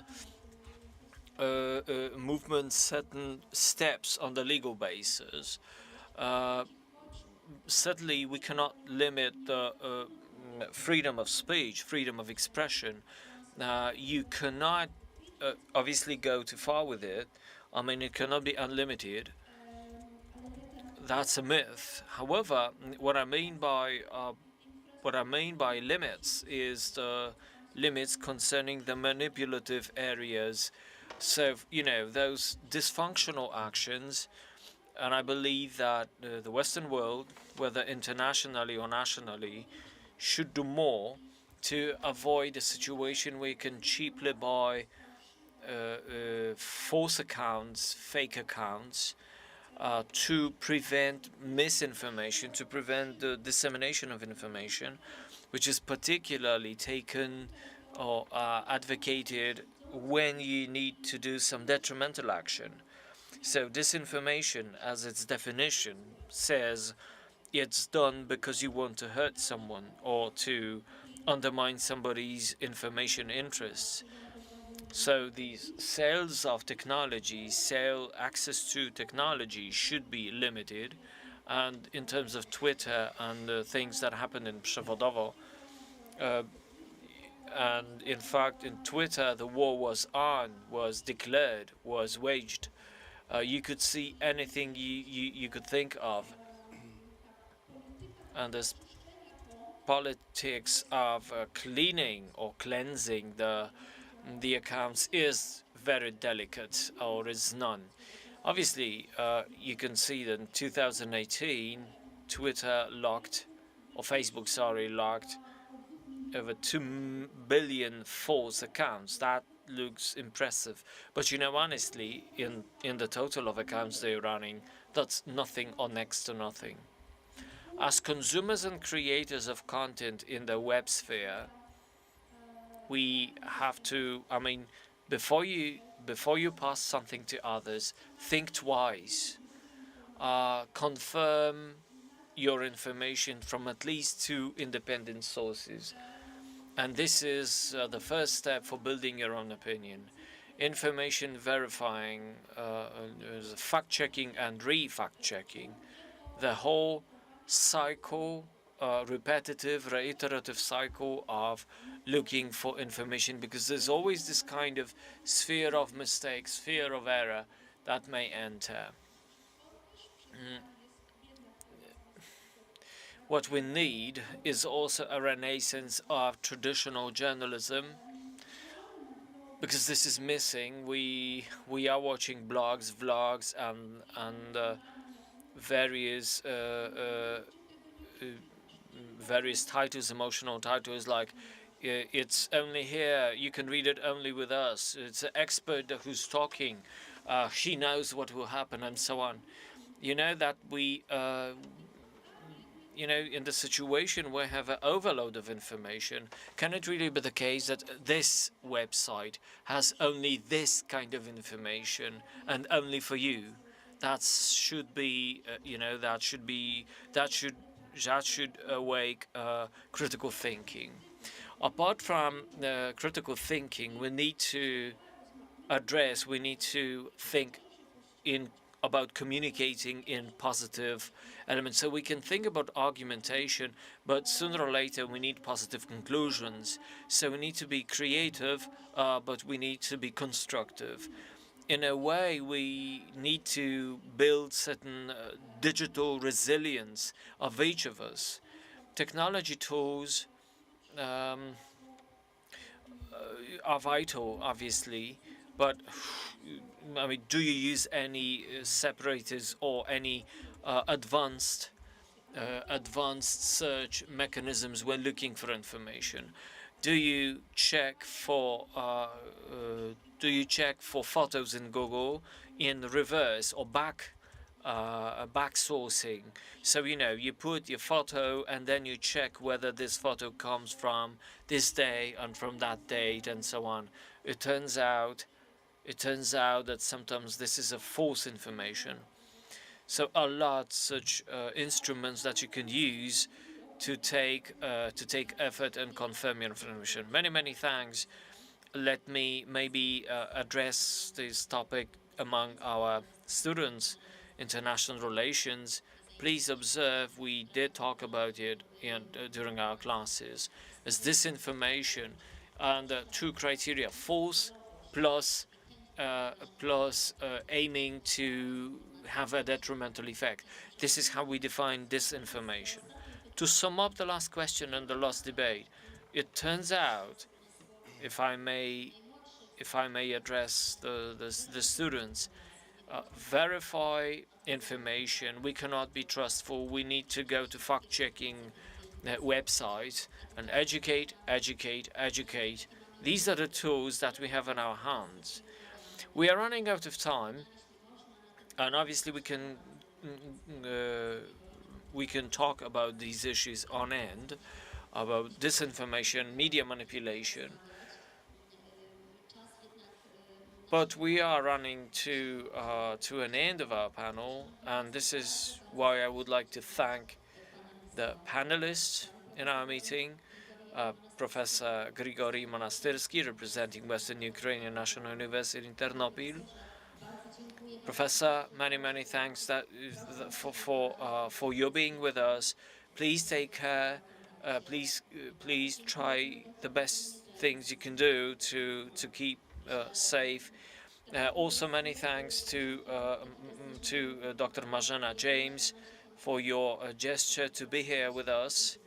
I know it's a huge effort. Also, many thanks to our friend from Maria Curie Skłodowska University in Lublin, Professor Demchuk, to take part in our panel and sharing your research with us.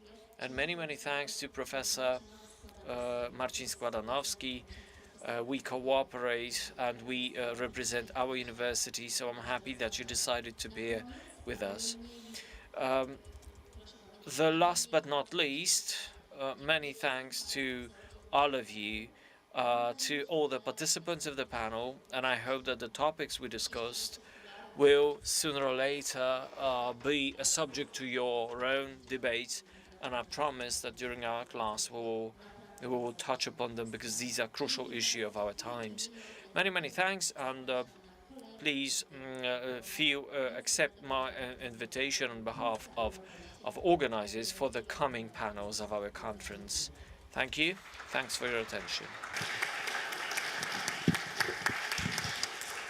Szanowni Ladies and gentlemen, many thanks to the moderator of our session, Professor Agnieszka Łukasik-Turecka.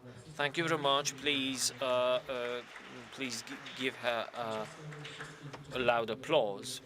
And now let's have a short coffee break, and you will find coffee just behind the lecture room, and we will proceed to a seminar that will take 3 hours, and it will be devoted to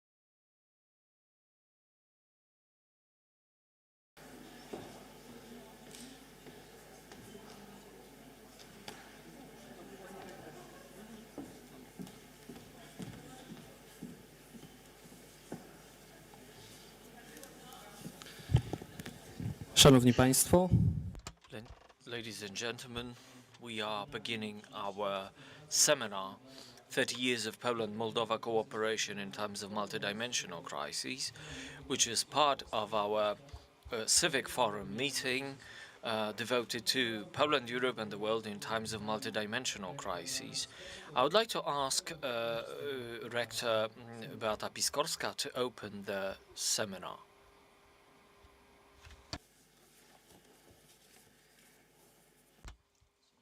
Ladies and gentlemen,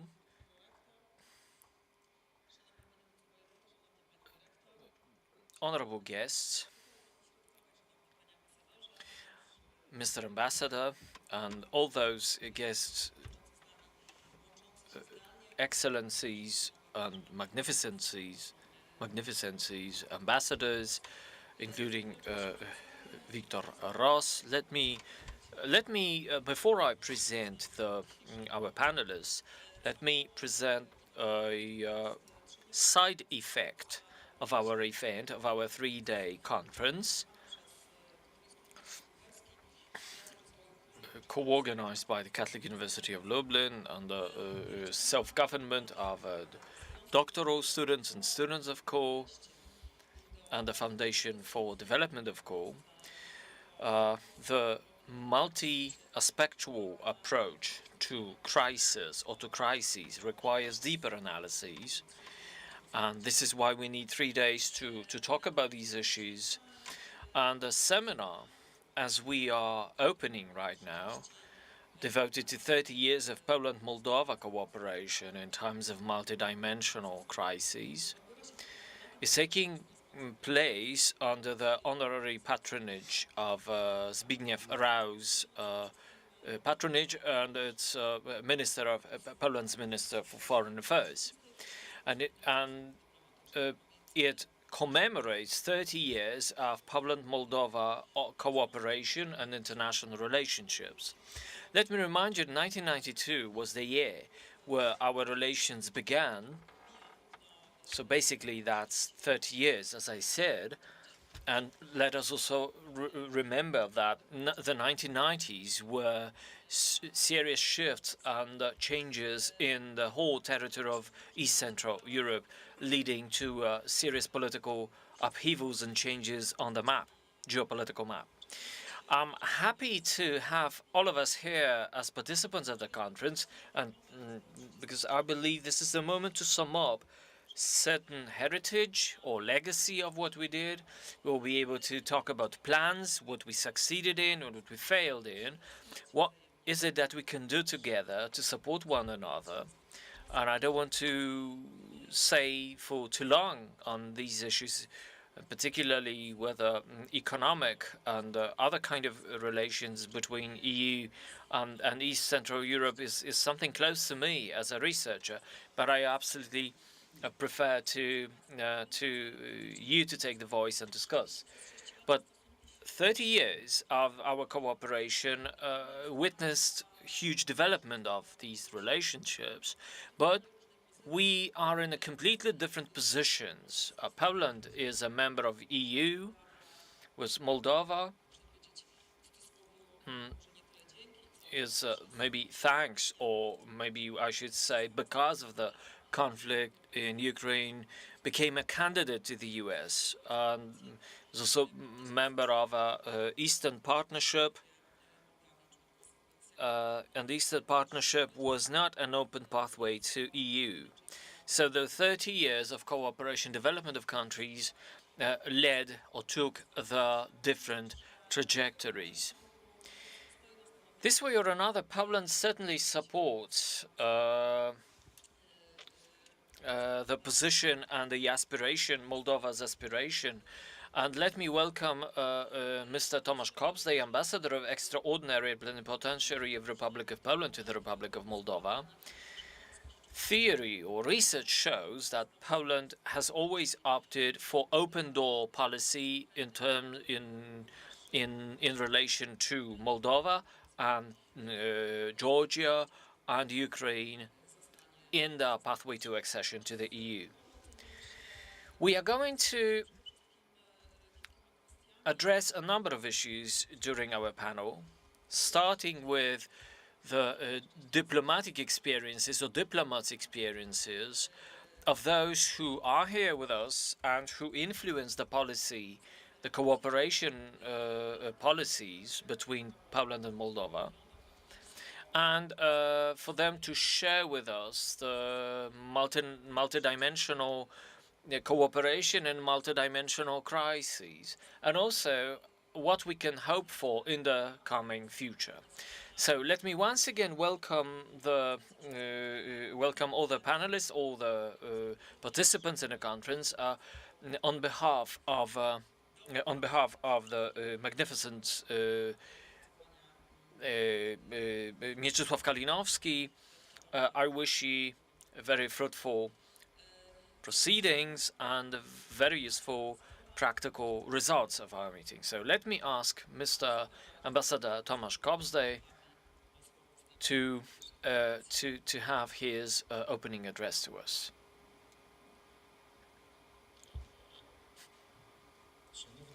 Ladies and gentlemen, honorable guests,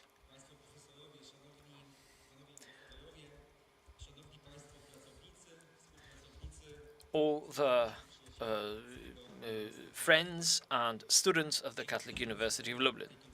I would like to thank for the initiative, for taking up the initiative, and for inviting me to the to your event.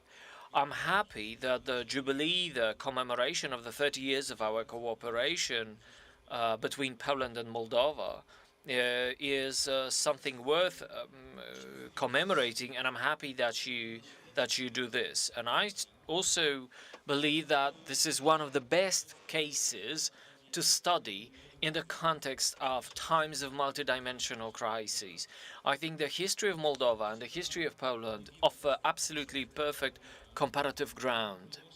When we talk about the history of Moldova in the 3 decades, and particularly last year, you can think about all the trials that the biblical job was subject to. 30 years of the history started with a war, and then you had another list of difficulties and conflicts, and it waits for our helping hand to protect it against serious problems. It's vital. I'm not coming here with a research paper, and I'm not looking as a historian over those 30 years. Although by education I'm a scientist researcher, but I'm not going to share my my research perspective on you. I'm an ambassador, and I'm going to share what I can share with you as a political practitioner. I need to stay on a certain level of generality, for which I'm sorry, but this is what we have to stay with. I have my subjective feeling that these last months in the history of Moldova were exceptional, and also having consequences to our bilateral relations. 3 things influenced that. For 30 years, different political forces have had their domain in Moldova. Some of them were pro-European, others were pro-Moscow, and for some time, the power supporting the political power showing EU integration as a developmental trajectory for Moldova, and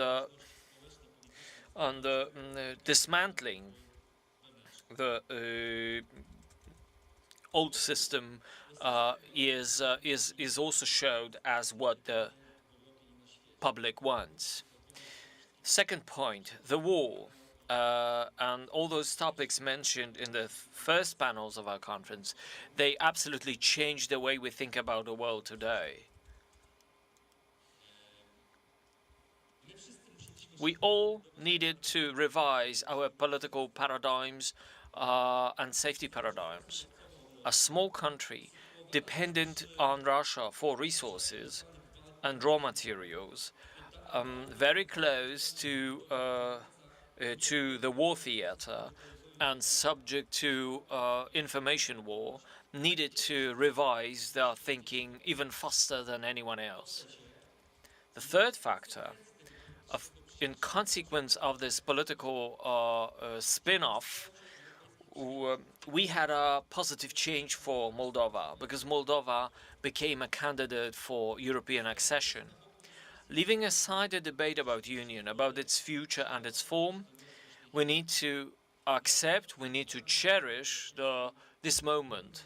This is a new position of Moldova, and it changes our bilateral perspectives, building a new axis from between Warsaw and Chisinau. To depict our relations, let's have a look at what happened this year. 2 presidential visits, one in Warsaw, the other in Chisinau. Moldovan Prime Minister visits in Warsaw. Then the Polish visit to Moldova. Sitting of the Commission for Economic Cooperation. Cooperation between parliaments. Number of consultations of ministers, vice presidents, vice prime ministers. This is not the end of the year. So I'm actually leaving for Chisinau to get prepared to prepare another meeting. So the relations in 2022 was not only the commemoration year, but first of all, a very dynamic breakthrough year. And what I can see from this perspective, okay, in terms of security, I must say that our Moldavian friends admit that it's not enough to have a constitutional sovereignty to feel secure. In May, Russian offensive against Moldova was pronounced. Different variants were drawn of what will happen when Russia attacks. For the time being, the front moves away from the borderlands. However, the Russian rockets certainly made people think. Poland keeps reminding to follow the recommendation to be integrated with the West. You have to develop your own potential, including security and safety. Poland went towards the security in NATO. Moldova cannot do that, at least for the time being. Poland is and will be an advocate for bringing Moldova closer to NATO.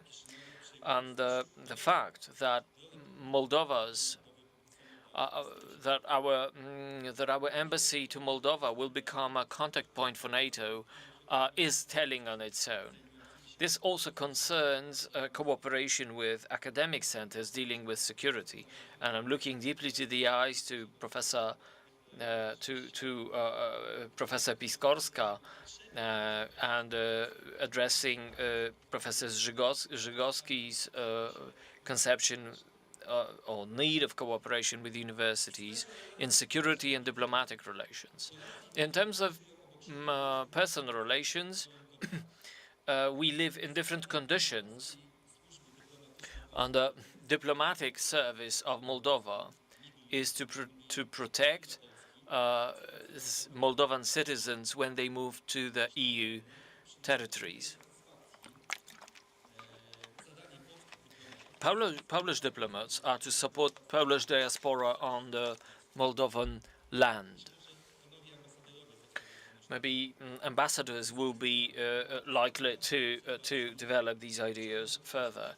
From my own observation, I would say that Poles make an element of a very interesting, intriguing ethnic mosaic in Moldova. They are not discriminated, or there are no markers of discrimination. And they cooperate with members of the society and share the problems and rights with them. Polish people in Moldova are supported by the Polish state, and in the economic area, the story is a little bit more difficult. Moldova is in huge crisis. The energy problems, low level of investment, and the coming winter, the colder it is, the more difficult it is politically in Moldova, and we have to somehow survive it together.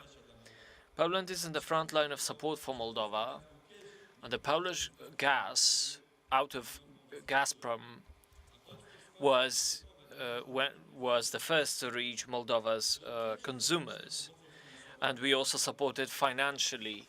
As a country, we also supported financially the Moldovan government. But this is firefighting, and we need a more stable cooperation.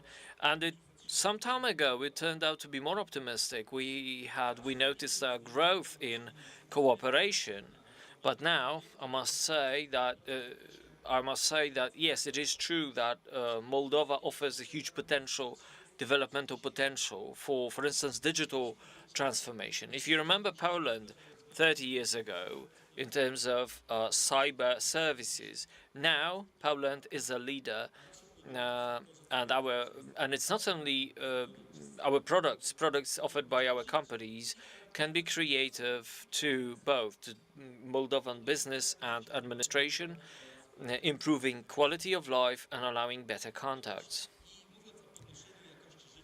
And talking about quality of life, we are moving to the last topic, the developmental support for Moldova. Poland, at the threshold of its transformation, suffered from many pathological tendencies and deficiencies that are now also marked by or in Moldova. Agricultural problems, corruption, weak administration. Poland of today is acknowledged by Moldovan administrators as a country of success. They want to be inspired. And in fact, we can be a key partner, qualitative and quantitative partner for Moldova.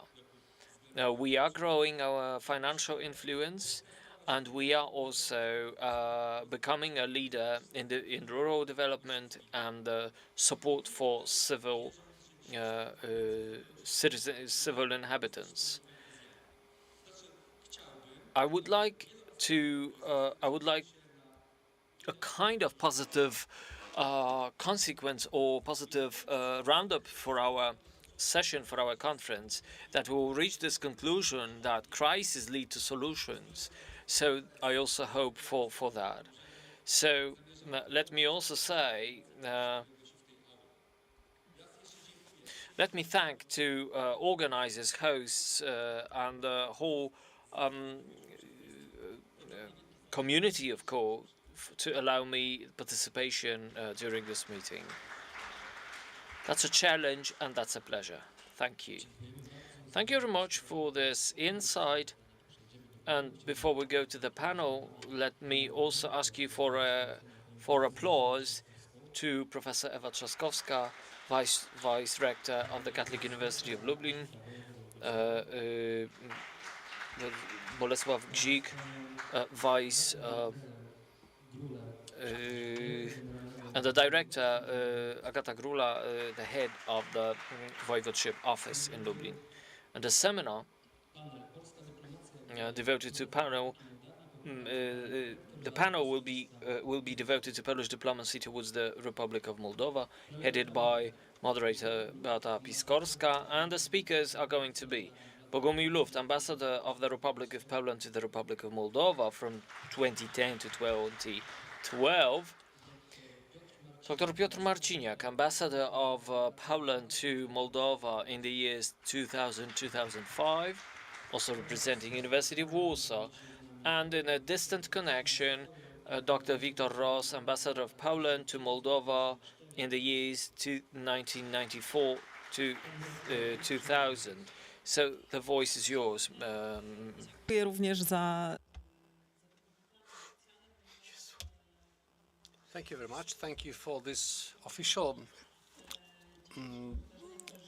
words of welcome, because we have great patrons of this event, Lublin Governor's Office, the Institute of Central Europe, with Professor Surmacz, and the two following panels will be chaired by Dr. Piotr Oleksy from the Institute of Central Europe. So let me move on to the most important speakers of this afternoon. We have many representatives of the diplomatic corps, both active and retired. We study diplomacy and public diplomacy and international relations and different soft tools or soft power tools. So we are particularly grateful for your participation, so we can hear firsthand information, pieces of advice and feedback from real diplomats, I hope ready to share their experience and best practices. My first question goes to Ambassador Ross, who is with us online. Good afternoon. My warmest welcome to everyone. I'm very sorry I'm not there in person. I've been sick in recent days. I had to stay at home.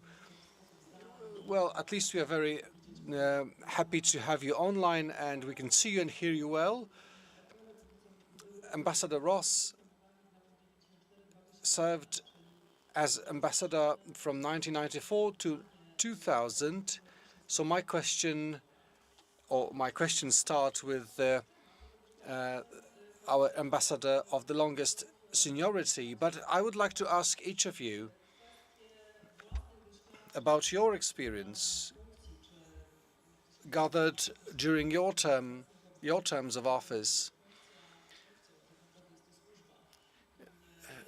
Because it is not just an ordinary function, it's a service. So, Mr. Ambassador,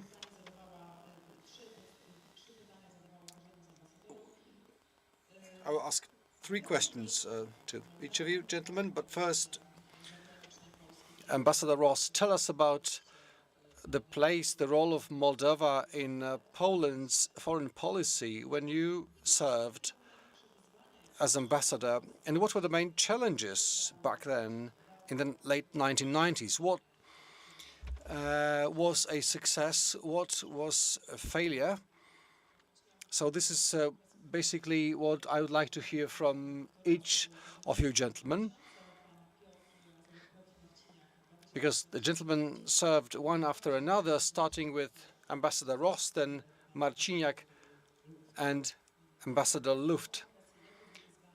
So again, the biggest challenges, success stories, but also failures during your terms of office.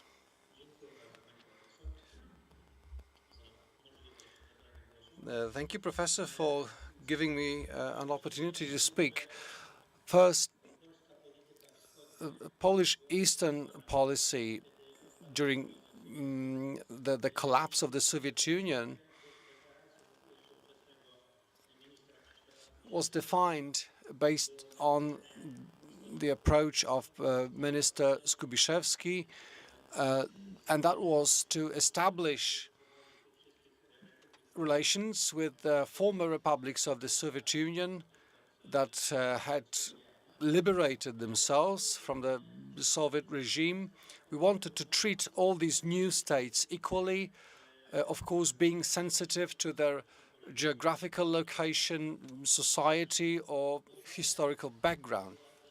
Moldova was in a special situation because it was very soon after a relatively bloody war with Transnistria, where the Russian 14th Army prevented Moldova from keeping the region. Many Moldovan citizens and military fell during that war. And when I started my mission, that atmosphere was still in the air. That was something we all still experienced. Many victims of that war were still there waiting for assistance.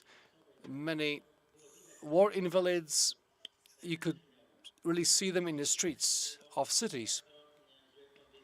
And the state was in a very bad economic condition. Even the central heating or hot water was available once a week. Every third street lamp was on. But the state was very welcoming, very open to newcomers, a lot of green, a lot of parks. And Chisinau became very neglected. This was my first experience when I went there. And I saw at the same time the spirit of entrepreneurship. Many people jumped at the opportunity to privatize. Many farmers, very active, very hardworking. And I saw Moldovan farming at a really, I was impressed with the level of farming, because Moldova is mostly a rural country with small to medium-sized cities. So our job was to set up our diplomatic mission. We first rented premises within the building of the ministry, one of the ministries of Moldova. It was very heart of the city without any security.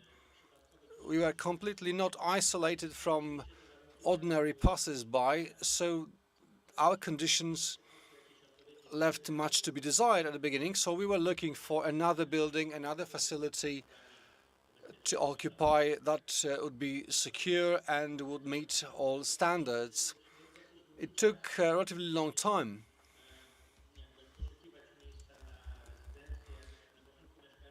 So first, all ambassadors accredited to Moldova from former Soviet bloc. We lived in a regular blocks of flats, just renting apartments. It wasn't very comfortable, of course. After Poland joined NATO, we had to raise the standard of operation of our missions, because after me, Piotr Marciniak took the office, and he moved in a real residence, so to say. So during my term, even the Russian ambassador occupied an apartment in the same staircase where I lived. So that was a challenging time. We had to communicate, we had to hold talks. So I traveled to Bucharest very often, to Ambassador Luft. I really envied him, his conditions in Romania. I saw that we were operating in completely different conditions. In political terms, it was a very dynamic time. The conflict and division of Moldova, separation of Transnistria, raised great interest globally. Many international organizations got accredited in Moldova to monitor the economic situation of the country, different aid opportunities. So there were many important leaders coming from different countries, heads of international organizations, who wanted to get information from us, from other ambassadors. We were ready to share our experience and information. So that was the first years in Moldova. Trade exchange between Poland and Moldova was really reduced to a minimum. It was perhaps not even $6 million a year. When I was leaving the country, it was 10 times more. And as we heard from Ambassador Kozła, this is absolutely uncomparable. And today, so we try to hold conferences, information events, different campaigns. We invited business people from Poland who are very willing to come because Poland or Polish guests found Moldova very open, very friendly. But the effects of talks, of meetings, negotiations were still unsatisfied. We wanted to open up a Polish commerce house, attracting Polish producers or big businesses, but at that time it didn't work. So that was a problem which, as far as I know, is still a problem, because there are many opportunities that remain untapped, especially in when it comes to cooperation in farming, agriculture. There is really a lot to be done.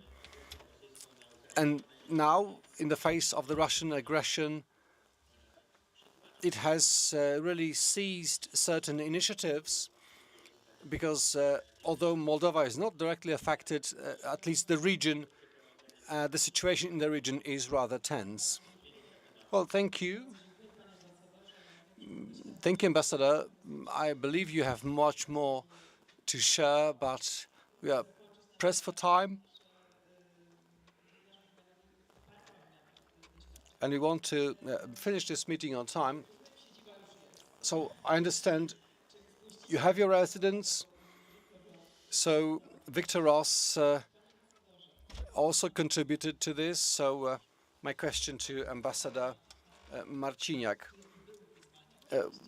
what about challenges? Can you share some of your experience during your term? Thank you very much for your question, and also thanks Victor Ross for his outline and for introducing me into both the history of our interrelationships and my time in that relation and building. So I follow the traces introduced by my predecessors like Victor, and my stay in Chisinau was basically because Victor asked me to come. He said, "It's a wonderful country, so it's worthwhile to have this diplomatic role of mine." So generally speaking,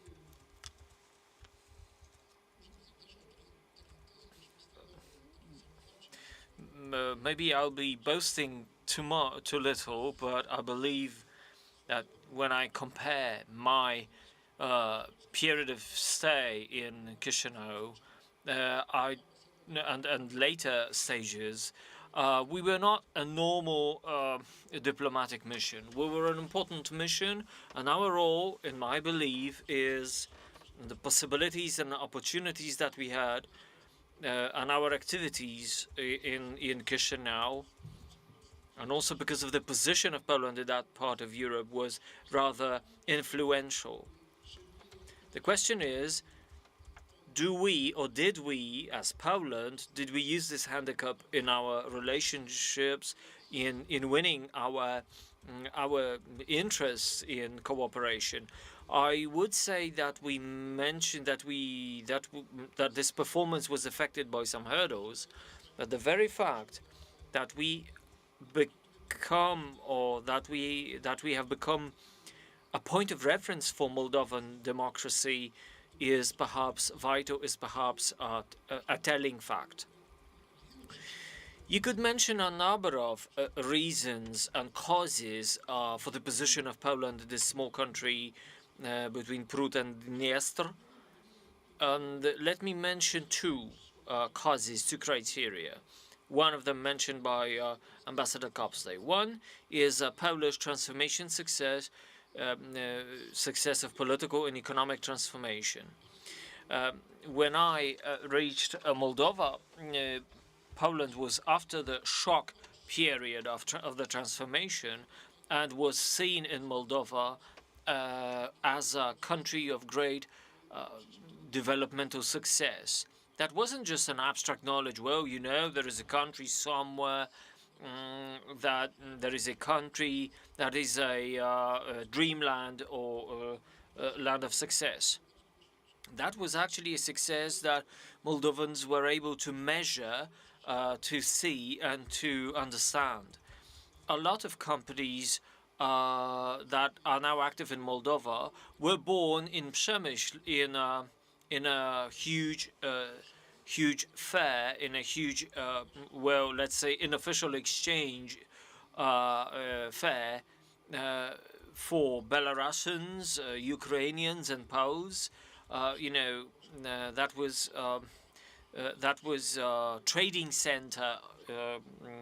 And obviously, Moldovans accumulated money and accumulated experience about Poland and about functioning on the Polish market. If you remember Poland in 1990s, you would be rather frightened, and that wasn't. You wouldn't be able to compare the 1990s Poland with what we know today. But okay, that was more or less the perspective that we are talking about in about 2000. Now, the second element, the second factor, the second cause was the Poland's participation in attempts to solve or to stabilize, to bring stabilization to the political problem of Moldova, which is its unity of the two sides of the country, parts of the country, and Transnistria problem. So the Stabilization Center was the mission of OCE, initiated by, in a way we can say that initiated by Polish representative Adam Rotfeld. He was personal, individual, dedicated representative for Transnistria, and he worked out the formula for the mission, for OSCE mission.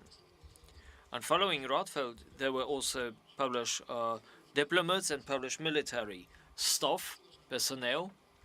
As far as I know, particularly in the 1990s and later, Polish members of the mission who knew the Moldovan realia quite well and post-Soviet bloc were far more effective in solving problems and solving issues than the officers or politicians from Western countries. For them, that was a completely different story, a world they found difficult to follow.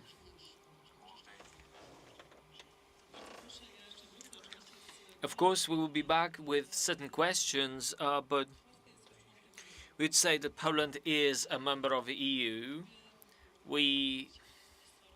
Reaching to history, we do talk about Poland's being an advocate for Moldovan pathway to EU. We have Eastern Partnership, and then we reached 2010. And then at school, we had a conference in 2012 with Dr. Marciniak and Dr. Klemencaus. Kamil Saus. We had this story about integration towards from cooperation to integration. That was the title of the conference, and we had the conference held under the patronage of a Polish embassy to Moldova. What were the objectives at that time? We are the members of EU. We have the Swedish project for Eastern Partnership. Was it easier? Was it more difficult? Ambasadora, oczywiście. That's the question to Mr. Ambassador Bogumił Luft.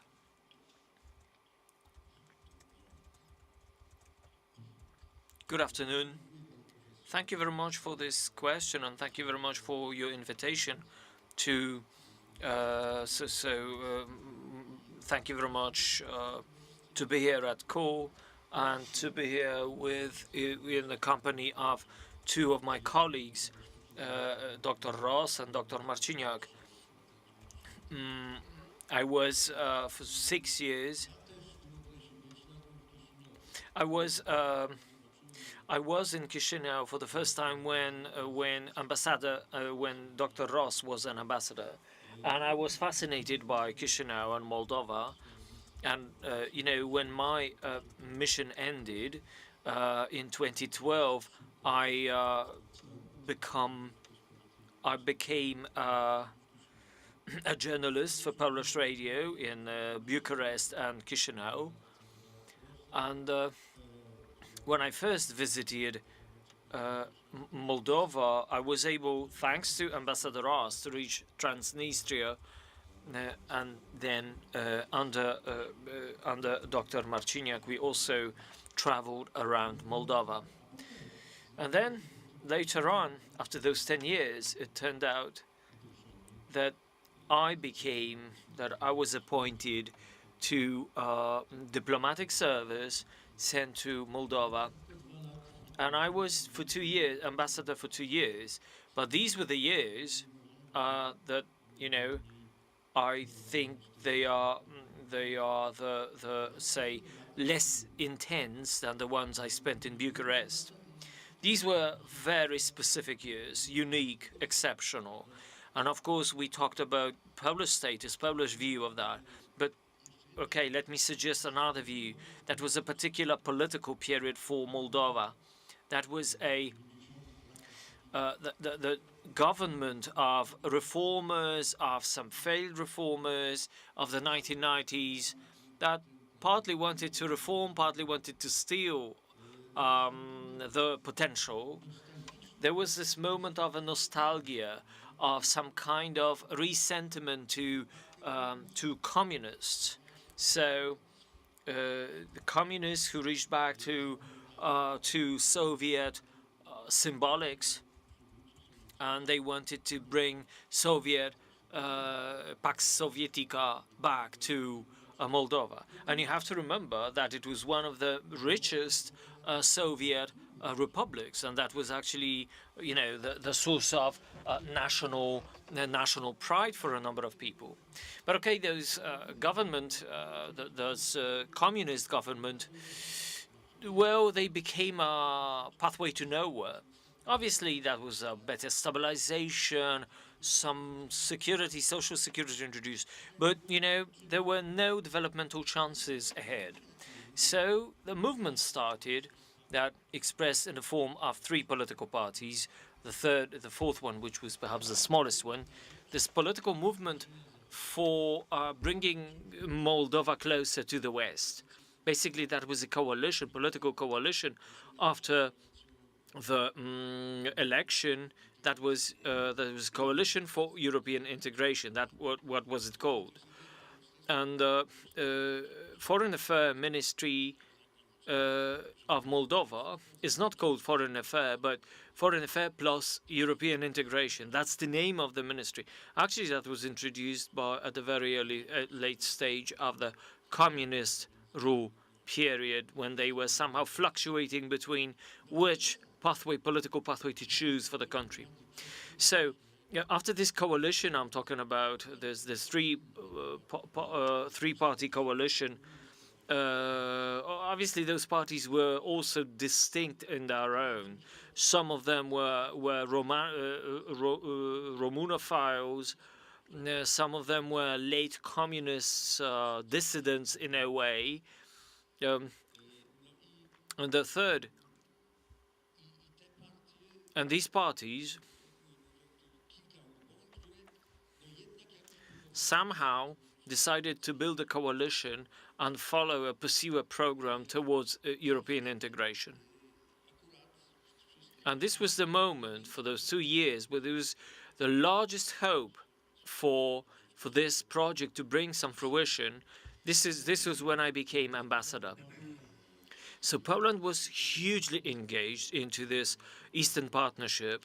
As I say, this was this Polish-Swedish cooperation project. And ministers of Poland and Sweden, Sikorski, Foreign Affairs, Sikorski and Swedish ambassador were individually, were personally involved in developing this coalition in Moldova, and to follow the pathway towards European integration, which wasn't either obvious or easy. And it wasn't easy because this coalition was torn by various interests, by opposing interests, and particularly two of them, oligarchs, we could say.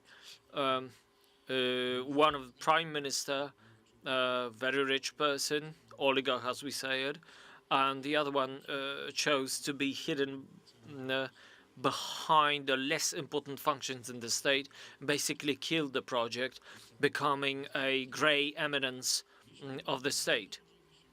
We did a lot. As Poland, we took huge effort. For instance, 2011, we were leaders. We led the European Council. So we had a position to try to wield our influence on this new democratic way. So I was engaged hugely, accompanied by Ambassador of EU, Dirk Schuber, a German from GDR space. So he also understood Soviet mechanisms. So we worked together with a number of other ambassadors of EU states engaged, and we were enthusiastic about the vistas and possibilities. We tried to do our best to launch those new projects. And as the embassy, I think I was trying to build a project to support local activity. I visited 32 regions in Moldova, administrative regions, and I was trying to somehow pass Polish experience, which I thought could be very influential, very beneficial for our Moldavian partners. So basically, because democracy is best built bottom up, now we try to inspire initiatives of that kind. This was accepted quite well in Warsaw as well. So that was also handled by Artur Michalski, who realized a number of such projects in cooperation between various administrative units in Poland and Moldova. To sum up, that was a dramatic and intense period when different diplomatic areas were talked about. One idea that I would like to say about very, very briefly, this was an attempt to influence the election of a president, which required that Moldova, that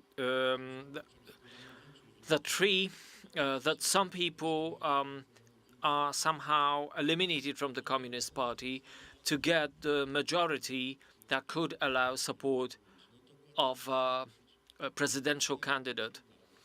So partly we succeeded, but I cannot share more detail on that issue with you. Now, with regret, I need to say that all our enthusiasm and all our hope finally went to nothing because the coalition ceased to exist. It eliminated itself from political life. When I think about it, when I keep it over my head, my question is, did it have any sense? Did our effort have any sense? But, I think it did.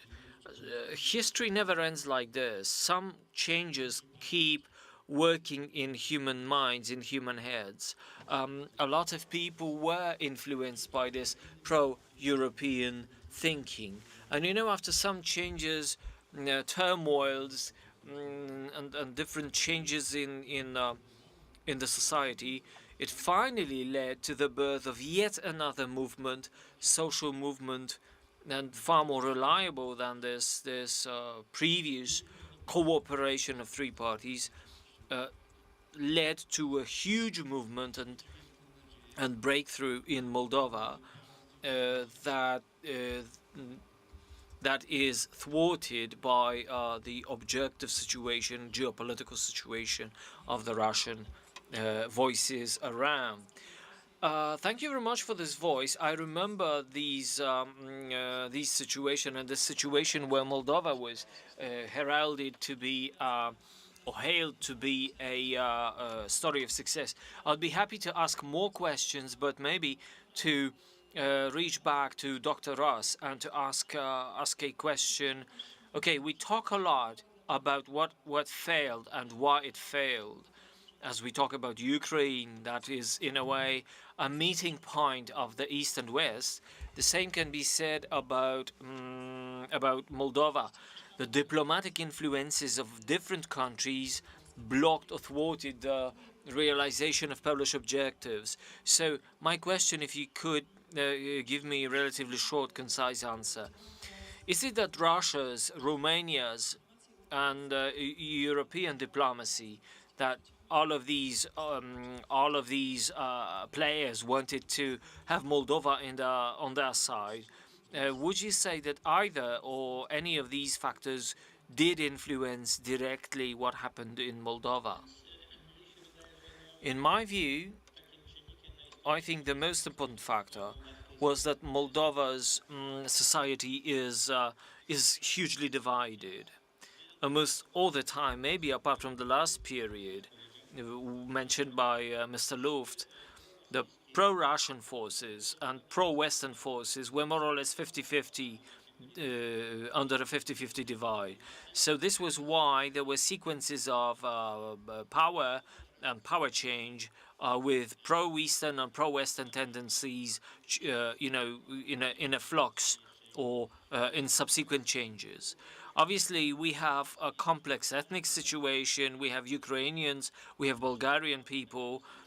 These are complex issues that we need to take into account about the cultural identity. There are some groups that are afraid of Romanian influences. So when Moldova becomes more reaches closer to Romania, they will be marginalized. Some people are afraid that they're going to be marginalized. Economic structure is not a positive factor, it's not a strong factor of the country. Over 60% of society were hired in agriculture and agricultural services. 40% of industry reached Transnistria. There were no raw materials, energy raw materials, which were limited by Russia. And then the debt, the public debt,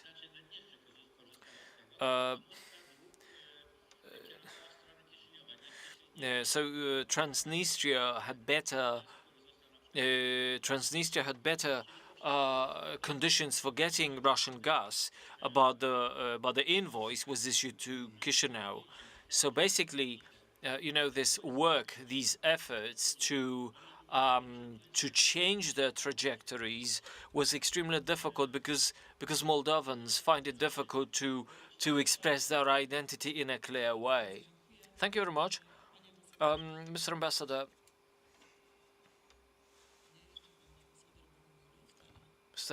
Luft.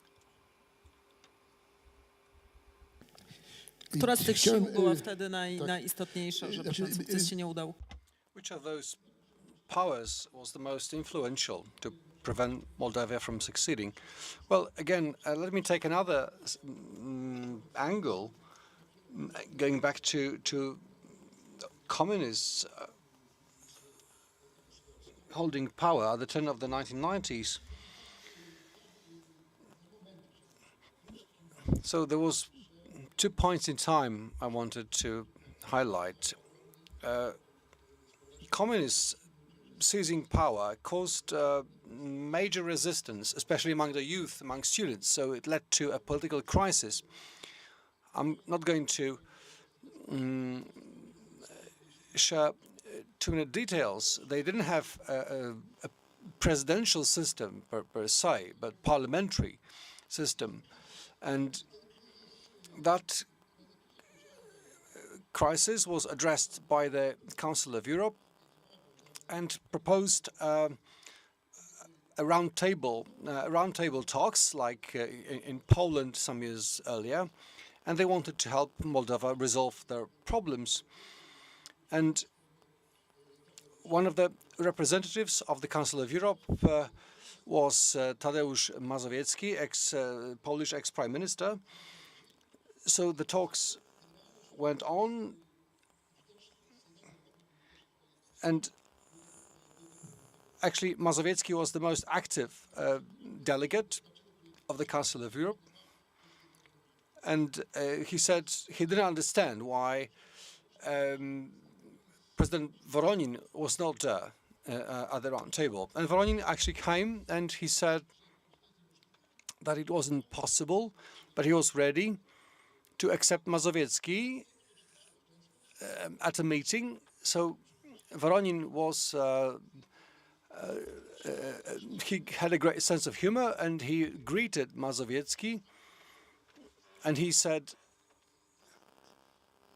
as the last communist president, I wish to welcome the first democratic prime minister in East Central Europe. So just to make my point, that crisis of 2001,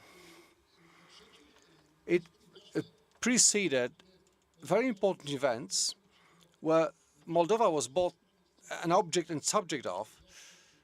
So what happened after 2003 and until 2005?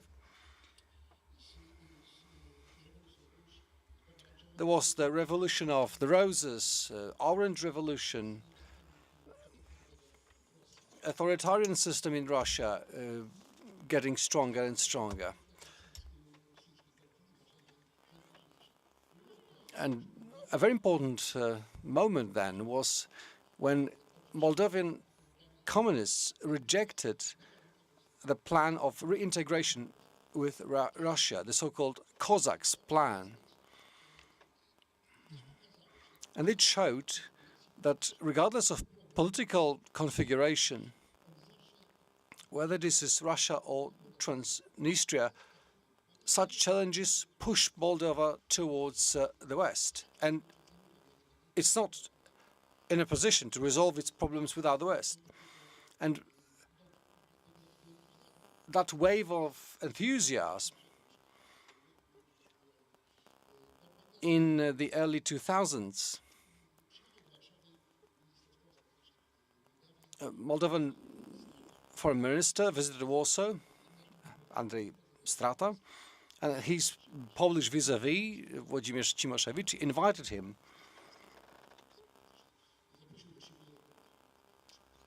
to Hajnówka, to his summer house, and spent the whole day with him to talk about an action plan, what to do next. Because there were different forces behind the Orange Revolution, Germany and others, and many wanted to resolve the Transnistria problem. And, well, Cimoszewicz failed to take that opportunity and help Moldova resolve its problems. So internal conflicts, internal arguments, they always make Moldova suffer. So there are many of such cases and periods of disappointment. Ambassador Luft, let me refer to what Ambassador Ross mentioned about Romania, that the people of Moldova fear Romania. That's, I think, that one of the legacies of the Soviet brainwashing. Romania, for some reason, their propaganda and education during the Soviet Union time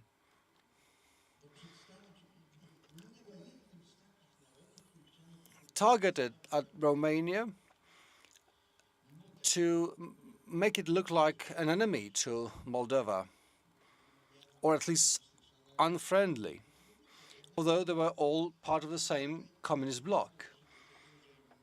So they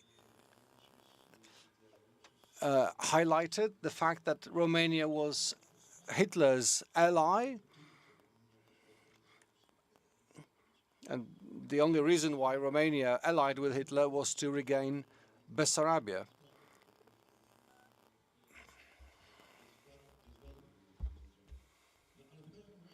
Anyway, this is something that the people of Moldova keep in mind, but this is also true about some Ukrainians, and this is particularly interesting in Ukrainian-Romanian relations. Romania accepted many Ukrainian refugees, so a major reconciliation process started, because for Ukrainians, Romanians were fascists. And this is, of course, a big subject. At least in Moldova, you can see very clearly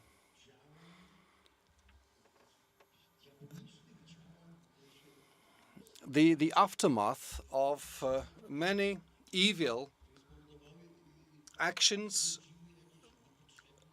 evil work from the Soviet time that led to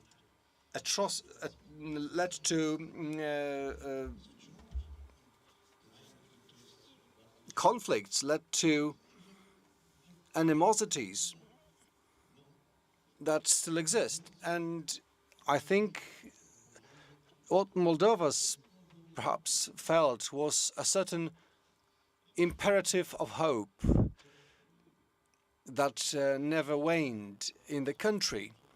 And even today, I do envy Mr. Ambassador, who is in the office right now, how much you can do now based on that legacy.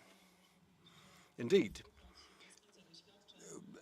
This is really, really interesting to hear from you, gentlemen, about your missions. Perhaps some extensive interview should be written down and published. So thank you very much for taking this time to be with us and share your experiences, first-hand experiences. Now we'll move on to talk about partnership, of course, marked by crisis, but we will certainly keep the lessons learned from this conversation and hope to see you again in Lublin anytime soon. Thank you.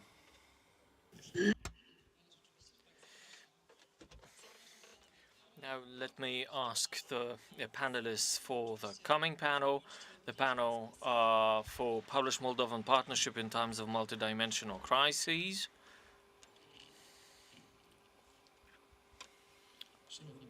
Ladies and gentlemen, we have just finished a diplomatic panel, if I may say, and we're moving swiftly to the one devoted to partnership in times of multidimensional crises.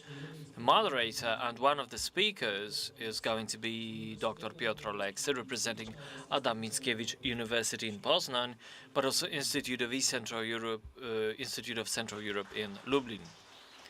please welcome the moderator with your applause. And I would also like to invite other panelists, Mr. Kamil Całus, Mr. Marek Karp Center for Eastern Studies, who have a online connection with Octavian Milewski, representing Radio France Internationale. Okay.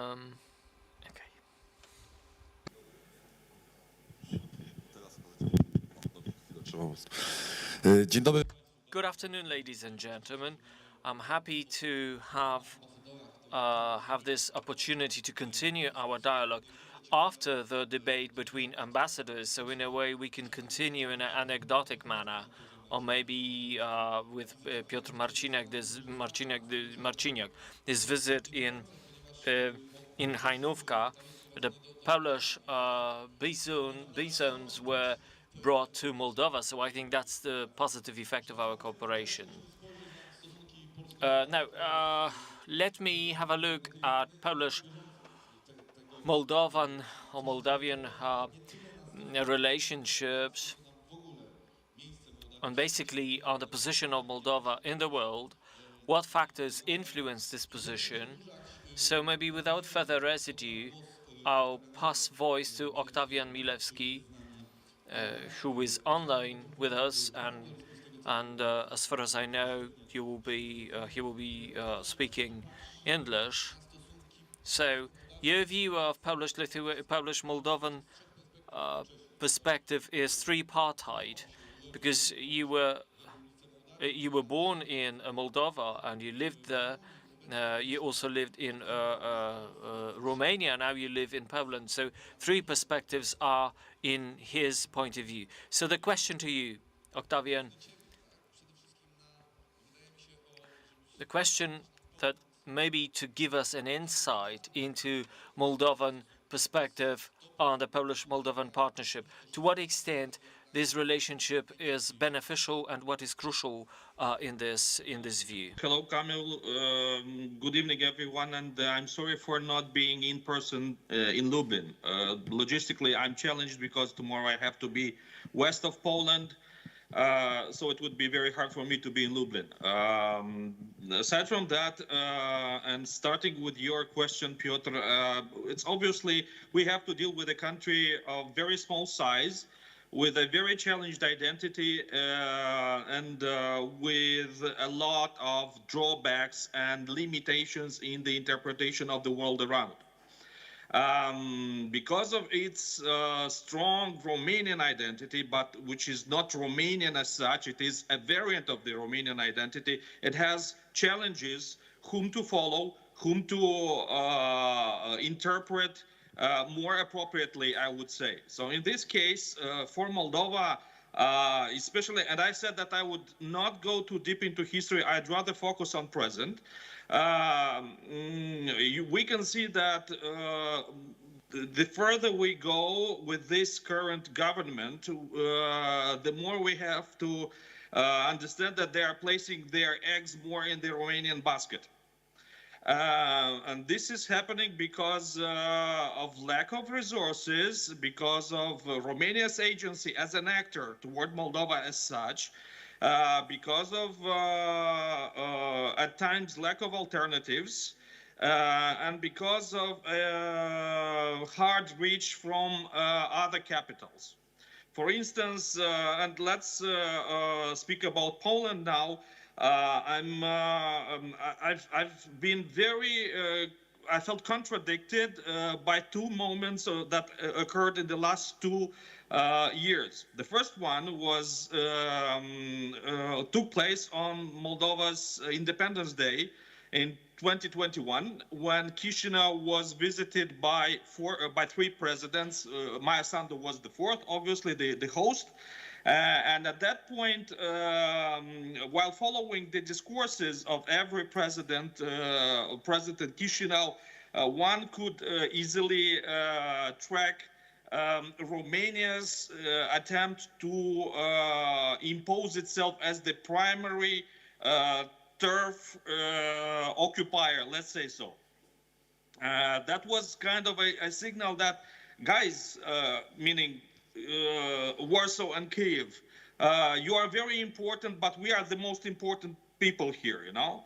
The second moment occurred 2 months ago on September 15, when in Odessa there was apparently a launch of a trilateral. The trilateral was Ukraine, Romania, Moldova. Obviously, there was no Poland there, which on the background of what is happening in the last 9 months, actually, at that point it was 7 months, we understand that that was an incomplete format. Why Moldova is acting in this way? First of all, it has a lack of, as it was already mentioned, of elites understanding Poland properly and widely. For instance, I can easily count 24 of experts on the diplomatic level, on academic level, and on expertise level in Poland dealing with Moldova one way or another. 2 of them are in front of me. I mean, you, Piotr, and Kamil as well. Others are behind the screen in this room as well. Others are not present, but everyone knows them. This cannot be reciprocated by Moldova. Secondly, so I said weakness, lack of knowledge. Dependence on actors which want to impose themselves as a primary source of Moldova's advocacy in the West. Bucharest first and foremost, and actually Bucharest is the most prominent actor in this respect. And I'm always talking about the Romanian nexus in this respect, which one way or another, sooner or later, and I hope sooner than later, Poland will have to deal with cards on the table and like between friends, you know, like between strategic partners, between Warsaw and Bucharest. And I hope we will touch this point again. And the third one I wanted to mention here is lack of capacity, weakness, state weakness, which is still very evident in the case of Moldova. The fact that Maia Sandu visited twice Poland this year, that the Prime Minister was also present in April, that there were more technical, lower levels, that there should be at least a common seat of the parliaments. I think in December or maybe at the beginning of the next year. This is very important, but at the same time, this is only the beginning. We're only at the beginning of this process. So just to wrap it up, I think these 3 elements of realities of the bilateral relations count very much in the state of fact, in the state of relations between Moldova and Poland.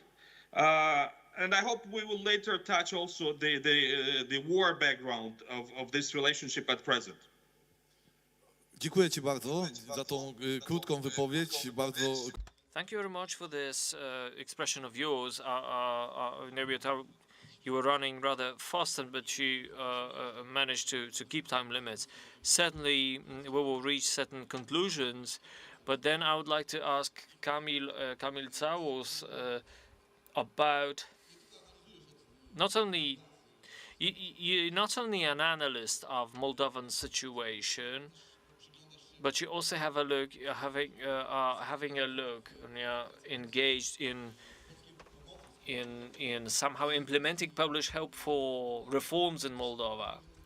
So we have this feeling we are at a turning point, a point of huge danger for Moldova, which may also turn out a chance to rebuild, to break structural issues that block the country's development. Do you agree with this vision?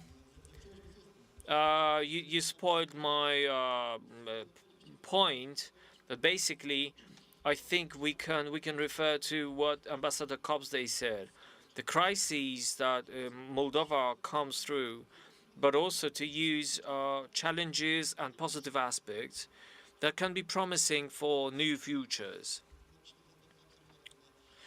we are able to observe positive changes even from these crises we have been.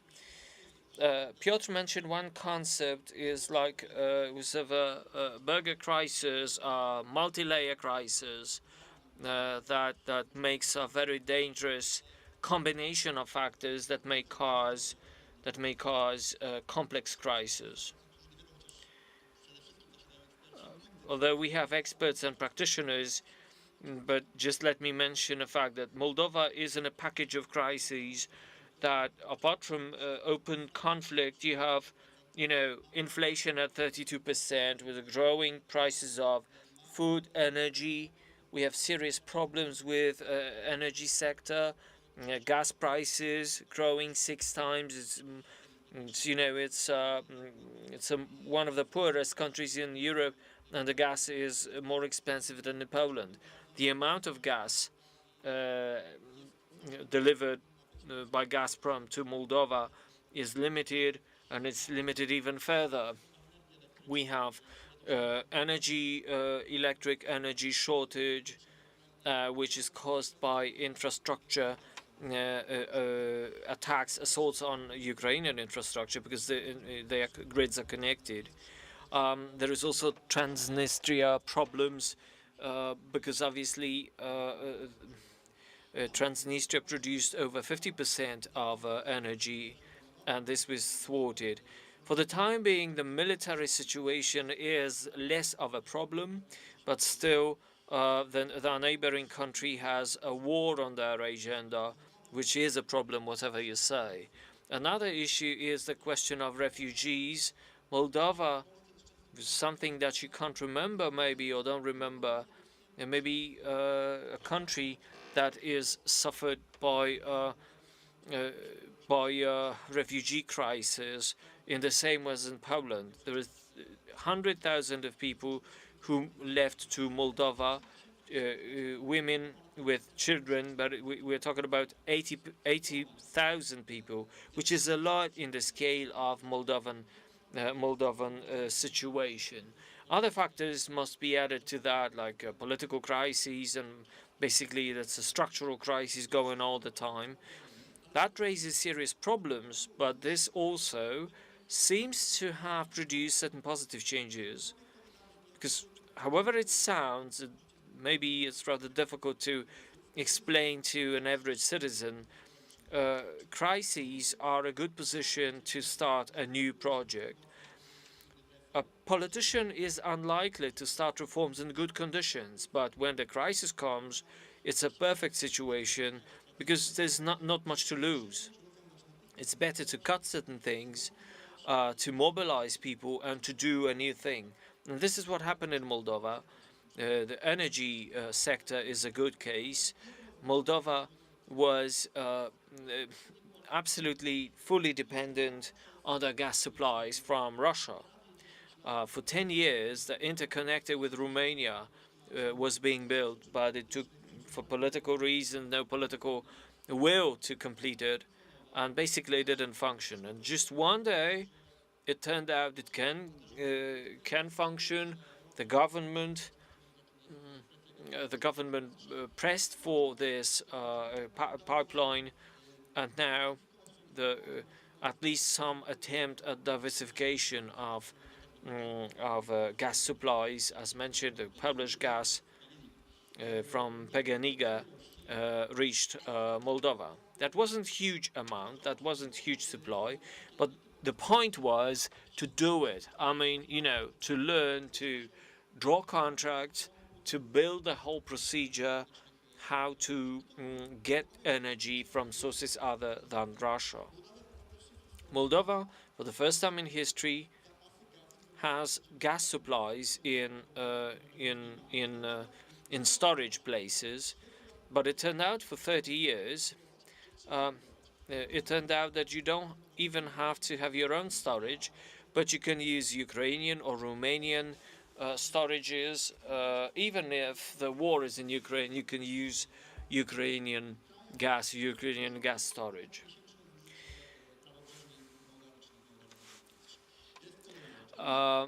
one more thing, energy supplies with power grids for 30 years, Moldavian debated upon connected the energy grid to Romanian.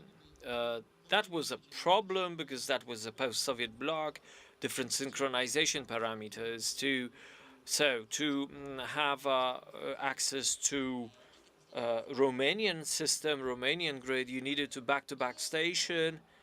But because of the war, obviously it was difficult to build it. But one day, when the war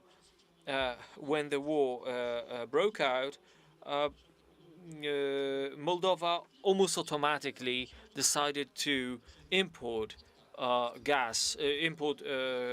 electricity from Romania, and obviously that's not a cheap energy, but a year it was enough to have a year to have this serious change. Commerce is another field of change. Obviously, Russia is no longer a crucial player on a commercial arena. Moldavian wine, Russia is no longer a huge player on the market. It's only 5% of a commercial exchange. Moldavian wine is exported to the West, and the wine sector is not that important. Because why? Because IT sector exports more than the wine. That's a revolution. Now, I could see those data running up. I can see that these IT sector imports more than Moldavian wineries. We can see that's a qualitative change. So that's maybe a little bit of our optimistic. So crises are crucial, are difficult, are problematic, are painful, but at the same time, obviously the same held good for Moldova. There were problems, blocking, thwarts, hurdles, but a time came where the political powers decided to change their point of view. They have goodwill, but competences, but that's another problem. So crisis can lead us to something good. I syntetyczni w swoich wypowiedziach, że być może uda nam się nawet przejść.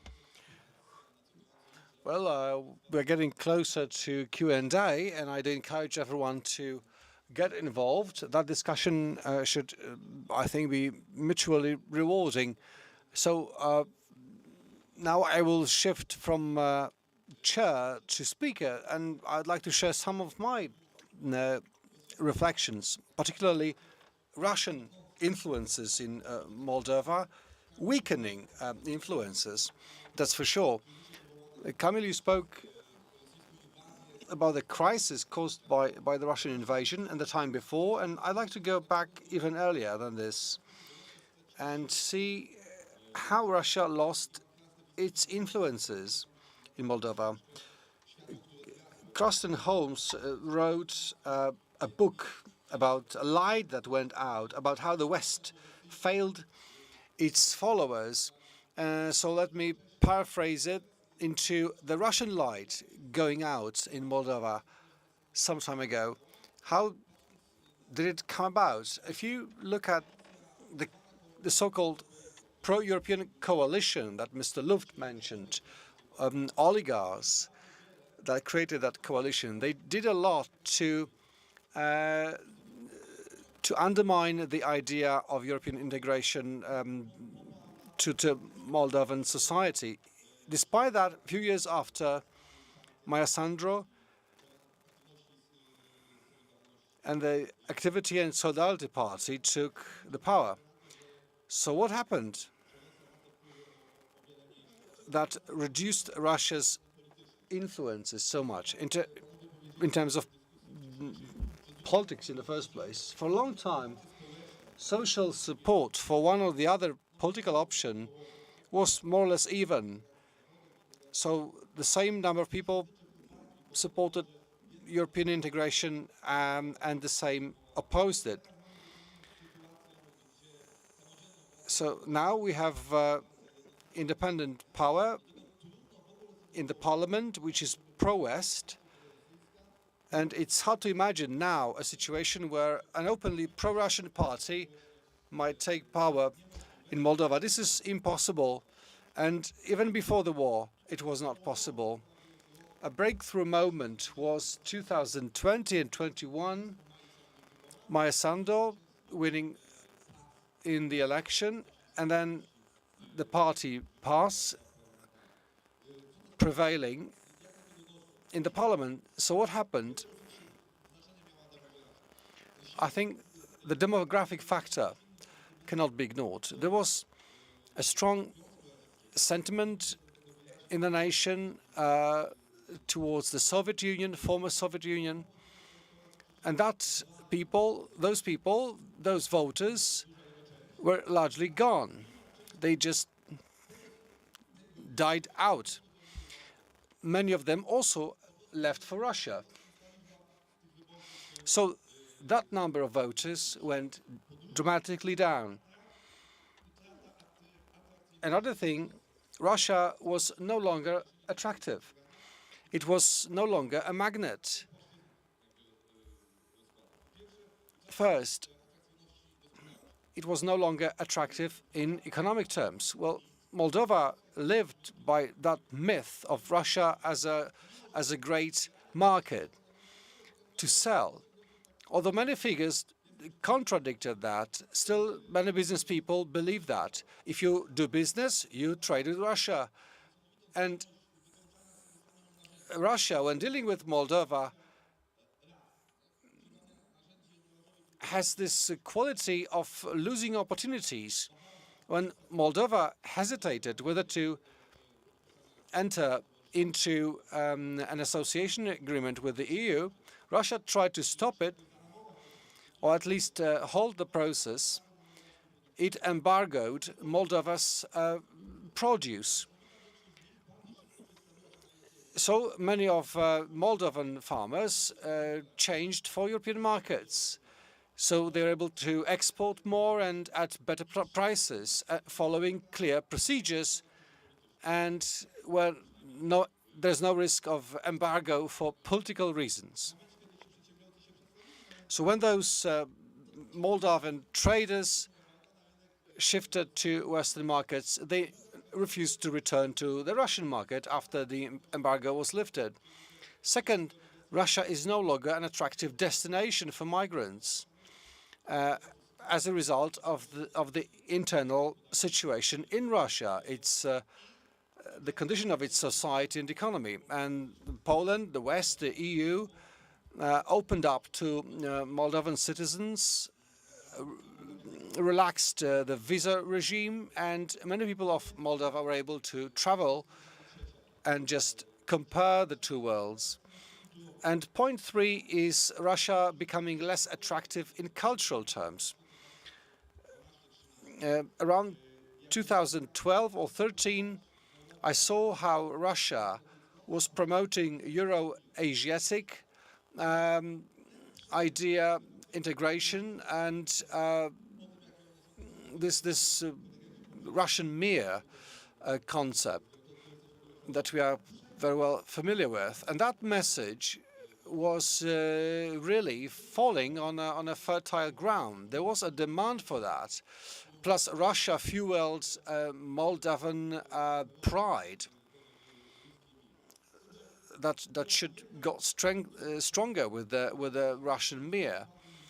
And Moldovan people are pretty mobile as a society, and almost everyone in Moldova has a family member in some other European country. So they had really first-hand experience and feedback about what it's like in all these countries. And if Russian message is popular among some elites of France, Belgium, or elsewhere, Moldovans are immune to it. They know what's behind it. That's why many years after, when Maya Sandu proposed her offer to the people, And she didn't say anything like, we are going to join the EU quickly. Instead, she said, let's make West in Moldova.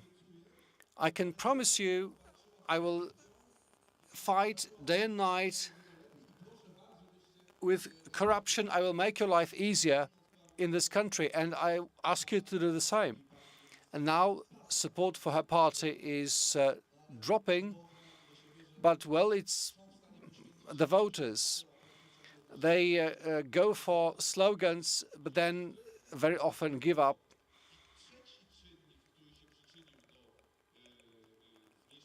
Another factor that reduced Russian influences are certain forces in Moldova, especially the Socialist Party, which was pro-Russian.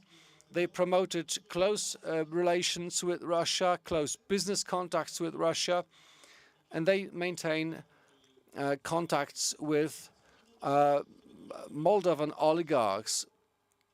And voters saw it. They realized that. And they saw that pro-Russian forces in Moldova are very cynical, who don't even want the Russian mayor. And again, Transnistria, we can see what is going on. We are just trying to check Transnistria's response to the war and energy crisis. But there is also a change surfacing here. In 2016, a new elite, local elite, took power in Transnistria. It's the Sheriff Party, and Transnistria joined DCFTA, the free trade agreement, and decided to use it to its advantage. So they changed their approach to trade, started to gaze towards the European Union and the West instead of towards Russia. Of course, their main exports go to Ukraine, Moldova, EU, and perhaps about 9% to Russia and Euro-Asiatic Trade Union. Well, the Russian troops in Transnistria, they wear Russian uniforms, but up to 80% of them are local people, local boys, born and raised in that country. So they're not very happy to follow Russian orders. And then the question of gas.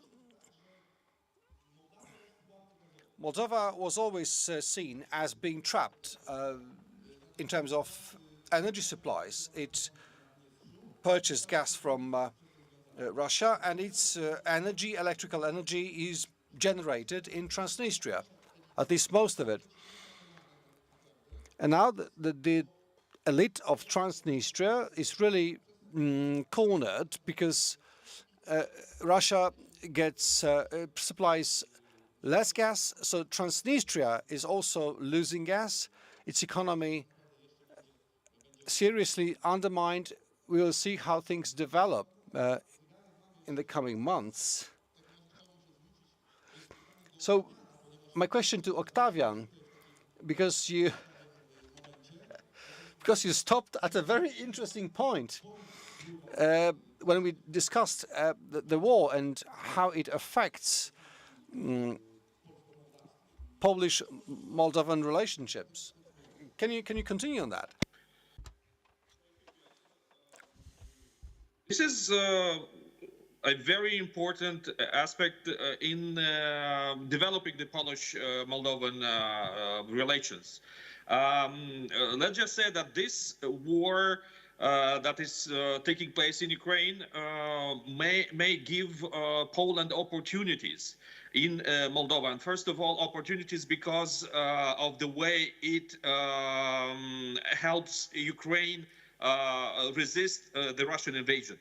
with the occasion, let's say so, of this war, we understood that it's actually Poland, which is one of the most cohesive, coherent, conclusive, and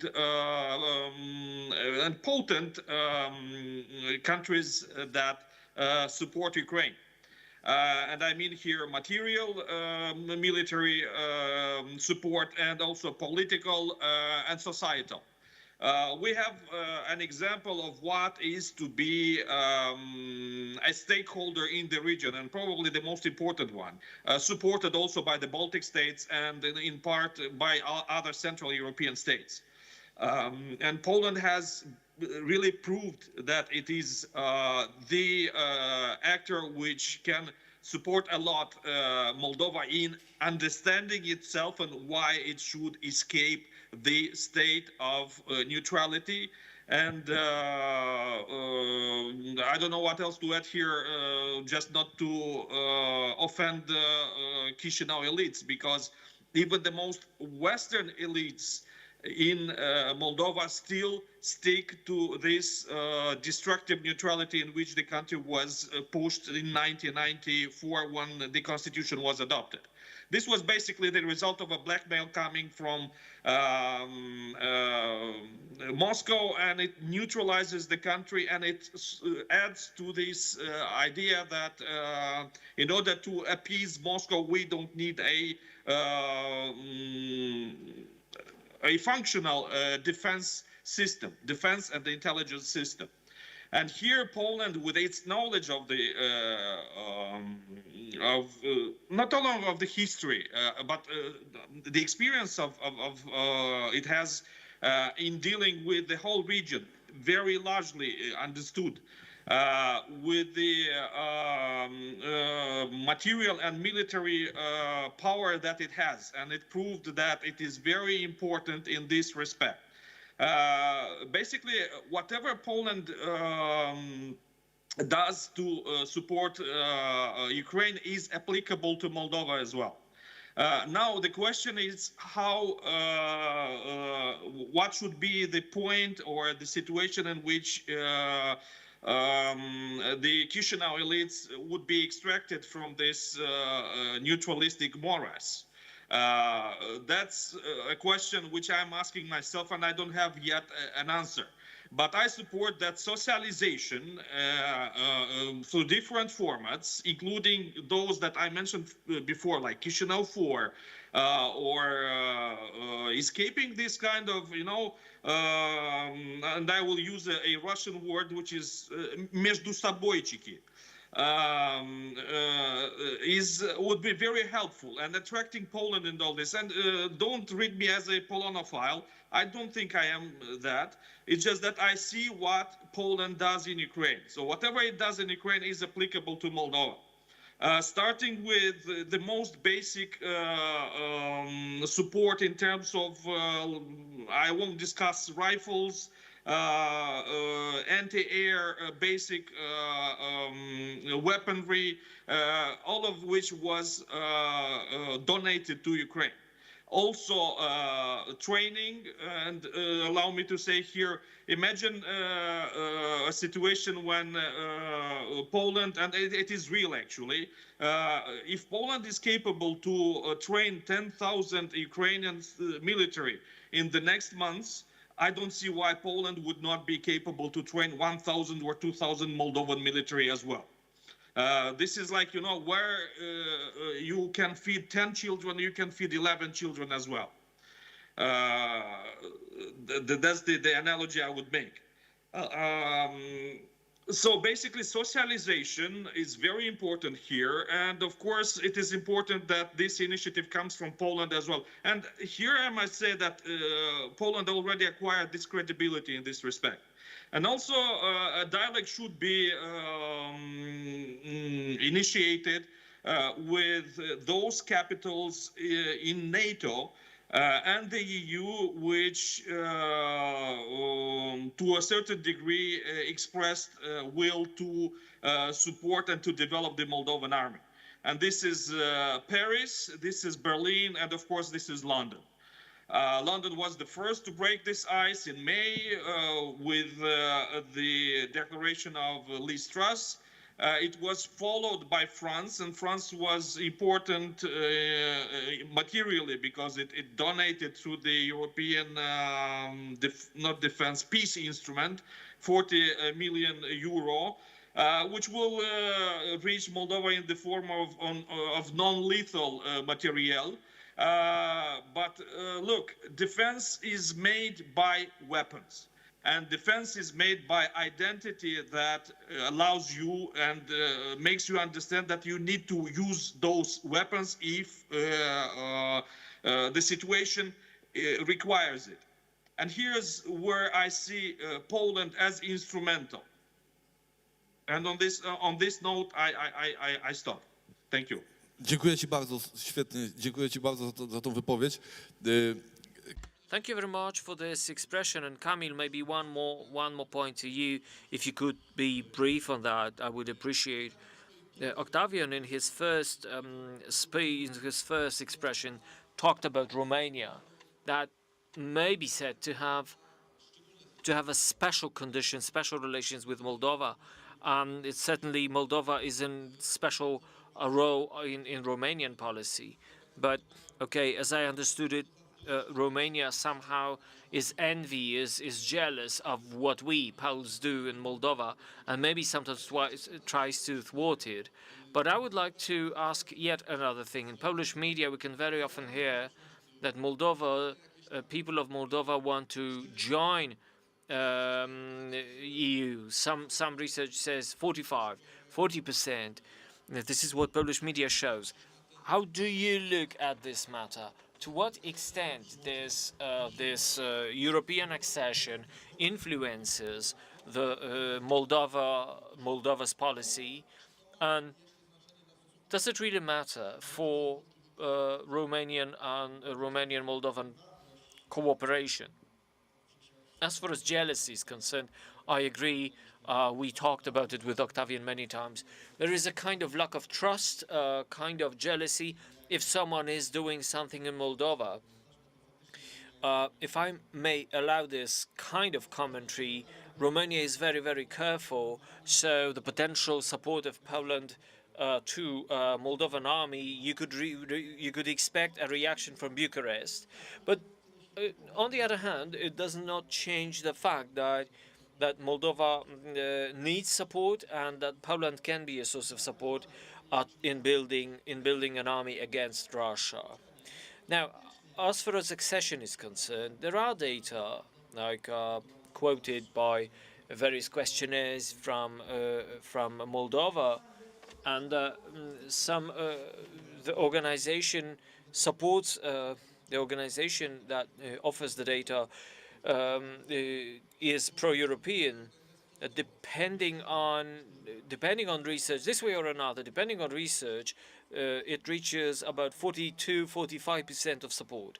But I don't think it influences much how the policy of Chișinău is developed or is shaped.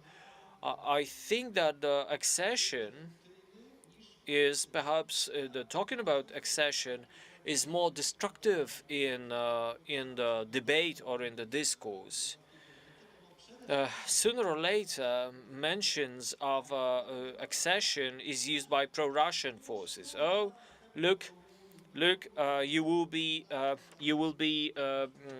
marginalized in Romania. Romanians will eat you up, will consume you as a country when you try to get to EU. So basically,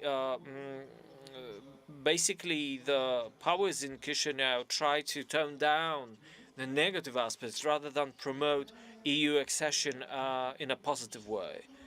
Because obviously constructive use of this topic will not change much in Moldova. If you go strongly into accession, why talk about it? I mean, why do we talk about reforms? Why do we talk about the future of the country if we believe we are all Romanians and we just want to get together with the Romanians under EU? So that's perhaps not the best way of handling the topic.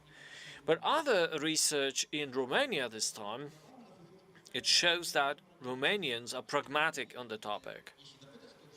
if you ask an average Romanian person, Bessarabia and there are no Moldovan nation, these are just Romanians, so yes, we need to get united, but when you calculate the cost of this unification, then the number of those who are in favor dwindles. And of course, the question of security. So the war, if the Romanians were asked in April, are you in favor of unification? Usually the answer was 71 under war conditions. 40% said, well, no, it's not a good time for unification. So Romanians are hugely, let's say, pragmatic. On the one hand, may show some pan-Romanian approach, but they are also down to earth and extremely pragmatic. Apart from some countries, some parties, which are definitely so. That's more or less the panorama of beliefs. Okay, I pass the voice to you, to our representatives, our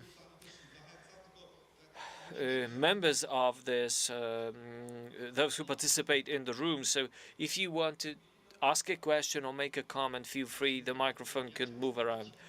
Good afternoon. We have been talking right now about all very complex relations between Romania and Moldova. Dr. Alexei mentioned the relation with Russia and what it looks like, how this Russian peace, Russian Pax concept and Russian world concept looks like and how attractive it is. Do we have interpersonal relations like Moldavian migrants? So what are those transfers, human transfers between Russia and Moldova? How many of them stay in Russia? Maybe some of them accepted Russian citizenship, as just, guessing. So what are the fates of those who some years ago, without expecting, without being able to foresee what Russia could do, stay in Russia or stay back in Russia? Kamil said he knows the answer. I know the answer to this question. So my first answer,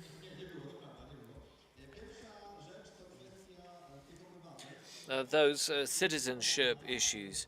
When the war broke out, the interest in Moldavian citizenship, in getting citizenship in Moldova grew.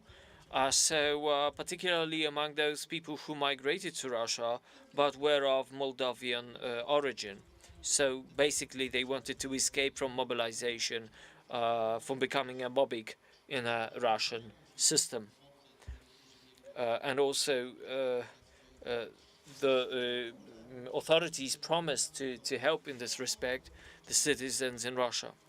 Lately, I've read an article in a Moldavian financial service, according to which, and the data included both Russian and Moldavian research, the number of Moldavians working in Russia dwindled considerably. So in peak time in 2013, the number reached almost 500,000, but up until 2022, it dwindled to 60,000. So the reasons were something mentioned. First of all, the migration of Russian Federation was made more strict, but also for economic reasons. Since the moment of attack of 2014, the value of Russian ruble, actually made it unattractive to work in Russia.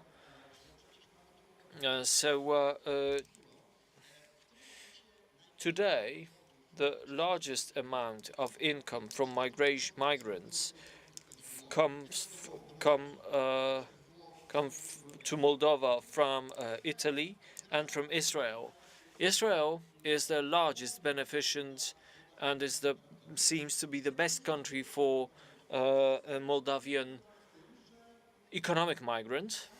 And this is partly because those who left to Russia because they knew language, they can also go to Israel because Russian is a language quite well known there.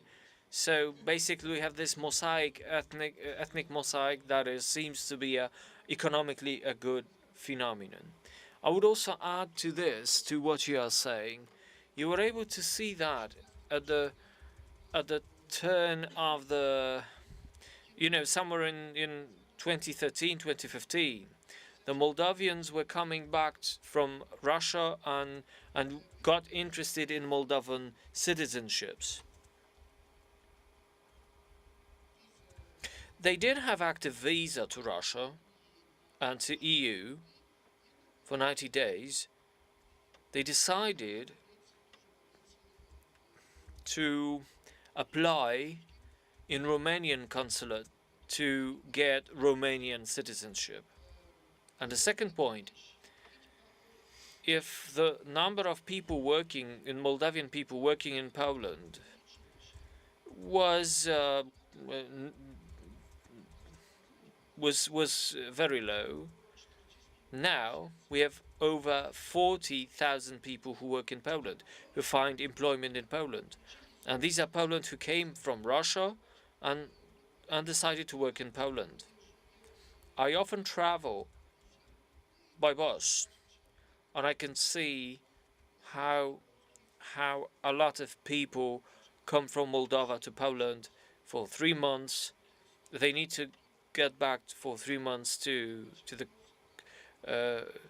when they can stay in Poland for 3 months pursuant to their visas. If anyone is willing to share their point of view, maybe just a point to add from me, the Ukrainian migration to Poland also showed Moldavians that they can also use Ukrainian help to get to Poland when looking for a job. Ambassador Bogumil Luft, can you pass microphone to Mr. Ambassador, please?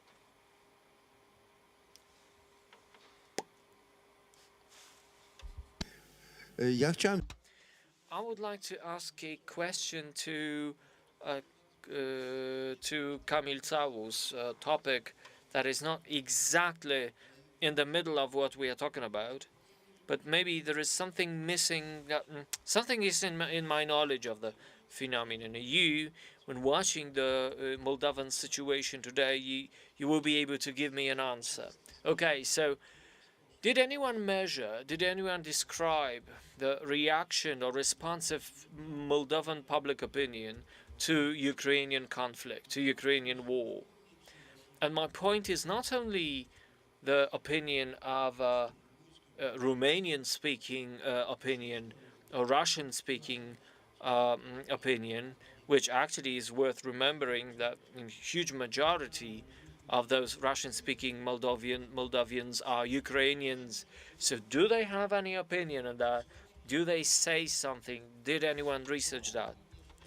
Yes, the research is available, but the data is not optimistic. The results show that Moldovan society shows direct support to Russian policy. So if you ask people, 40% will say Putin is responsible for the war, but there will be 20% who would say it's NATO. So almost 40% of people are likely to accept Russian propaganda. So that's an effect of there being Moldavians. To keep a distance, we will see, let's have a look, let's get a distance point of view, maybe not to believe everyone, but at the same time of Russian propaganda, which is very active in the Moldavian space. They are trying to block, Moldavians are trying to block, but they can't do much, they cannot prevent the flow of propaganda. As far as Ukrainians, you know that there's a large part of Moldavian Ukrainians are the Slavic element. And they also showed ambiguous positions on the changes in Ukraine, and the same is true. So Moldavian society is very strongly divided in relation to what happens in Ukraine. And the more so when the economic situation in Ukraine has influence, is mirrored in some detriments in Moldova. I mean, who cares who started? Our gas is getting more and more expensive. Okay, another question from the lounge.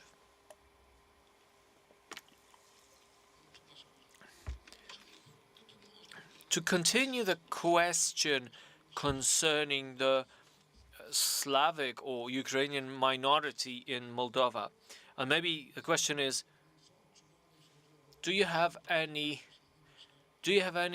knowledge about Polish minority in Moldova? I mean, this Polish diaspora was or is partly distanced against communism. So, do we have any voice from Polish diaspora in Moldova? Do they have any discussion or debates? Sposób, że myślę, My answer is the best answer would be by Valentin Konstantinov, because you can perhaps you can show any direct research to prove any point. I would like to add something else to the Polish diaspora. Rather difficult to determine.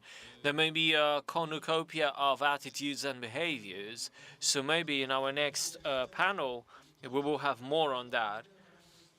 But one more thing that I would like to observe on pro-Russian attitudes in Moldova. Perhaps the strongest situation of that kind took place in Gagauzia. And they were shocking for observers. How come? I mean, Moldova is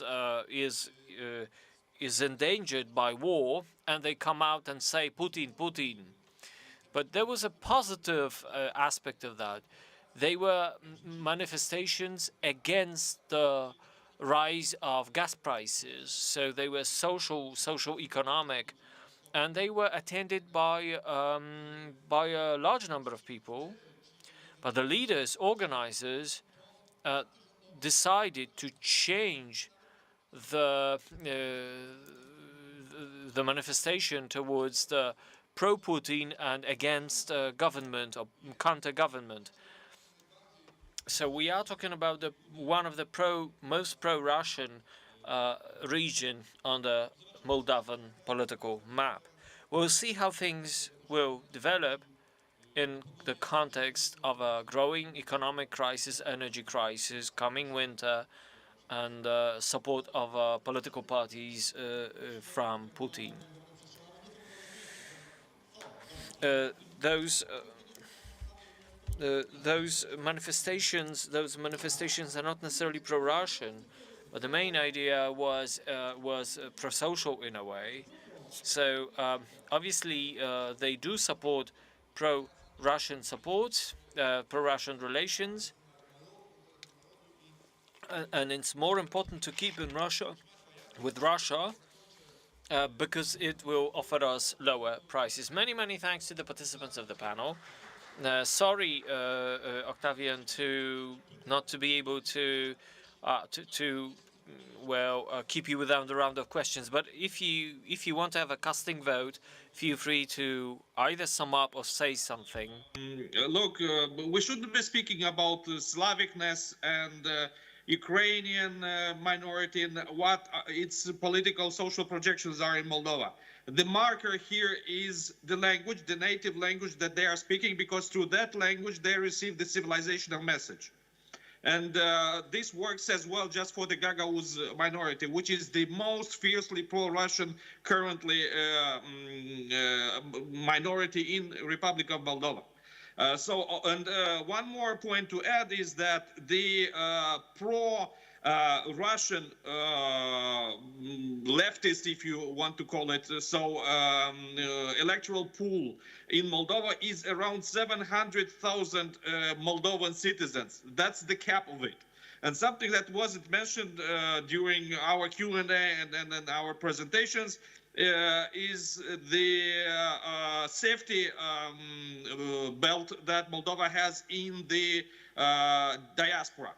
Whatever the percentage of Maya Sandu's and the PAS support, there is this safety belt in the diaspora, which is bigger and bigger and more pro-Western and more pro-Western, and it is also given more tools to reach the origin country.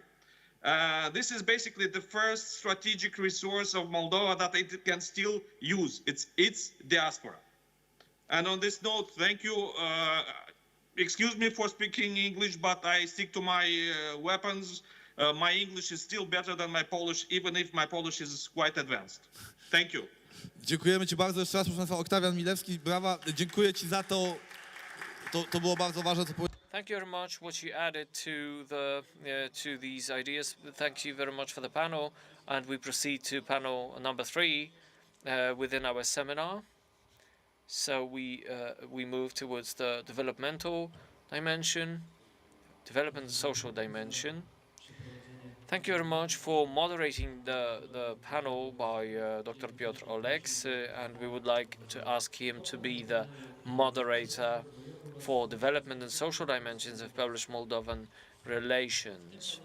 And the panels will gather Mr. Tomasz Chorbowski, Solidarity Fund in Moldova, Krzysztof Kolanowski, former director of the Information Center for Local Authorities Jaloweni, Dr. Małgorzata Sikora-Gaca, representing Kazimierz Wielki University in Bydgoszcz, and Professor Valentin Konstantinov, Moldovan State University in Chisinau.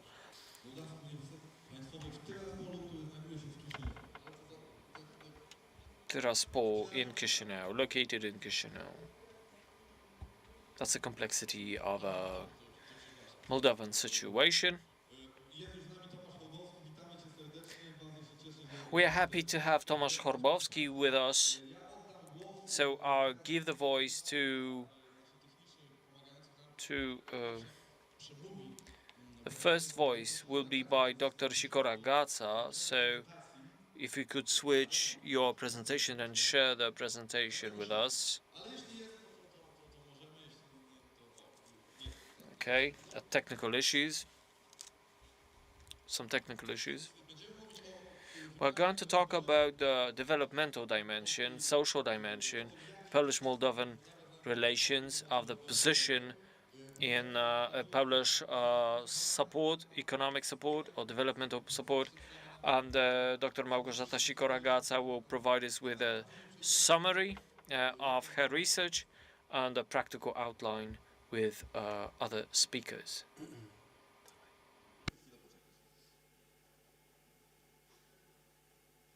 Bardzo dziękuję za głos. Zanim porozmawiamy z Tomkiem i Krzysztofem. Thank you for giving me the floor. Before we hear from Tomasz and Krzysztof, great practitioners, great implementers of various projects in Moldova, let me make a short intro.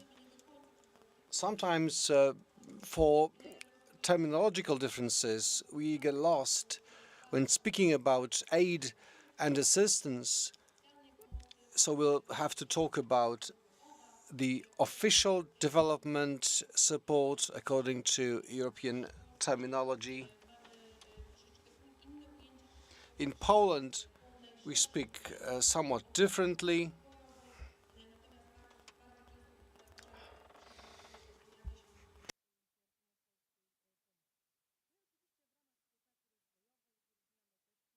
And of course,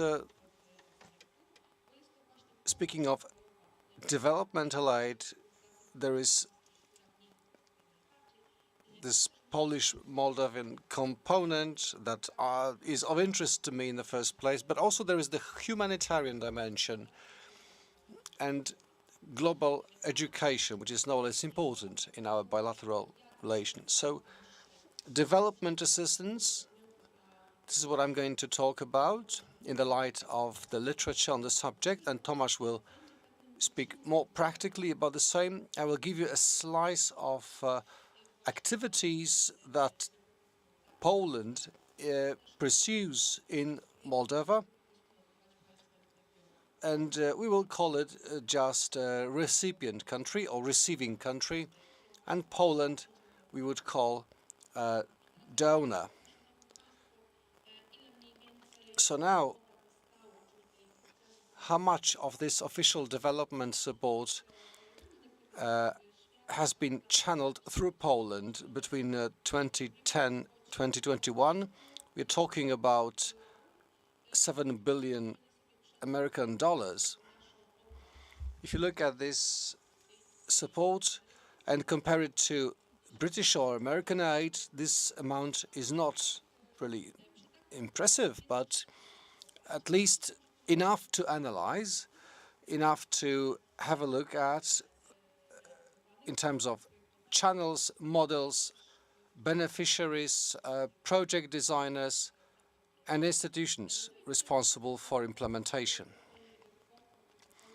Speaking of this amount, I gave you, speaking of the so-called Millennium Development Goals and further development agendas that Poland is part of, this support, of course, is going to rise.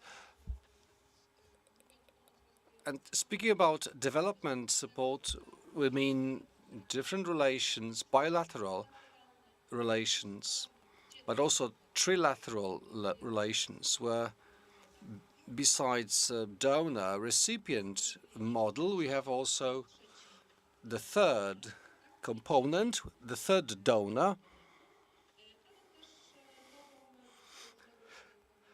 But these can be also multilateral channels. And Tomek will certainly explain. This is where our organization, working on the spot in Moldova, can source various funds. So these are also very interesting projects. I'm really impressed with what the Solidarity Foundation does. They are very reliable, very effective in implementing projects in recipient countries. So they have impressive figures. And if the projects go with certain measurable local action groups, action plans, then if we look at pure figures, this is really impressive. What they do, this is very well targeted and reliable. And this project-based model of cooperation is what Poland is doing really well in Moldova. And Krzysztof, who was behind launching this initiative, and Tomasz Korbowski, the head of this initiative, they have really done a great job.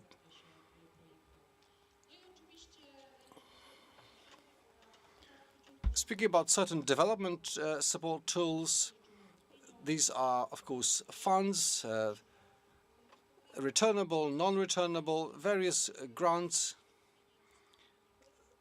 The money we do not claim back. These can be loans on preferential terms, some returnable instruments, but also support to the third sector. International Solidarity Foundation does it, but also training to different personnel, members of personnel in both here at home and in the recipient's country. I believe the other speakers will give you more practical information, but just to mention 2008-2017, over this period, Poland's aid to Moldova reached 19 million euro, with the biggest assistance, 2.5 million euro, transferred in 2015. So Moldova has always been among priority recipients of Poland's development support. It was first listed in 2004, but even at the end of the 1990s, such projects were in place, although nobody remembers or knows or wants to tell when and where, and it's really difficult to find out more about this, but who knows. And as regards certain target areas of cooperation, this is farming, development of rural areas, and development of micro business,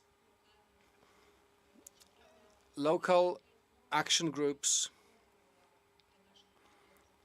Again, many thanks to our partners who work in Moldova for these initiatives to materialize. Thank you. Let me give the floor to Krzysztof Kolanowski, former director of the Information Center for Local Authorities in Jałoweny, but Krzysztof, in fact, started the International Solidarity Foundation. He opened the office in Moldova and led the office for 2 years. Do we have his presentation on? Krzysztof? Can you hear me?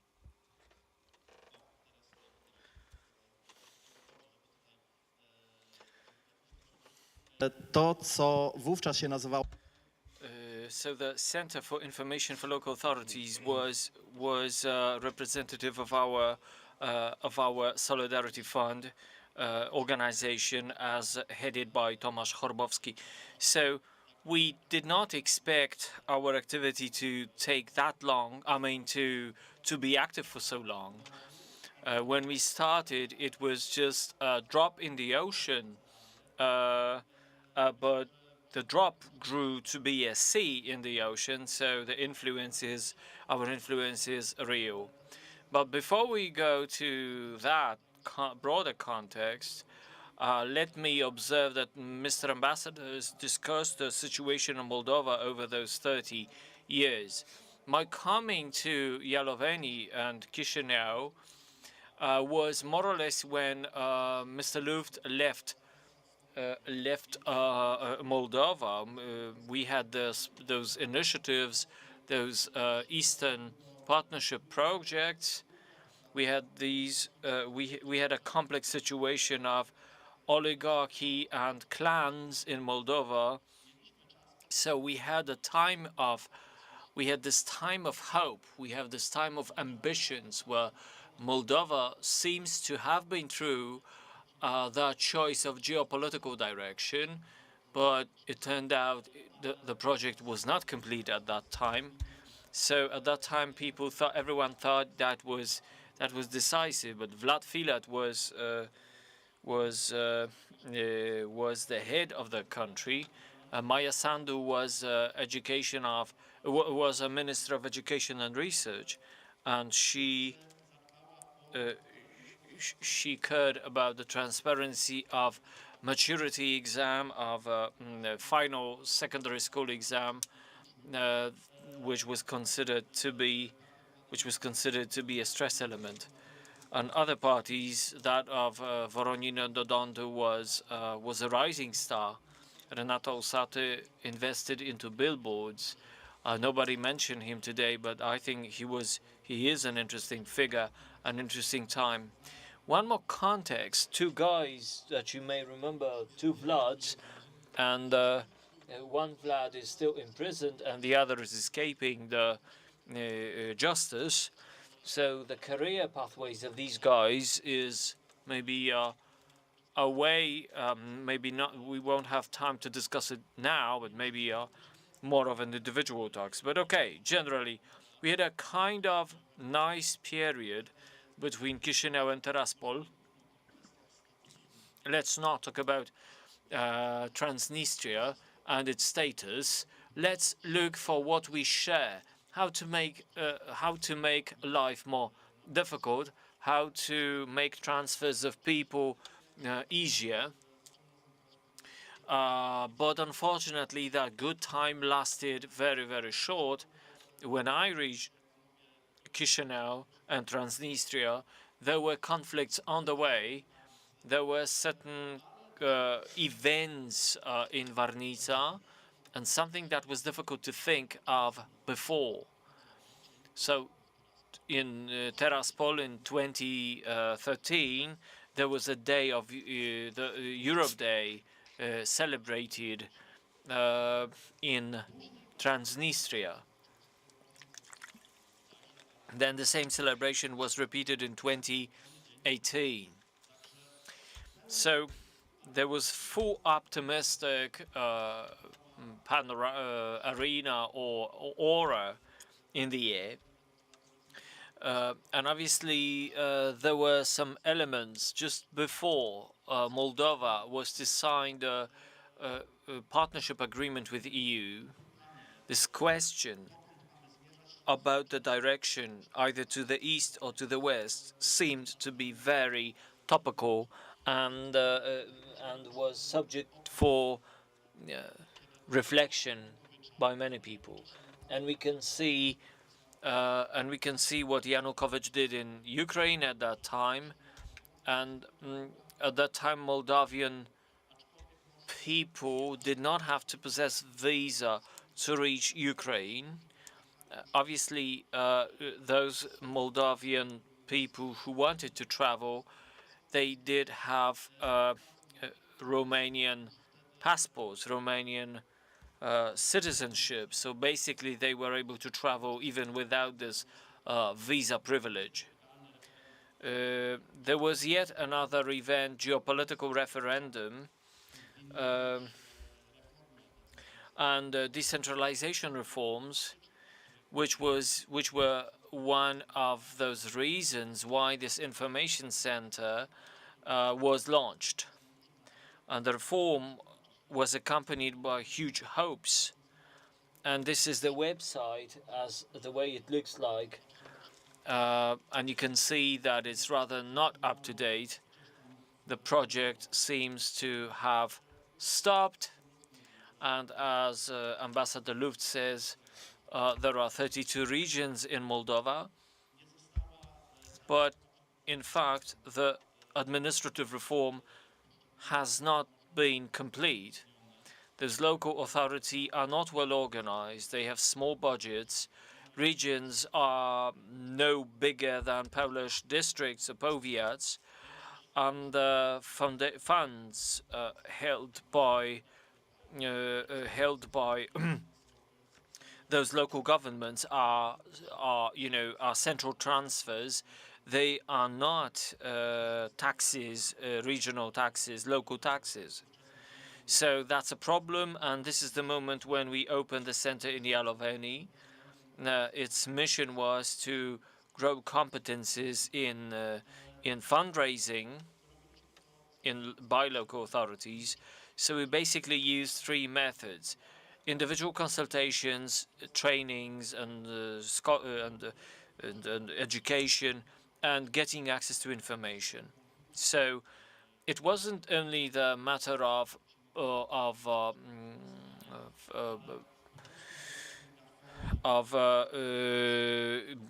showing all information about all public bids, but to pass any kind of information about international organizations that is trying to get financing for projects in Moldova. They are looking for Moldovan partners to disseminate this organization.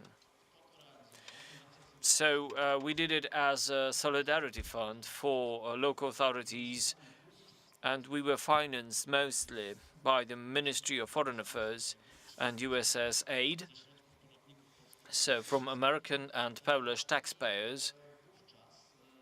And at that time, we had 3 people engaged, and now we have nine times more, so almost 30 people working today in Moldova.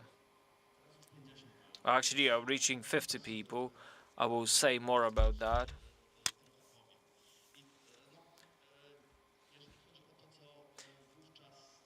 As for what we did that time, and some observations over that period of our activity. At that time, our resources did not make us an individual player to offer something on our own to local authorities. So in a way, we were trying to use the synergy, use the leverage of projects that were run in Moldova. And the participation was obviously more difficult if you compare it with what Polish local governments can do. Even before Polish accession to EU, Poland could have access to FARE projects, but Moldova has no access to that kind because there were streams to Moldavian organizations, but basically, okay, so Polish help could go to Moldova, but through a Polish institution. So local authority, Polish NGOs who have Moldavian or Moldovan partners. So the main financial center was in Poland. So that was more or less the state of affairs in 2012, 2014. Also, those investing in infrastructure, like for instance water pipelines.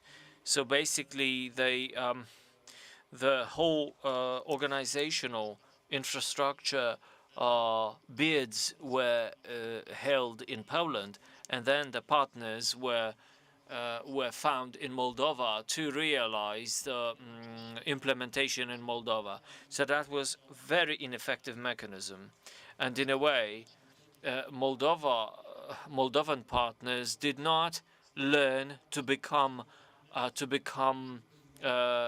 effective in fund seeking, fundraising, but just they were secondary players, semi-realizers. So we decided to start small size grants.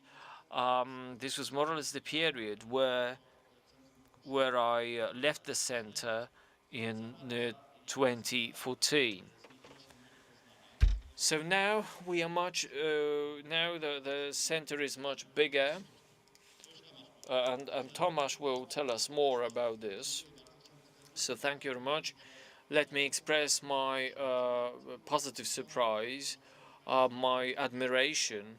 We just planned to work for a year or for 2 years, and now we are working for so many years, and we are and the Solidarity Fund is one of the main players in building capacity in development in rural and municipal areas. So huge respect and huge admiration on my side. Thank you very much for your activity at that time. Tomasz Horbowski, I will give you the voice. Now, can you... Professor Beata Piskorska said at the beginning, we have 2 embassies in Moldova, the classical one in Chisinau, but we have mission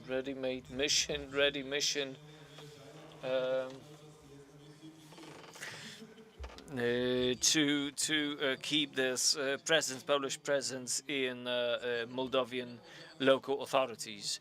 Tomasz, can you tell us more about Solidarity Fund in Moldova right now? Thank you very much.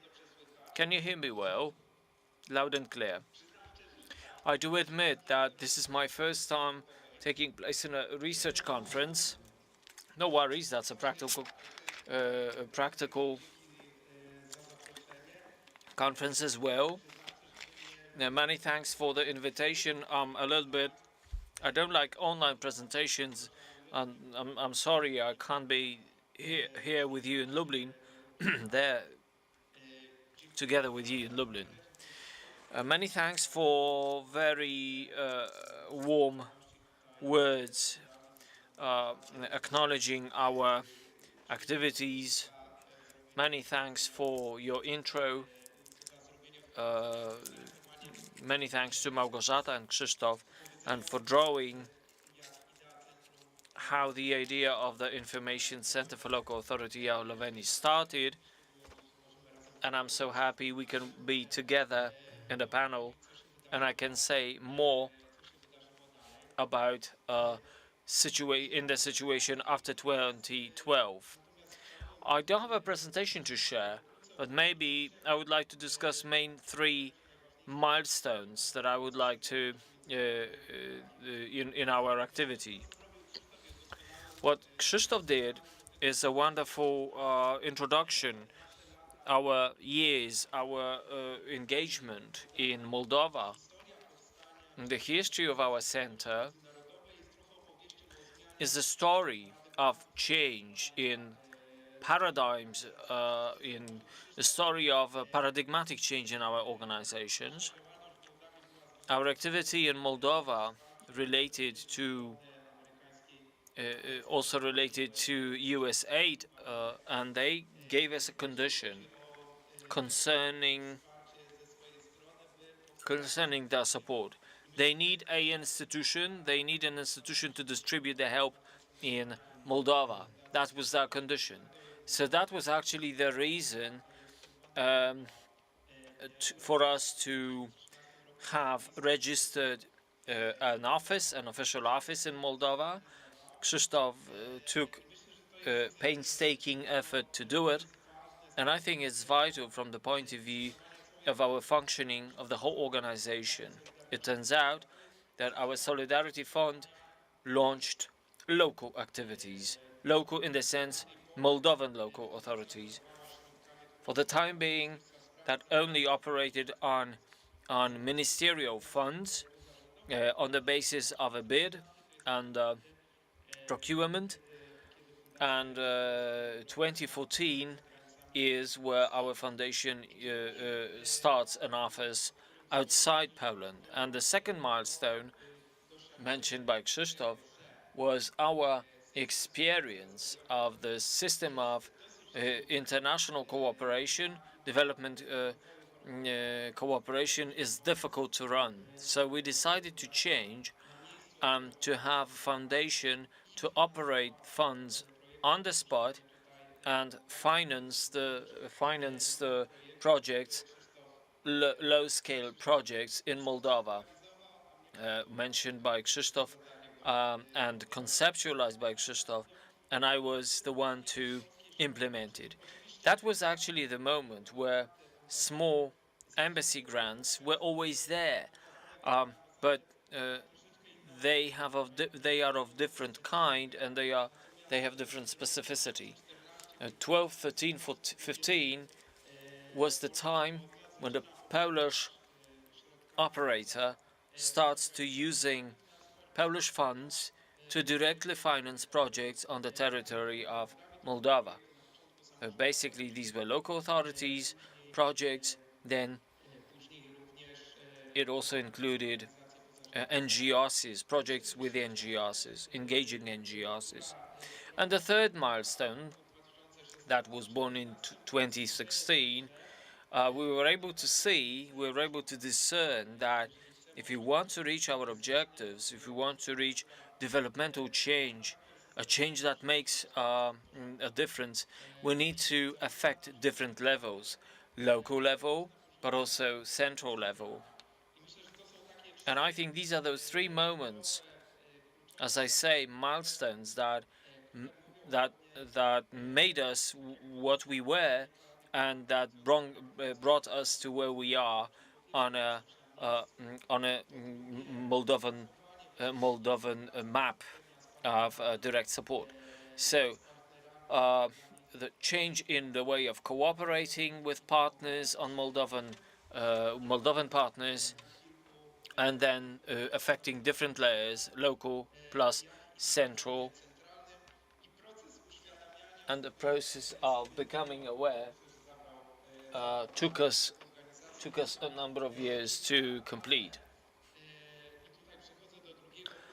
Now, since 2017, we have assumed that we should also implement changes towards systemic. Our changes should be more systemic. We realize that our main objective is not just to realize one go or one-off intervention projects that help in this or that area, that just improve one or two things in the life of local communities.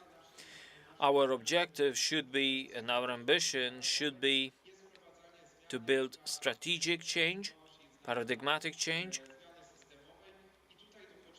and this is where we reach our leader or city revival projects. We want to build solutions, which is even vital today. We want to develop solutions that implement certain European way of thinking, EU way of thinking, in terms of instruments for development, like this leader approach or city revival approach, to test these solutions on the local level. And once we can see that the solution is workable, can be efficient, effective, to start institutionalization of the solution and to implement paradigmatic changes to the legal order, legal regime of Moldova, and then to introduce institutions or institutional changes responsible for management of a given area of social life and development. For instance, when we talk about leader and development of rural areas, we work on two levels. We cooperate with local authorities, with Moldovan rural areas and villages, with local action groups, but we also work on the central level so that the local groups have an institutional background, institutional network, including finances and legal solutions that will allow them to grow and implement their projects.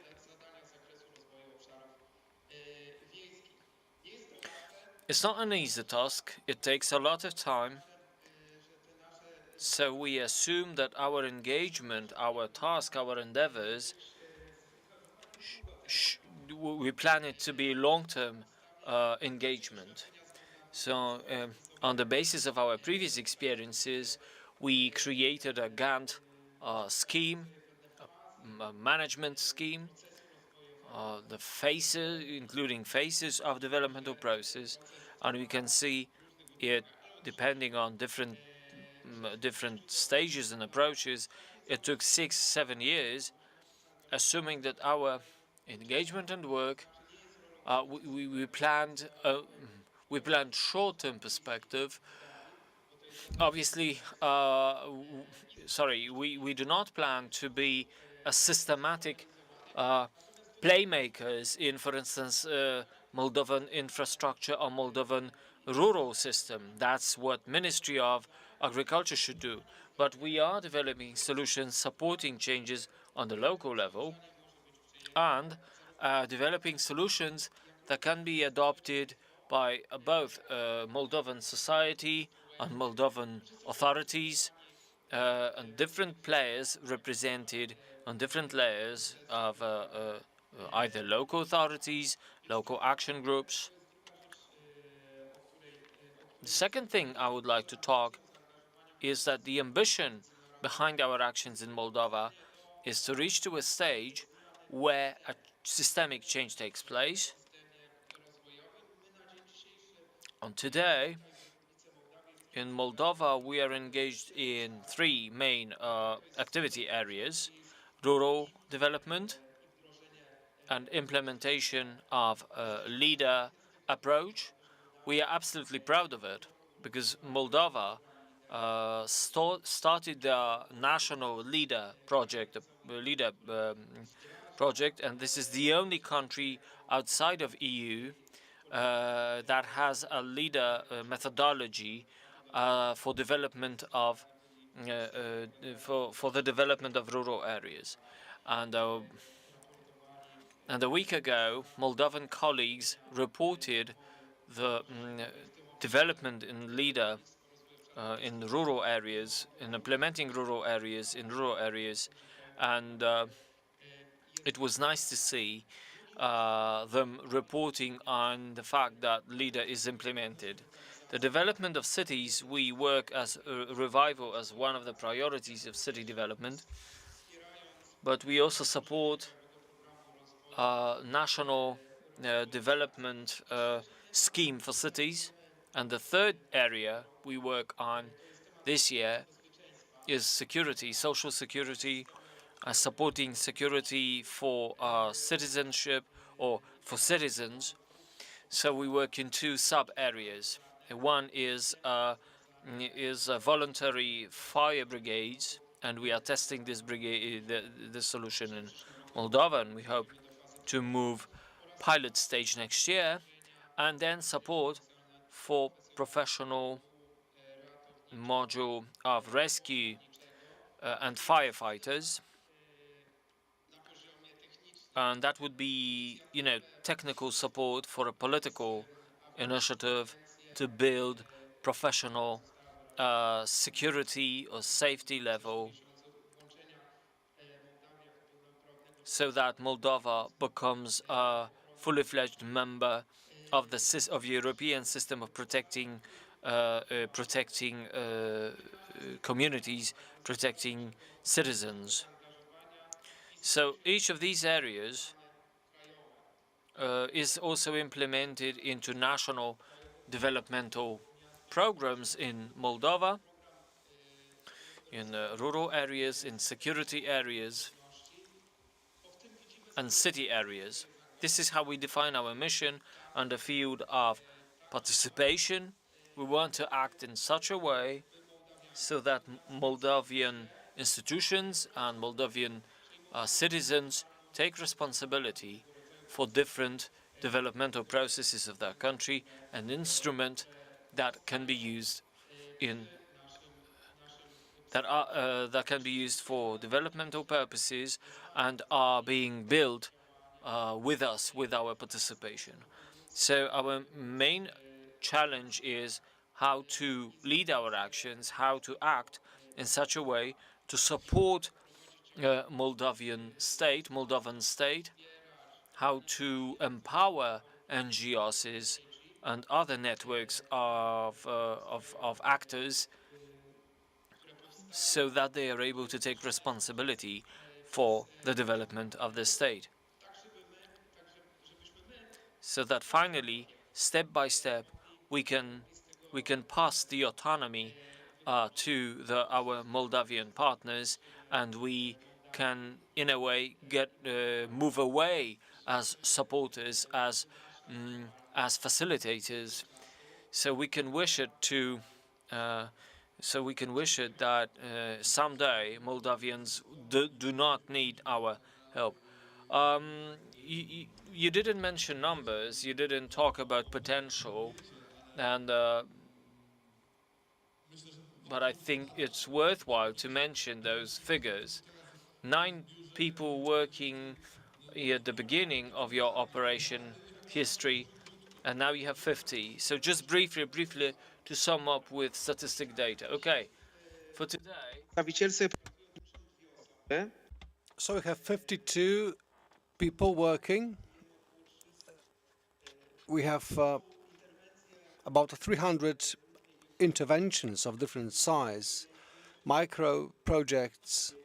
So, for example, buying something for a beekeeper to buy hives. But there are also other interventions, large scale, meaning up to 100,000 euro.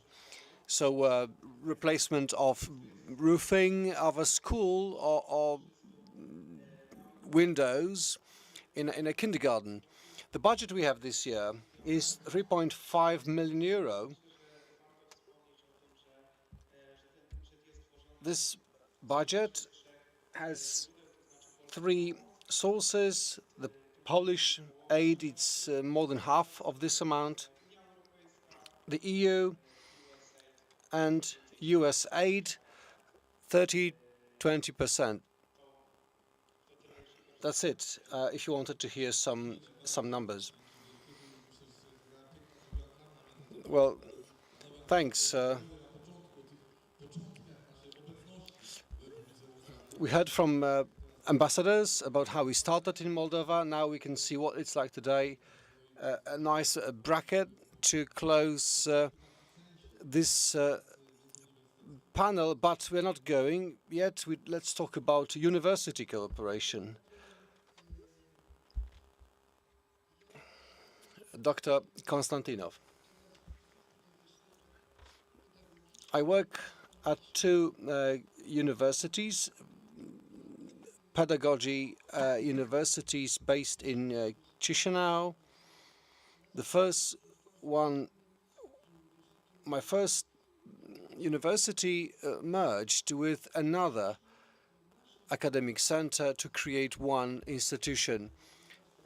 Previously, my Institute of History, which was part of the Moldavian Academy of Sciences, it was supervised by the ministry, but later it was moved to Chisinau to become part of State University.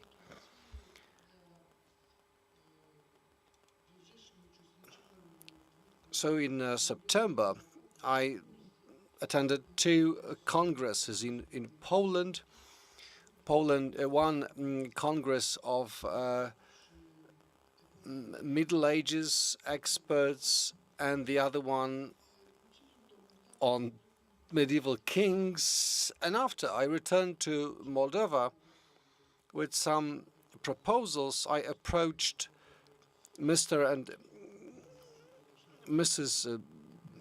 Rector of our state university. I made a specific proposal to conclude cooperation agreements with Poland, because these cooperation prospects have a great potential. We know the problems in Ukraine.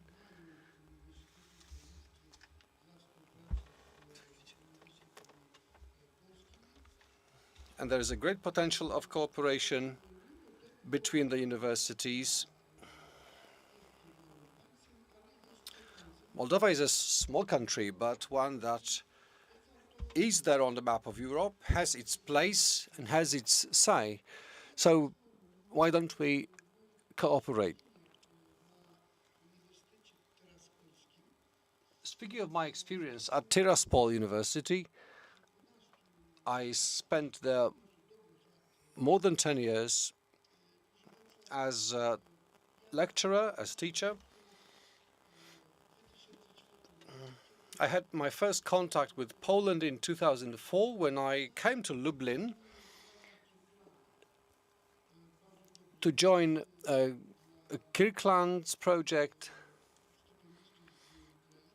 It was intended for Ukrainian scholars, but also for Georgians, Armenians, Kazakh lecturers, but also people from Moldova. And there were three of us, three Moldovan nationals. I was the only scientist among them, or at least holding a title of professor, and this is how we started to work together.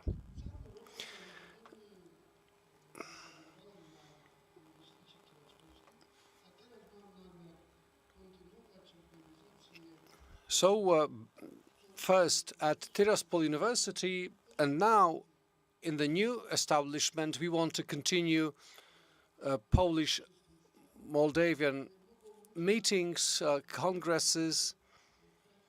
These can be even more practical meetings devoted to our cooperation, closed with reports or recommendations.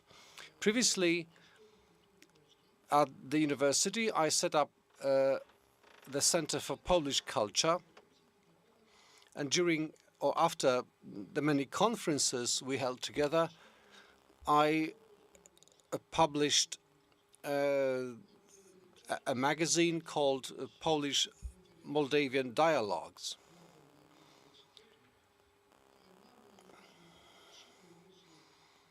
So we have done 3 congresses already, we published 3 volumes.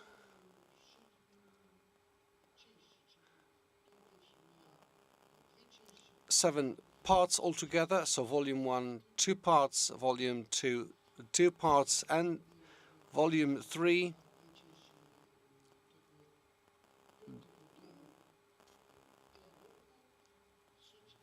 two parts, and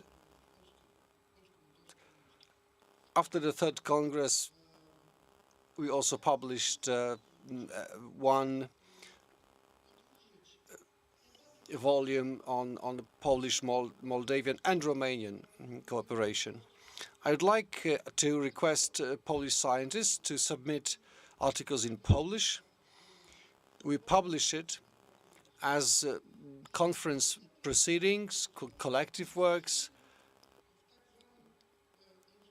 These works are made available in Instrument Bibliographic National, which is Moldavian digital library of journals.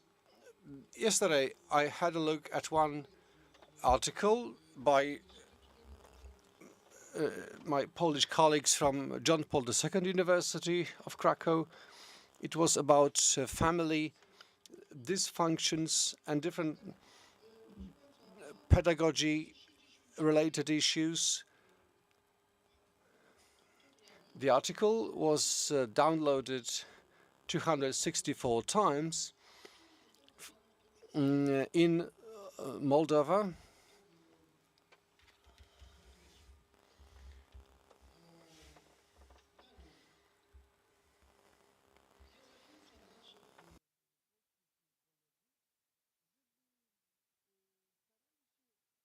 I keep encouraging my Polish colleagues to submit also their students' articles penned by undergraduates, maybe BA papers.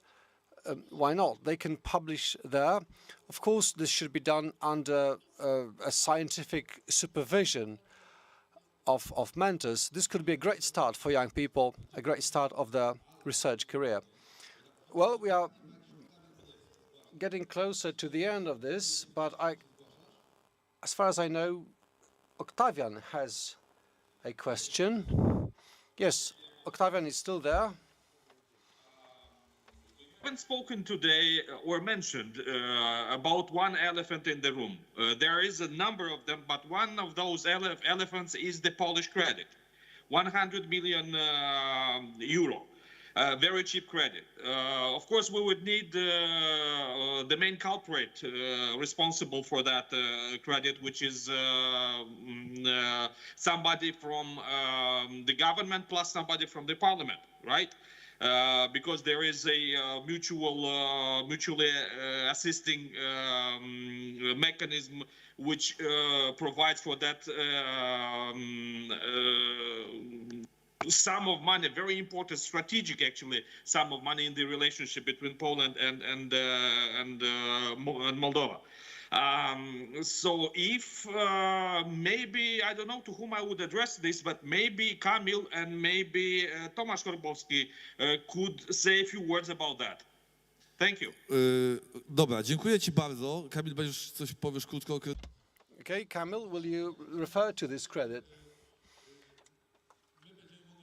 Because we, of course, would be able to exchange some opinions, but maybe there are questions from the room.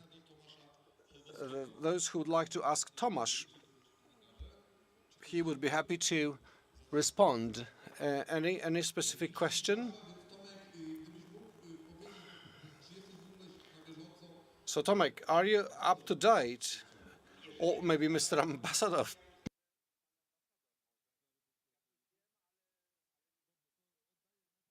Maybe Mr. Ambassador can tell us a few words about this credit, this credit facility, and perhaps Tomasz will follow up.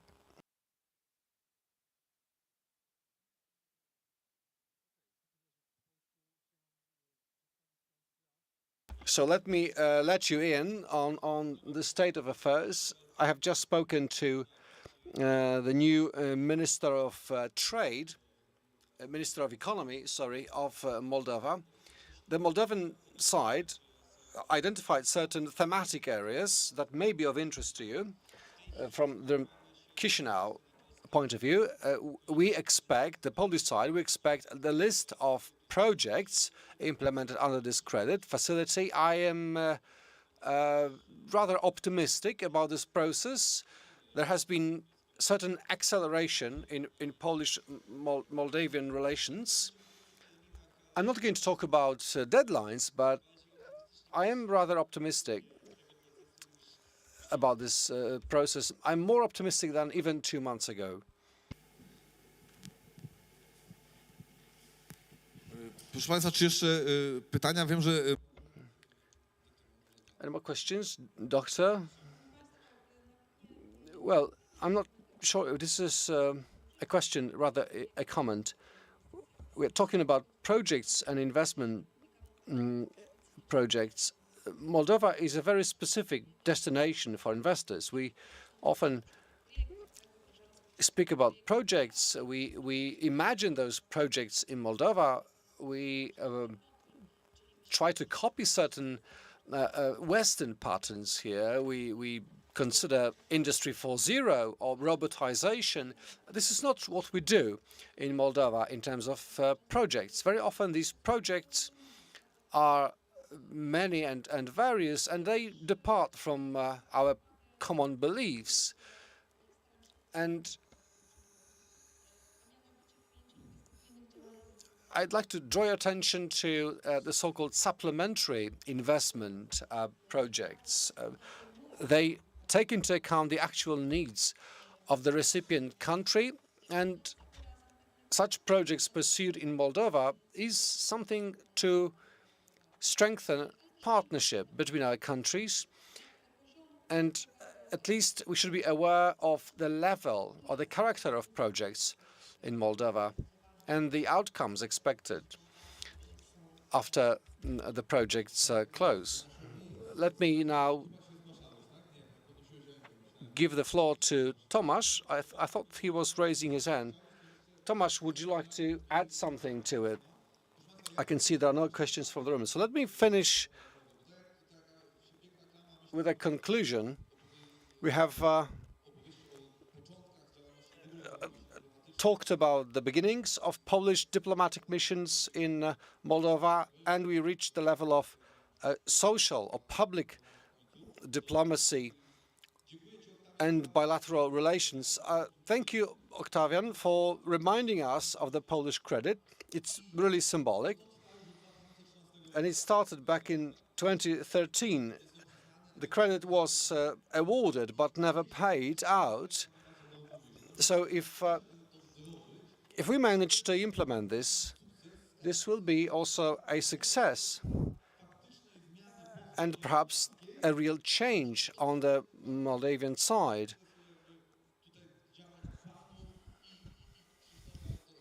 And this will be also your success, gentlemen,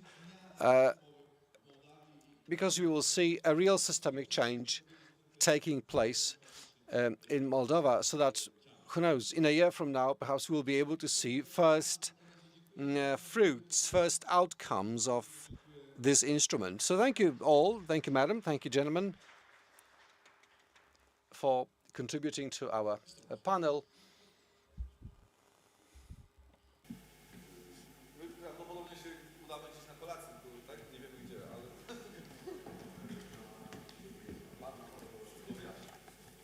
Szanowni Państwo. Well, this was the last panel for today, the last panel of our conference on Poland, Europe, and the world in times of multidimensional crises. I hope to see you tomorrow at 9. Those of you here in the room and those who are online, you're all welcome to rejoin tomorrow, and the speakers are, of course, invited to dinner at the Lunchomania restaurant, 8 o'clock sharp. Hope to see you very soon.